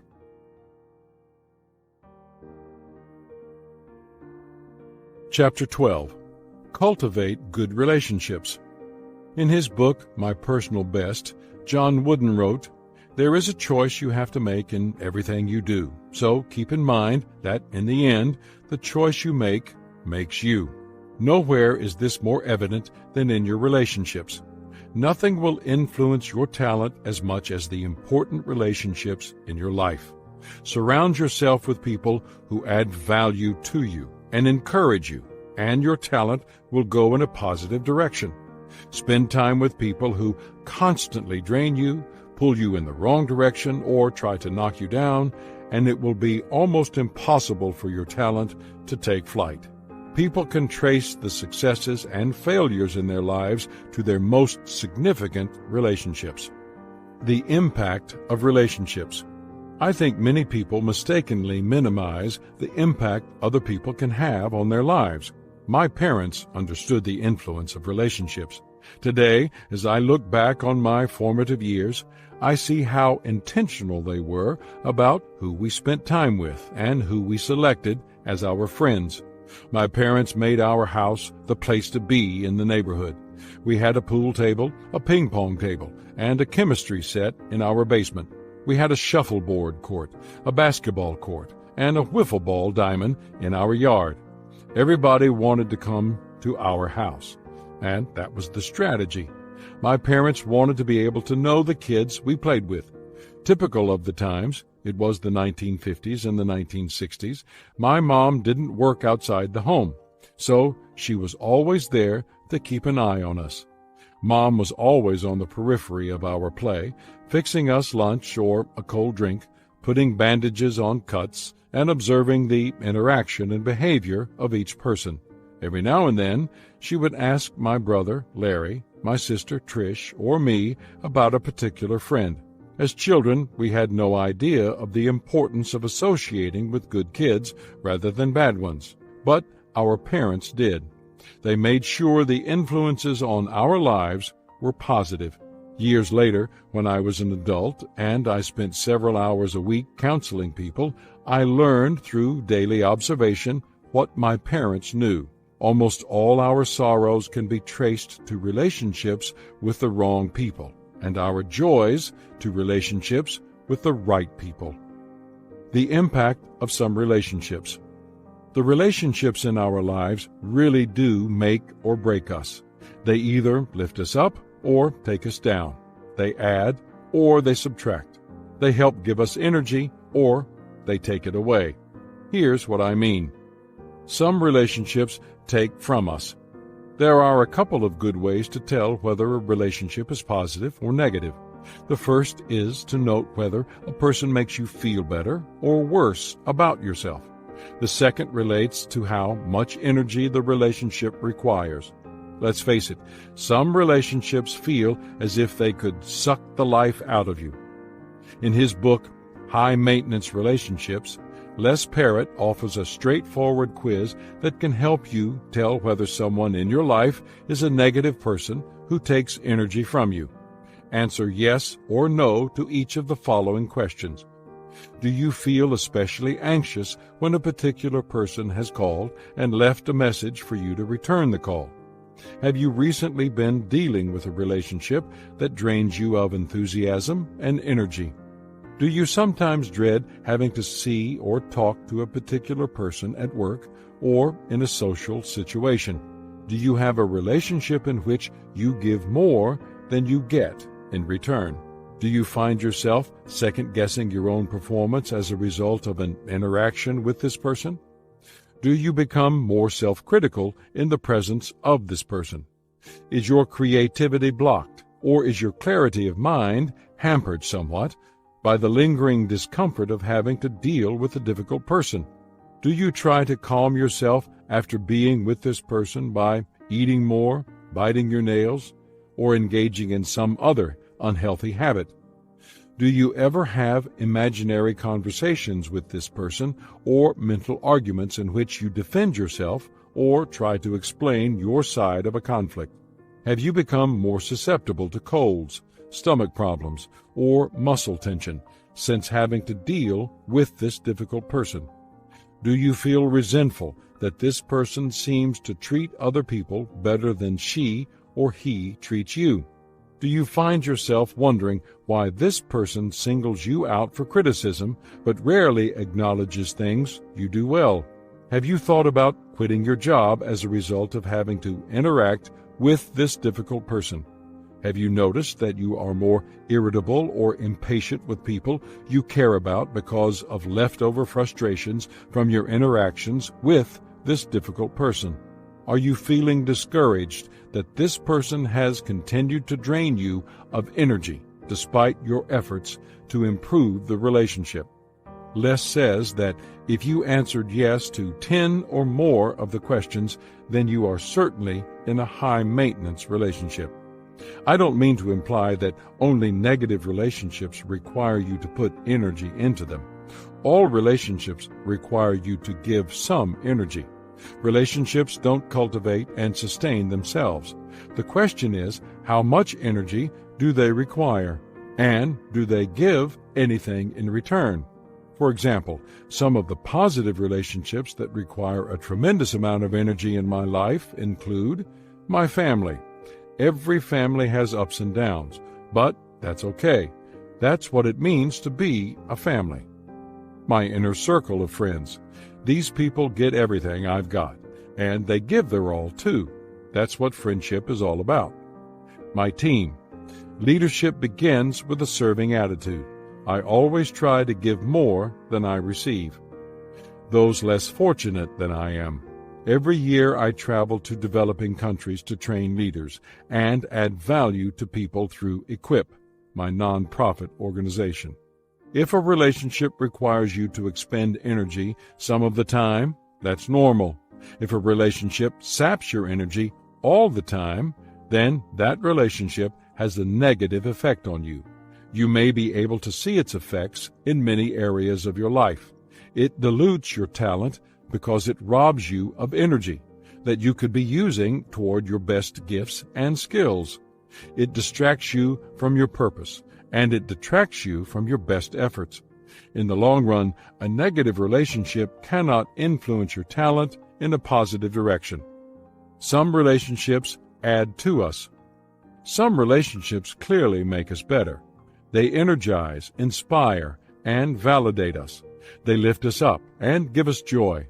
We should view the people in these relationships as friends and value them highly. Helen Keller remarked, "My friends have made the story of my life. In 1,000 ways, they have turned my limitations into beautiful privileges and enabled me to walk serene and happy in the shadow cast by my deprivation." Not long ago, I sat down and listed the types of people who add value to my life and give me energy. Here is what I wrote. 1. My family. The best moments with my family are my best moments. 2. Creative people. They unleash creativity within me like no others. 3. Successful people. I love to hear their stories. 4. Encouraging people. Encouragement is like oxygen to my soul. 5. Fun people. Laughter always lifts my spirit. 6. Good thinkers. Conversations with them are my favorite things. 7. My team. They always add value to me. 8. Learners. Interested people are interesting people. Positive relationships take us to a higher level. They encourage us and bring out the best in us. They make us better than we otherwise would be without them. They are some of life's greatest gifts. Some relationships are pivotal to our lives. Throughout a lifetime, people are in contact with thousands of people in varying levels of relationships. Most have a very limited impact on us, but a few relationships have such a tremendous impact that they change the course of our lives. They are pivotal to who we are and what we do. I don't think anyone can try to create one of these relationships. I call them simply God's gift to me. I don't deserve them, but I do need them. People with whom I have enjoyed this kind of relationship give beyond reason and lift me up to a level I could not achieve without them. Tom Philippi is one such friend. Tom and I have been friends for more than 30 years. We have traveled the world together, yet we also enjoy just sitting at home, talking, with no other agenda. Not long ago, a group of Tom's friends got together with him to celebrate his 70th birthday. Each of us had the chance to tell the others how Tom has affected our lives. I wrote what I wanted to say and read it to the group. Tom has loved me unconditionally. Victor Hugo said, "The supreme happiness of life is being loved in spite of yourself." Tom has also loved me continually. In 1980, he encouraged me to join the Wesleyan denomination. In 1981, he began assisting me in starting leadership conferences. He gave me an opportunity to enter the business world. He managed my personal development organization when time would not allow me to do it. He financially kept my nonprofit organization alive in its beginning days. Today, it trains millions of leaders internationally. One of God's gifts to me was Tom's friendship. I then closed with a poem called "Your Name is Written" at the top of my list. Tom has changed my life forever. He has been a lifter in so many areas of my life. If you ever encounter someone who has that impact on you, fight to preserve that relationship. Show your gratitude often and give whatever you can in return. 5 signs of a good relationship. Relationships at the secure level validate us and help us to become more comfortable with who we are and to discover our gifts and talents. Good relationships add value to us so that our talent is actually enhanced. Our good friends tell us the truth in a supportive way. They keep us grounded. If we start to get off course, they help keep us on track. They encourage us when we're down and inspire us to go higher. A few good relationships can make all the difference in where a talented person ends up in life. As you engage in relationships, try to find people with whom you can build relationships that are mutually beneficial. Here are the signs that a relationship is headed toward that level. 1. Mutual enjoyment. In good relationships, people spend time together just for the enjoyment of being together. What they do is not of significance. For example, my wife Margaret and I often run errands together. What's enjoyable about dropping off the dry cleaning, buying groceries, or picking up items at a neighborhood shop? Nothing, except spending time with her. I think when many of us were kids, we intuitively understood the value of spending time with someone special.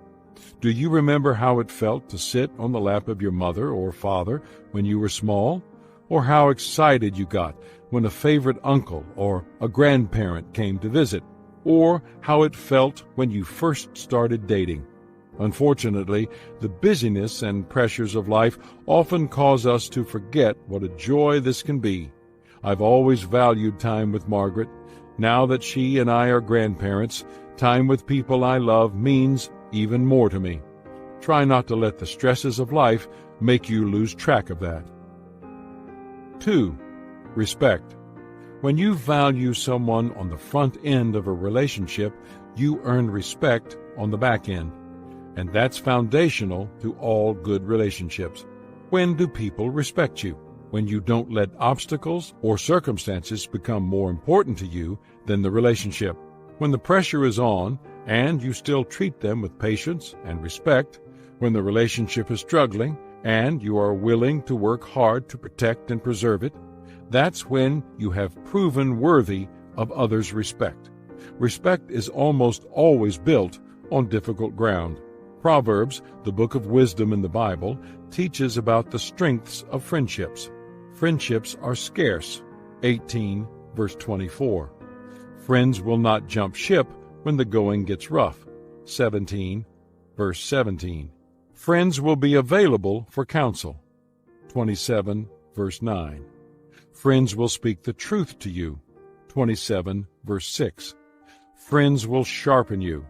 27, verse 17. Friends will be sensitive to your feelings. 26, verses 18 and 19. Friends will stick with you.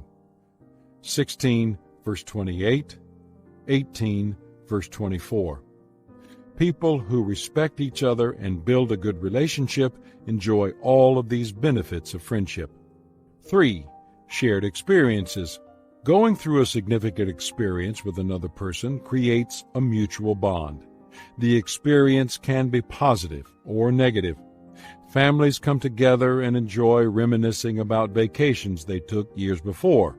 Often the more disastrous, the more fondly remembered. Colleagues build relationships as they work together on high-pressure projects. Soldiers talk about the bond that occurs as they train together, and how it only increases if they go to war together. We all need others to lean on and to celebrate with. Shared experiences gives us those opportunities. I still remember vividly my father taking me out of school when I was 10 years old so that I could accompany him on a business trip. At the time, he was a district superintendent in our denomination, which meant that he was a pastor and leader to many pastors of local churches in our region. Dad and I packed for the trip and traveled from town to town by car. As we rode along, we talked. As he met with the various pastors, I watched him encouraging them.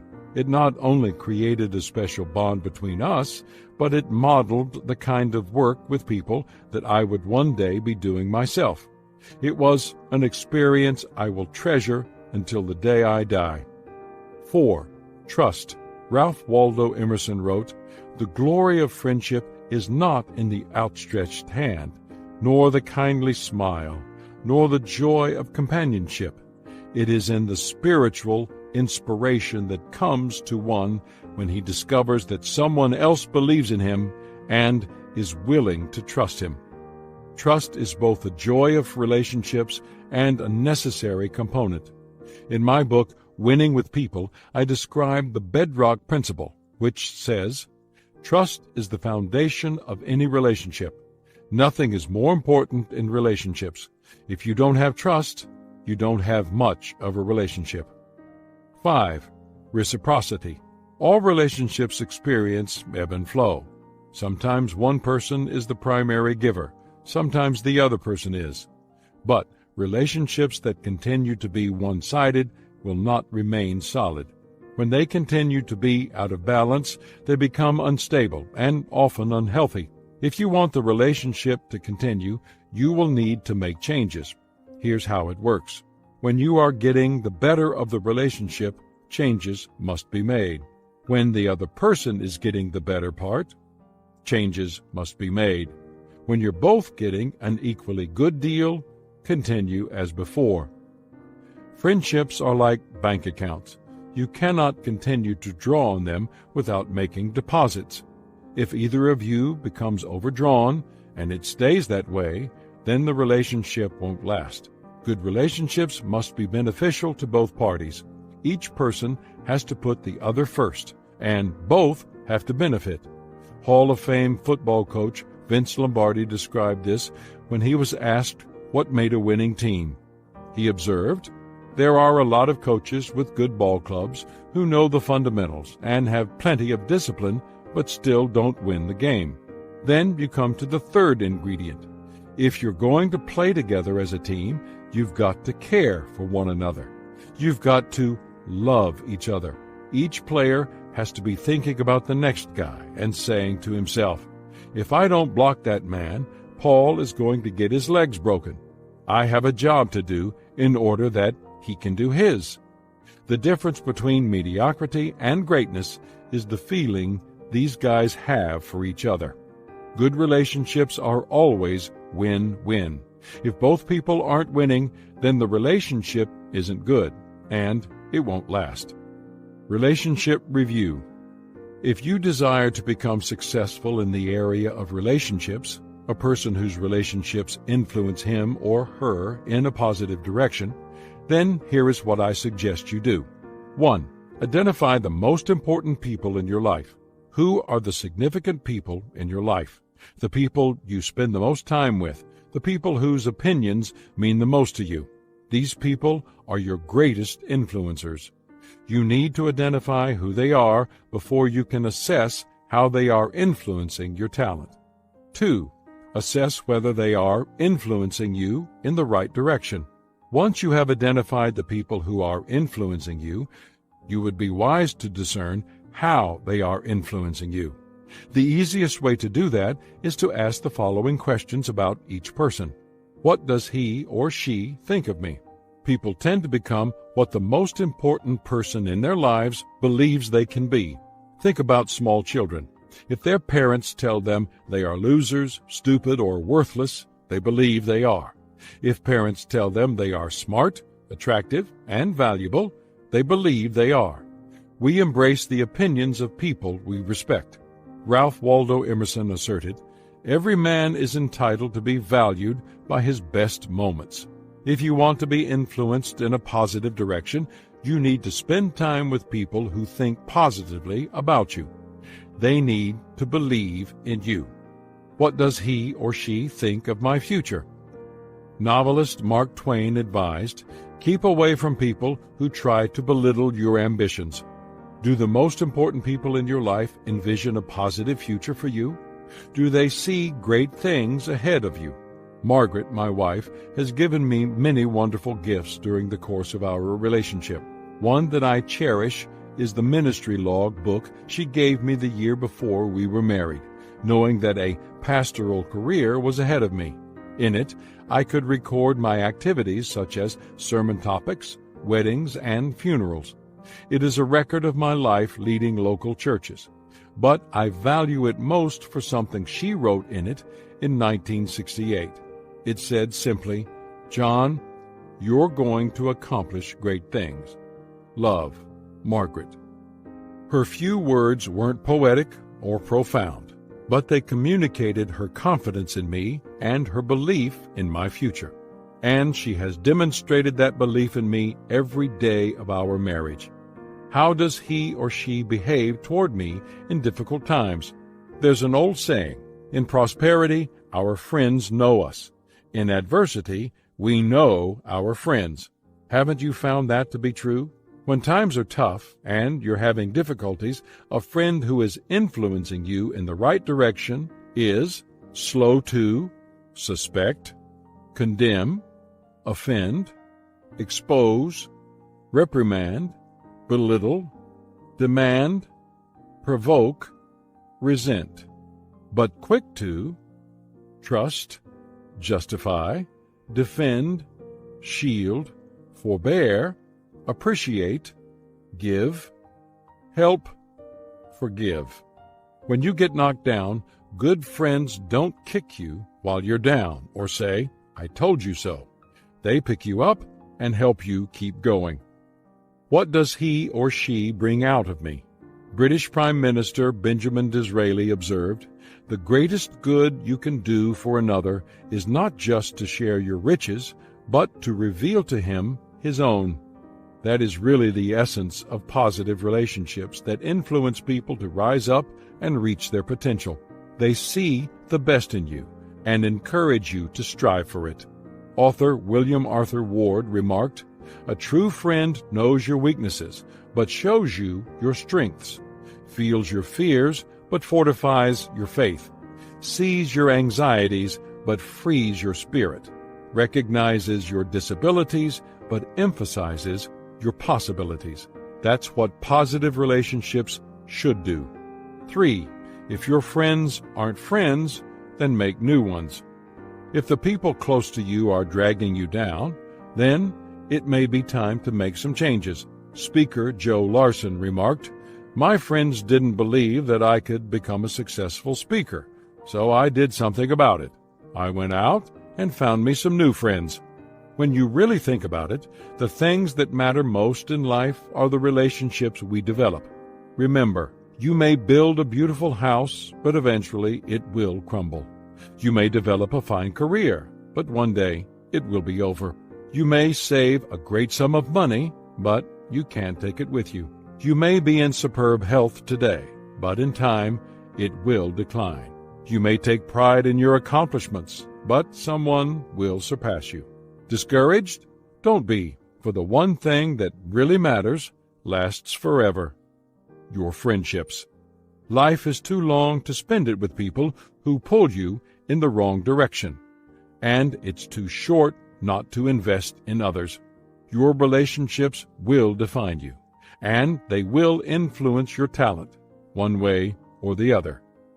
Choose wisely. Chapter 13. Commit to responsibility. Nothing adds muscle to talent like responsibility. It lifts talent to a new level and increases its stamina. However, as I consider the choices that help make someone successful, I realize that responsibility is often the last choice people desire to make. The result is flabby talent that fails to perform and never realizes its potential. How sad for the person who fails to take responsibility. How sad for others.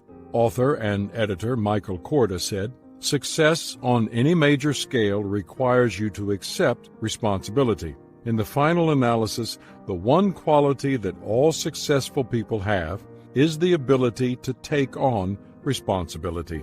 If you desire success, make responsibility your choice." The strength of responsibility. We live in a culture that overvalues talent and undervalues responsibility. If you doubt that, then examine the way we treat our athletes. When athletes are in high school and college, their reckless or irresponsible acts are often overlooked in proportion to the talent they display on the court or playing field. What a disservice to them. Responsibility actually strengthens talent and increases the opportunity for long-term success. Here is how it helps. 1. Responsibility provides the foundation of success. Sociology professor Tony Campolo points out the importance of having a strong sense of responsibility, especially in a culture like ours that values freedom. Of the American system, he wrote, "While I think it lays down the principles that make for the best political system ever devised, the Constitution has one basic flaw. It clearly delineates the Bill of Rights, but it nowhere states a Bill of Responsibilities. Government that ensures people of their rights but fails to clearly spell out their responsibilities fails to call them to be the kind of people God wants them to be." I agree wholeheartedly with Campolo's call for responsibility. In fact, for years I've taught leaders that as they move up the ladder and take on greater responsibility, their rights actually decrease. Leadership requires sacrifice, and while taking on responsibility is also a sacrifice, it is one that brings tremendous rewards. I once had the opportunity to spend time on the aircraft carrier USS Enterprise. I received a tour of the ship and listened to many officers explain the various tasks and functions of the 5,500 people on board the ship. What struck me was that the officers' messages had a common theme. They talked about the importance of their area to the overall mission of the ship, and how the responsibility for those functions was shouldered by a bunch of 19-year-old sailors. The officers made these statements with pride. One officer told me about leading a former gang member under his command. The young man had been given the choice of jail or the Navy. The troubled youth became an effective part of the team and was then the leader of his squad. His proudest moments in the military, this officer said, came from helping troubled kids to succeed. What turned kids into productive citizens and troublemakers into leaders? Responsibility. When they entered the service, they became immersed in a culture of responsibility. That culture demanded that they act accordingly, that they become responsible and productive. When people respond to a call for responsibility by giving their best, good things happen. The young men and women I met had made the choice to embrace responsibility, and it was creating success for them in the military. It will continue to provide a foundation for their success in the coming years, no matter what they do. 2. Responsibility, handled correctly, leads to more responsibility. Years ago, the editor of the Bellefontaine, Ohio Examiner, Jean Marine, sent a new sports reporter to cover a big game. The reporter returned to the paper with no report. "Where's the story?" asked Marine. "No report," replied the reporter. "What?" growled Marine. "And why not?" "No game." "No game? What happened?" quizzed the editor. "The stadium collapsed." "Then where's the report on the collapse of the stadium?" demanded Marine. "That wasn't my assignment, sir." People who handle their responsibilities well get the opportunity to handle additional responsibilities. Those who don't. 3. Responsibility maximizes ability and opportunity. During the Major League Baseball players' strike of 1994, many trading card manufacturers found themselves in a tough spot. Pinnacle Brands, however, was determined not to lay off any of its employees. Yet the company had to make some changes to be able to pay everyone until business picked up again. So, what did management do? Place the responsibility on the workers for finding ways to replace the $40 million in lost revenue. CEO Jerry Meyer told his employees, "I'm not going to save your jobs. You're going to save your jobs. You know what you can change and what you can do differently." The people did not let themselves down. A custodian reported that the company spent $50,000 on sodas for conference rooms, an expense that was cut. A finance department worker found a way to streamline trademark searches that saved the company $100,000. A PR manager signed a deal to distribute pins at the Olympics, generating $20 million. In the end, Pinnacle was the only one of the top trading card manufacturers that didn't lay off workers during the baseball strike. Responsibility has value, not just in hard times, but at all times. It increases our abilities to give us opportunities. One reason it does is that it causes us to take action, to make things happen.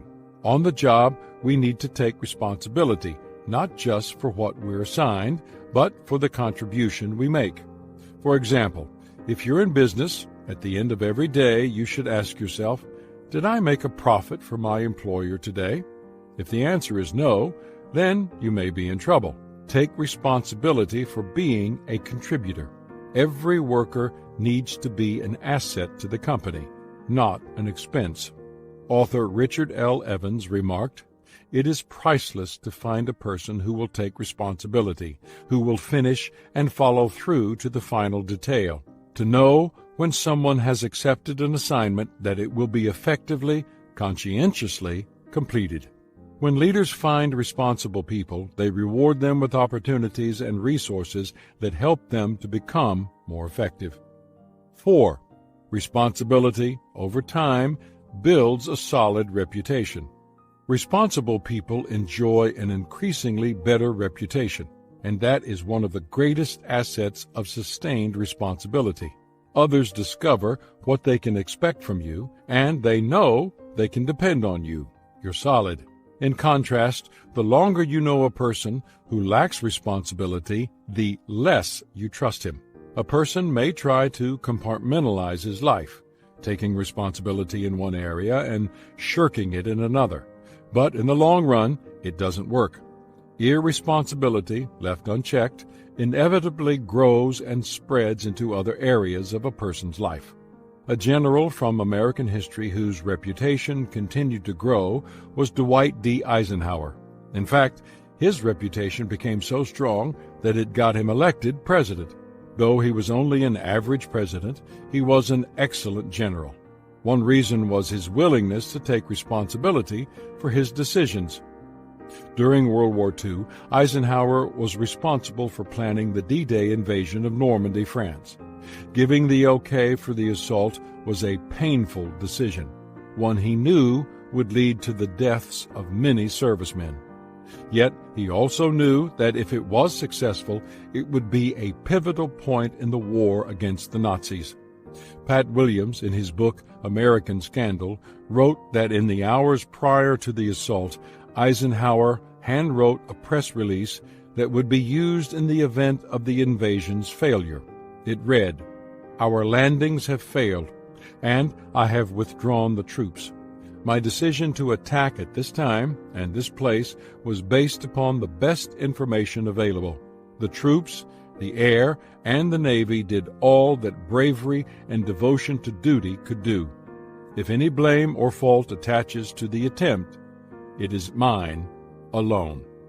Eisenhower had determined that he would take responsibility for whatever happened. That mindset earned the admiration of his fellow officers, his soldiers, and citizens alike. If you want others to trust you, to give you greater opportunities and resources to develop and strengthen your talent, and to partner with you, then embrace responsibility and practice it faithfully in every area of your life. Responsibility in action. There's no way for me to know your personal history in regard to responsibility. Maybe assuming responsibility has been a problem for you, or you may have a strong sense of responsibility and you never drop the ball. Either way, please review the following steps to help you become more successful when it comes to responsibility. 1. Start wherever you are. Greek philosopher Aristotle observed, "We become what we are as persons by the decisions that we ourselves make." Each time we make a responsible decision, you become a more responsible person. Even if your track record hasn't been good up to now, you can change. Successful people take personal responsibility for their actions and their attitudes. They show responsibility, the ability to choose a correct response no matter what situation they face. Responsibility is always a choice, and only you can make it. If being responsible has not been one of your strengths, then start small. You can't start from any place other than where you are. I think you'll find that when it comes to responsibility, the best helping hand you will ever find is at the end of your arm. 2. Choose your friends wisely. Since I've devoted an entire chapter to relationships and how they influence talent, I don't need to say very much here. Heed the advice of trainer and consultant Kevin Eikenberry, who says, "Look carefully at the closest associations in your life, for that is the direction you are heading." If you have started your journey on the road to responsibility, just make sure that you have the right traveling companions. You will find it difficult or impossible to be responsible when you spend most of your time with irresponsible people. 3. Stop blaming others. The sales manager for a dog food company asked his sales team how they liked the company's new advertising program. "Great," they replied, "the best in the business." "What do you think of the product?" he asked. "Fantastic," they replied. "How about the sales force?" he asked. They were the sales force, so of course they responded positively, saying they were the best. "Okay then," the manager asked. "So if we have the best brand, the best packaging, the best advertising program, and the best sales force, why are we in 17th place in our industry?" After an awkward silence, one of the salesmen stated, "It's those darn dogs. They just won't eat the stuff." If you want to be successful, you need to stop blaming others, take a good look in the mirror, and take responsibility for your own life. Oprah Winfrey says, "My philosophy is that not only are you responsible for your life, but doing the best at this moment puts you in the best place for the next moment." Ron French of the Gannett News Service wrote that failing to take responsibility has become pervasive in America. Ducking responsibility has become an American pastime. We all have learned to play the blame game, where the 7 deadly sins are acceptable syndromes and criminals are victims. From lifelong smokers suing tobacco companies to students rationalizing cheating, we've become a nation of whiners and crybabies. It's part of the American character nowadays, says Charles Sykes, author of A Nation of Victims. We've gone from a society of people who were self-reliant to a people who inherently refuse to accept responsibility. People who think others are responsible for their situation assign the blame to various individuals, institutions, or entities. Some fault society or the times. Some point at the system or the man. Criminals serving time in prison are notorious for blaming others and declaring their innocence. Others rail against the previous generation as the cause of their problems. But do you know why?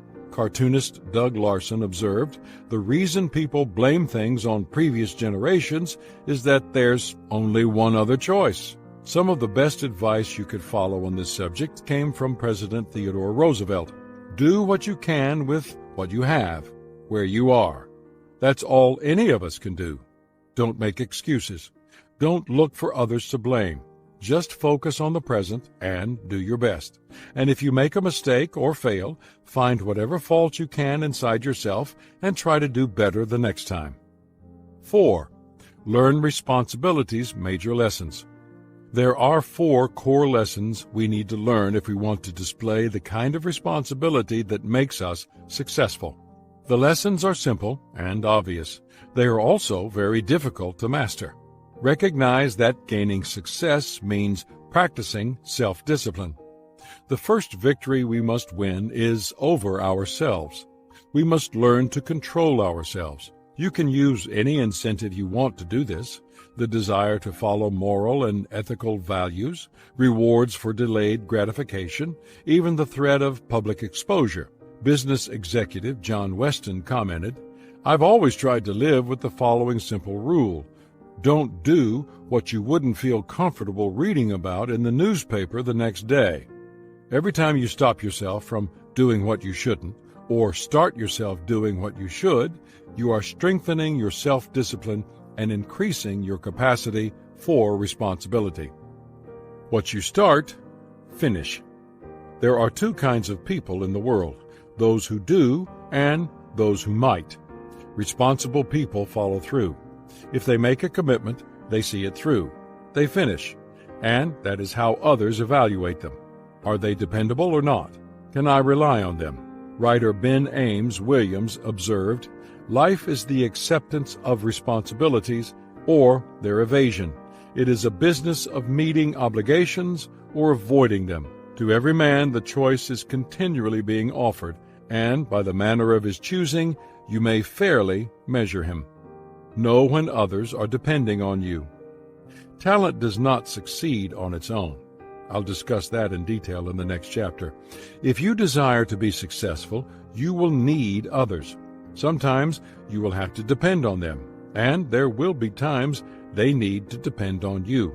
In my book, The 17 Indisputable Laws of Teamwork, I wrote about the law of accountability, which says teammates must be able to count on each other when it counts. The first step in making yourself the kind of person others can depend on is being dependable. The second is taking the focus off yourself and becoming aware that others are depending on you. Having the intention to be responsible isn't enough. Your actions need to come through. Don't expect others to step in for you. The following challenge was issued to the 1992 graduating class of the University of South Carolina by Alexander M. Saunders, Jr., Chief Judge of the South Carolina Court of Appeals. As responsibility is passed to your hands, it will not do, as you live the rest of your life, to assume that someone else will bear the major burdens, that someone else will demonstrate the key convictions, that someone else will run for office, that someone else will take care of the poor, that someone else will visit the sick, protect civil rights, enforce the law, preserve culture, transmit value, maintain civilization, and defend freedom. You must never forget that what you do not value will not be valued, that what you do not remember will not be remembered, that what you do not change will not be changed, that what you do not do will not be done. You can, if you will, craft a society whose leaders, business and political, are less obsessed with the need for money. It is not really a question of what to do, but simply the will to do it. Many people sit back and wait for someone else to step up and take responsibility. Sometimes that is because of weak character, laziness, lack of resolve, and so on. But more often, it comes from poor judgment or low self-esteem.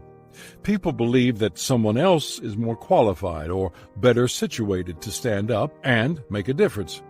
But the truth is that most of the people who make a difference do so not because they are the best for the job, but because they decided to try. 5. Make tough decisions and stand by them. When he was mayor of New York City, Rudy Giuliani kept a sign on his desk that stated, "I'm responsible." In his book, Leadership, he wrote, "Throughout my career, I've maintained that accountability, the idea that people who work for me are answerable to those we work for, is the cornerstone, and this starts with me. Nothing builds confidence in a leader more than the willingness to take responsibility for what happens during his watch." One might add that nothing builds a stronger case for holding employees to a high standard than a boss who holds himself to an even higher one. This is true in any organization, but it's particularly true in government. That mindset served him well during the crisis of 9/11 in 2001. He had to make many tough decisions very quickly, and whether they were right or wrong, he stood by them. His tough-minded responsibility coupled with strong leadership served the people well during that difficult time. President Abraham Lincoln said, "You cannot escape the responsibility of tomorrow by evading it today. Easy decisions make us look good, but making tough ones and taking ownership of them makes us better." 6. Live beyond yourself. There is one more aspect of responsibility that I want to share with you.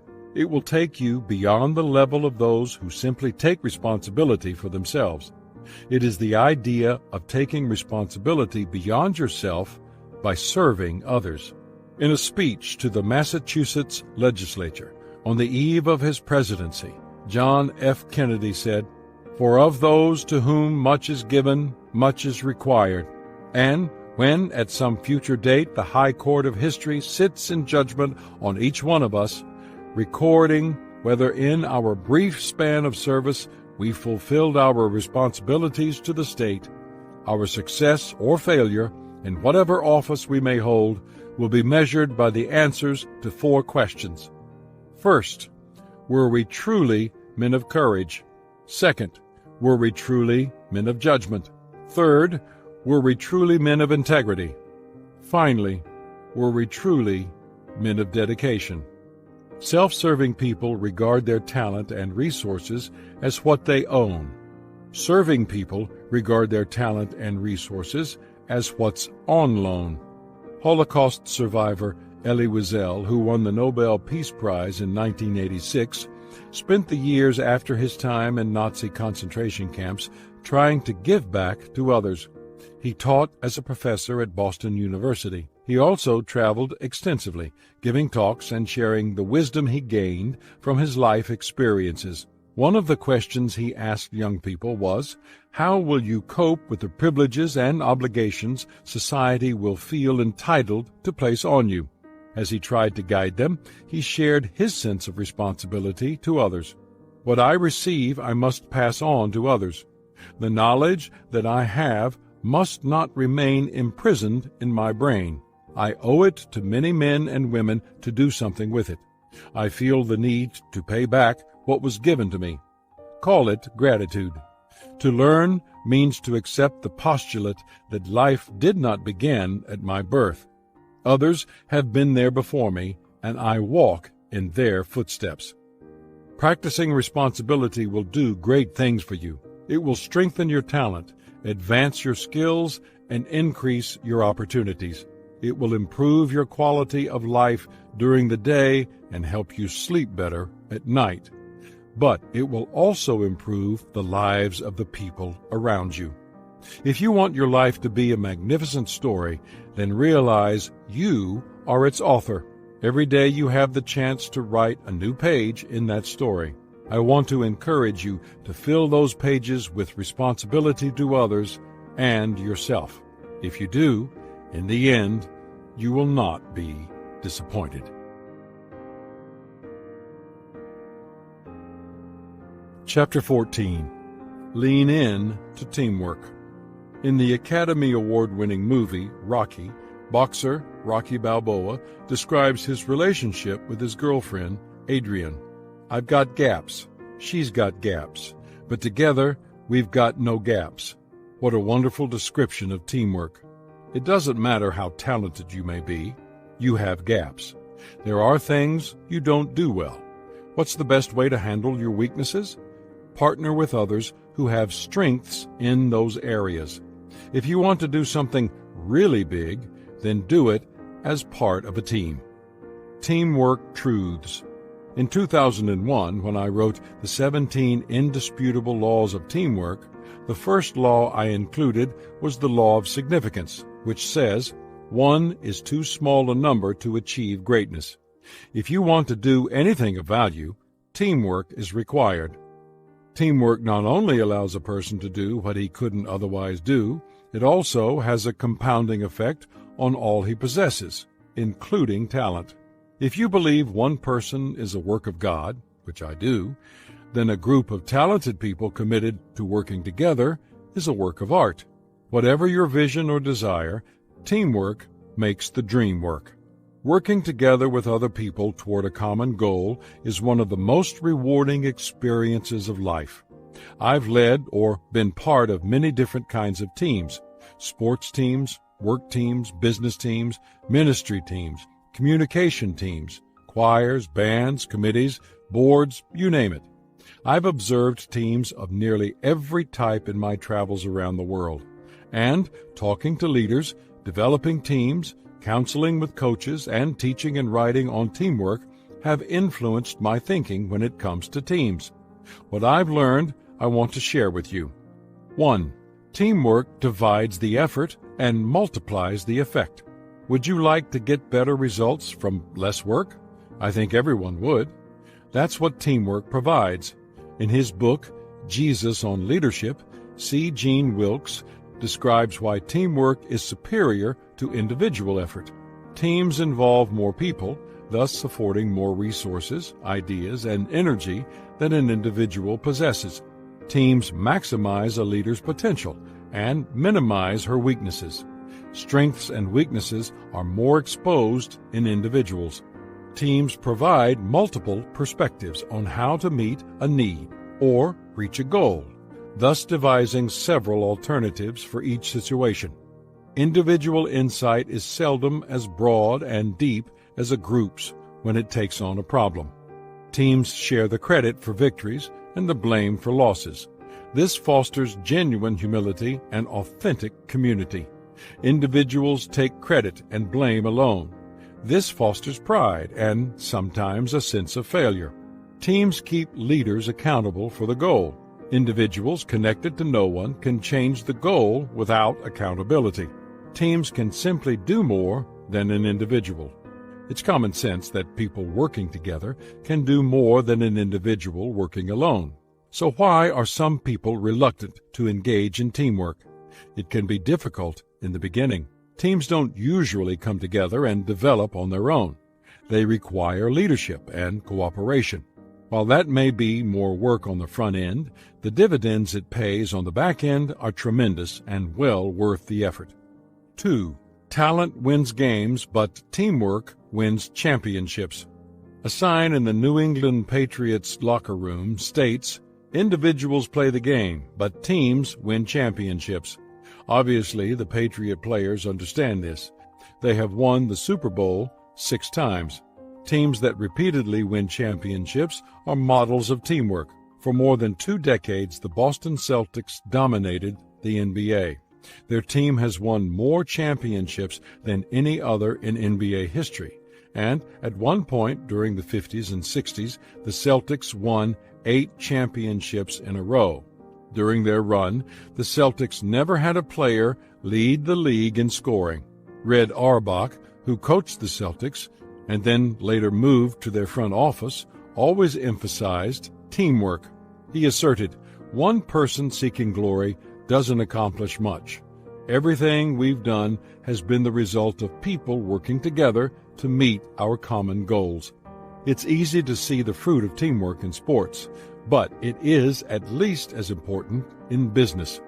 Harold S. Janine, who was director, president, and CEO of ITT for 20 years, observed, "The essence of leadership is the ability to inspire others to work together as a team, to stretch for a common objective. If you want to perform at the highest possible level, you need to be a part of a team." 3. Teamwork is not about you. The Harvard Business School recognizes a team as a small number of people with complementary skills who are committed to a common purpose, performance goals, and approach for which they hold themselves mutually accountable. Getting those people to work together is sometimes a challenge. It requires good leadership, and the more talented the team members, the better the leadership that is needed. The true measure of team leadership is not getting people to work. Neither is it getting people to work hard. The true measure of a leader is getting people to work hard together. All great teams are the result of their players making decisions based on what's best for the rest. That's true in sports, business, the military, and volunteer organizations. And it's true at every level, from the part-time support person to the coach or CEO. The best leaders also put their team first. C. Gene Wilkes observes, "Team leaders genuinely believe they do not have all the answers, so they do not insist on providing them. They believe they do not need to make all key decisions, so they do not do so. They believe they cannot succeed without the combined contributions of all the other members of the team to a common end.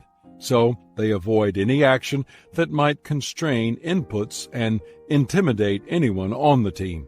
Ego is not their predominant concern." Highly talented teams possess players with strong egos. One secret of successful teamwork is converting individual ego into team confidence, individual sacrifice, and synergy. Pat Riley, NBA champion coach, says, "Teamwork requires that everyone's efforts flow in a single direction. Feelings of significance happen when a team's energy takes on a life of its own." 4. Great teams create community. All effective teams create an environment where relationships grow and teammates become connected to one another. To use a term that is currently popular, they create a sense of community. That environment of community is based on trust. Little can be accomplished without it. On good teams, trust is a non-negotiable. On winning teams, players extend trust to one another. Initially, that is a risk because their trust can be violated and they can be hurt. At the same time that they are giving trust freely, they conduct themselves in such a way to earn trust from others. They hold themselves to a high standard. When everyone gives freely and bonds of trust develop and are tested over time, players begin to have faith in one another. They believe that the person next to them will act with consistency, keep commitments, maintain confidences, and support others. The stronger the sense of community becomes, the greater their potential to work together. Developing a sense of community in a team does not mean there is no conflict. All teams experience disagreements. All relationships have tension, but you can work them out. When a team shares a strong sense of community, team members can resolve conflicts without dissolving relationships. 5. Adding value to others adds value to you. My husband and I have a very happy marriage, a woman bragged. There's nothing I wouldn't do for him, and there's nothing he wouldn't do for me. And that's the way we go through life, doing nothing for each other. That kind of attitude is a certain road to disaster for any team, including a married couple. Too often, people join a team for their personal benefit. They want a supporting cast so that they can be the star. But that attitude hurts the team. When even the most talented person has a mind to serve, special things can happen. Former NBA great Magic Johnson paraphrased John F. Kennedy when he stated, "Ask not what your teammates can do for you, ask what you can do for your teammates." That wasn't just talk for Johnson. Over the course of his career with the Los Angeles Lakers, he started in every position during championship games to help his team. U.S. President Woodrow Wilson asserted, "You are not here merely to make a living. You are here in order to enable the world to live more amply, with greater vision, with a finer spirit of hope and achievement. You are here to enrich the world, and you impoverish yourself if you forget that errand." People who take advantage of others inevitably fail in business and relationships. If you desire to succeed, then live by these 4 simple words: add value to others. That philosophy will take you far. How to lean in to teamwork. All talented people have a choice to make: do their own thing and get all the credit, or do the team thing and share it. My observation is that not only do talented people accomplish more when working with others, but they are also more fulfilled than those who go it alone. My hope is that you choose teamwork over solo efforts. If that is your desire, then do the following. 1. Buy into the law of significance. Earlier in this chapter, I mentioned the law of significance from the 17 indisputable laws of teamwork. 1 is too small a number to achieve greatness. In 2002, when I was teaching on the laws, I challenged members of the audience of 10,000, name one person in the history of mankind who, alone, without the help of anyone, made a significant impact on civilization. A voice from the crowd yelled, "Charles Lindbergh. He crossed the Atlantic Ocean in a plane by himself." The crowd cheered. "That's true," I responded, and the crowd cheered louder, thinking I had been stumped. "But did you know," I continued, "that Ryan Aeronautical Engineering designed and built the plane? Did you know that 10 millionaires financed the trip?" The crowd exploded. "Are there any more suggestions?" I asked. I want to give you the same challenge. Think of any significant accomplishment that appears to be a solo act. Then do some research, and you will find that others worked with the individuals or supported them so that they could do what they did. No one does anything significant on his own. 1 is too small a number to achieve greatness. If you buy into that idea, then you will embrace the concept of teamwork, and that will be the foundation upon which you multiply your talent and take it to the highest level. 2. Include a team in your dream. Journalist and radio host Rex Murphy asserts, "The successful attainment of a dream is a cart and horse affair. Without a team of horses, a cart full of dreams can go nowhere." Teamwork gives you the best opportunity to turn your vision into reality. The greater the vision, the more need there is for a good team.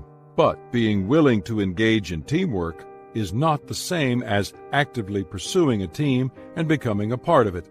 To succeed, you need to get on a team and find your best place in it. That may be as its leader, or it may not. Rudy Giuliani says, "In reality, a leader must understand that success is best achieved through teamwork. From the moment you are put into a leadership position, you must demonstrate ultimate humility.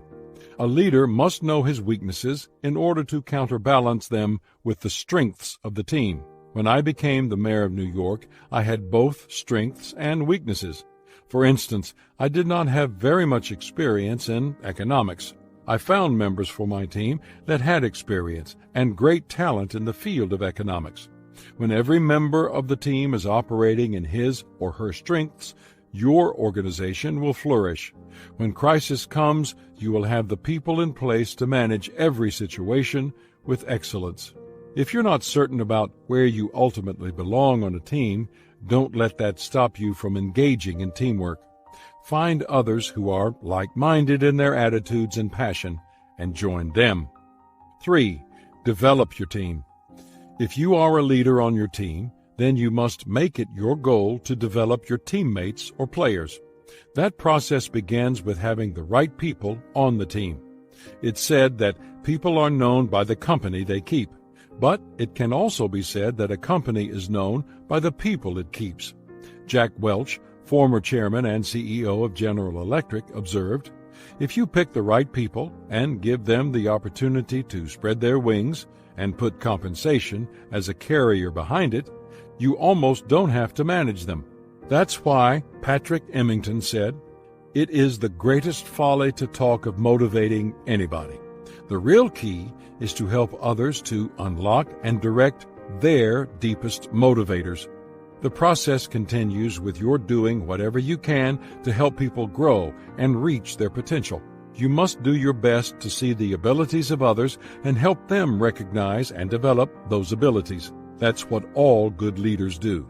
They don't just become successful, they help others become successful. 4. Give the credit for success to the team. The final step to becoming a success in the area of teamwork is to give as much of the credit as you can to the people on the team. In his book, Good to Great, Jim Collins points out that the leaders of the best organizations, what he calls Level 5 leaders, are characterized by humility and a tendency to avoid the spotlight. Does that mean those leaders aren't talented? Of course not. Does it mean they have no egos? No. It means they recognize that everyone on the team is important, and they understand that people do better work and do it with greater effort when they are recognized for their contribution. If you consider what top leaders and former CEOs have said about this, you'll recognize a pattern. If I were to put someone on the front cover of Business Week or Fortune, it would be the person who heads up our research organization, not me. Or I would put a team of people on the cover. Ray Gilmartin, Merck. I haven't done this, created the company's turnaround. It's been 280,000 people who have done it. We took a change in focus, a change in preoccupation, and a great talented group of people and changed the company. Lou Gerstner, IBM. It's amazing what you can do when you don't seek all the credit. I find nothing is really one person's idea. Dan Tooley, Merrill Lynch. We have 68,000 employees. With a company this size, I'm not running the business. My job is to create the environment that enables people to leverage each other beyond their own individual capabilities. Walter Shipley, Citibank. If you want to help your team go further and help team members sharpen their talent and maximize their potential, when things don't go well, take more than your fair share of the blame. And when things go well, give all the credit away. One person who captured my attention was Bono, singer for the rock band U2. I must admit I was fairly late in discovering him. His music wasn't really my cup of tea, but his passion, leadership, and activism really impressed me. In 2005, he was named a Person of the Year by Time magazine, along with Bill and Melinda Gates. There's no doubting Bono's talent. His success in the musical world is obvious. He has penned many hit songs, and U2, which has been together for more than 40 years, is one of the most successful bands in history. Together, the band members have sold approximately 180 million albums. Bono has expanded his efforts beyond the world of music. He has become an advocate for African aid and economic development. And he's not just a celebrity lending his name to a cause. Senator Rick Santorum said of him, "Bono understands the issues better than 99% of the members of Congress." And Bono has relentlessly worked at partnering with other people to further the causes he's passionate about. He has met with heads of state, economists, industry leaders, celebrities, anyone who has the potential to add value to the people he desires to help. Where did Bono learn to rely on others, to be part of a team and enlist the aid of others? Rock stars are supposed to be self-absorbed, iconoclastic, isolated, and indifferent to others. That is what happens to many famous people, and it's the reason many music groups don't stay together. Bono comments, "There's moments when people are so lost in their own selves, the demands of their own life, that it's very hard to be a band. People want to be lords of their own domain. I mean, everybody, as they get older, rids the room of argument. You see it in your family.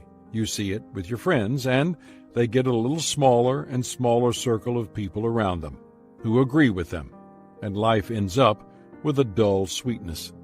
What is Bono's secret after having been a rock star for more than 25 years? He learned teamwork in the band. Bono recognizes his need for others and, in fact, says he can't imagine having been a solo artist. He admits, "The thing that'll make you less and less able to realize your potential is a room that's empty of argument, and I would be terrified to be on my own as a solo singer, not to have a band to argue with. I mean, I surround myself with argument, and a band, a family of very spunky kids, and a wife who's smarter than anyone. I've got a lot of very smart friends, a whole extended family of them. You're as good as the arguments you get." So, maybe the reason why the band hasn't split up is that people might get this, that even though they're only 1/4 of you two, they're more than they would be if they were one whole of something else. I certainly feel that way. I can't think of a better way to say it myself. A talented person who is part of a team and in the right place on the right team becomes more than he ever could on his own. That's what it means to be a success. Key Points and Life Lessons from Success is a Choice by John C. Maxwell. 1. Mindset matters. Success begins with cultivating a positive and growth-oriented mindset. Your beliefs and attitudes play a significant role in shaping your actions and outcomes. 2. Intentional choices. Success is not accidental, it results from purposeful and deliberate choices. Take responsibility for your decisions and understand that you have the power to shape your own destiny. 3. Embrace failure. Failure is not the end, it is an opportunity to learn, grow, and improve. Embrace failure as a stepping stone towards success and use it as a valuable feedback mechanism. 4. Persistence and resilience. The path to success is often fraught with challenges and setbacks. Cultivate resilience and keep moving forward despite obstacles. Your ability to persevere is crucial in achieving your goals. 5. Personal growth and development. Continuously invest in your personal growth and development. Acquire new skills, expand your knowledge, and seek self-improvement to unlock your full potential. 6. Authentic leadership. True leadership is not about titles, it is about influence and the ability to inspire others. Lead with authenticity, integrity, and empathy to build trust and loyalty. 7. Meaningful relationships. Success is not solely about personal achievement, it is also about nurturing meaningful relationships with others. Cultivate strong connections and collaborate with like-minded individuals. 8. Time management. Effectively manage your time and prioritize tasks that align with your goals. Avoid distractions and focus on activities that contribute to your success. 9. Overcoming fear. Fear can be paralyzing, but it is essential to confront and overcome it. Step out of your comfort zone and take calculated risks to grow and achieve your aspirations. 10. Adaptability and flexibility. In a rapidly changing world, being adaptable and flexible is crucial. Embrace change and see it as an opportunity to evolve and thrive. 11. Positive habits. Success is built on positive habits and consistent actions. Develop daily routines that support your goals and help you stay disciplined. 12. Mentorship and learning from others. Seek out mentors and learn from the experiences of successful individuals. Their guidance can provide invaluable insights and shortcuts to success.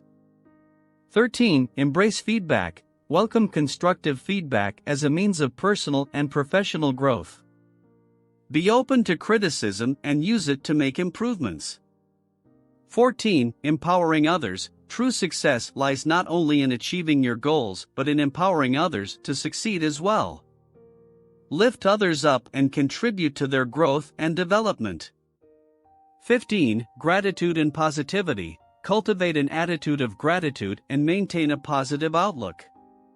Gratefulness attracts more positivity and opens doors to new opportunities.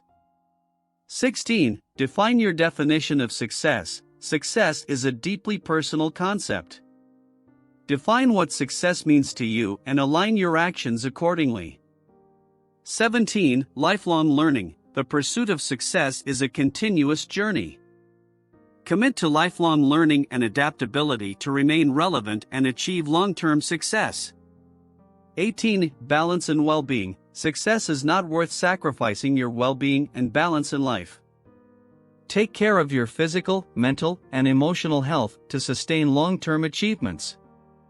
Success is a Choice by John C. Maxwell serves as a profound guide, urging readers to take charge of their destinies and embrace the power of choice to achieve remarkable success and fulfillment in all aspects of life.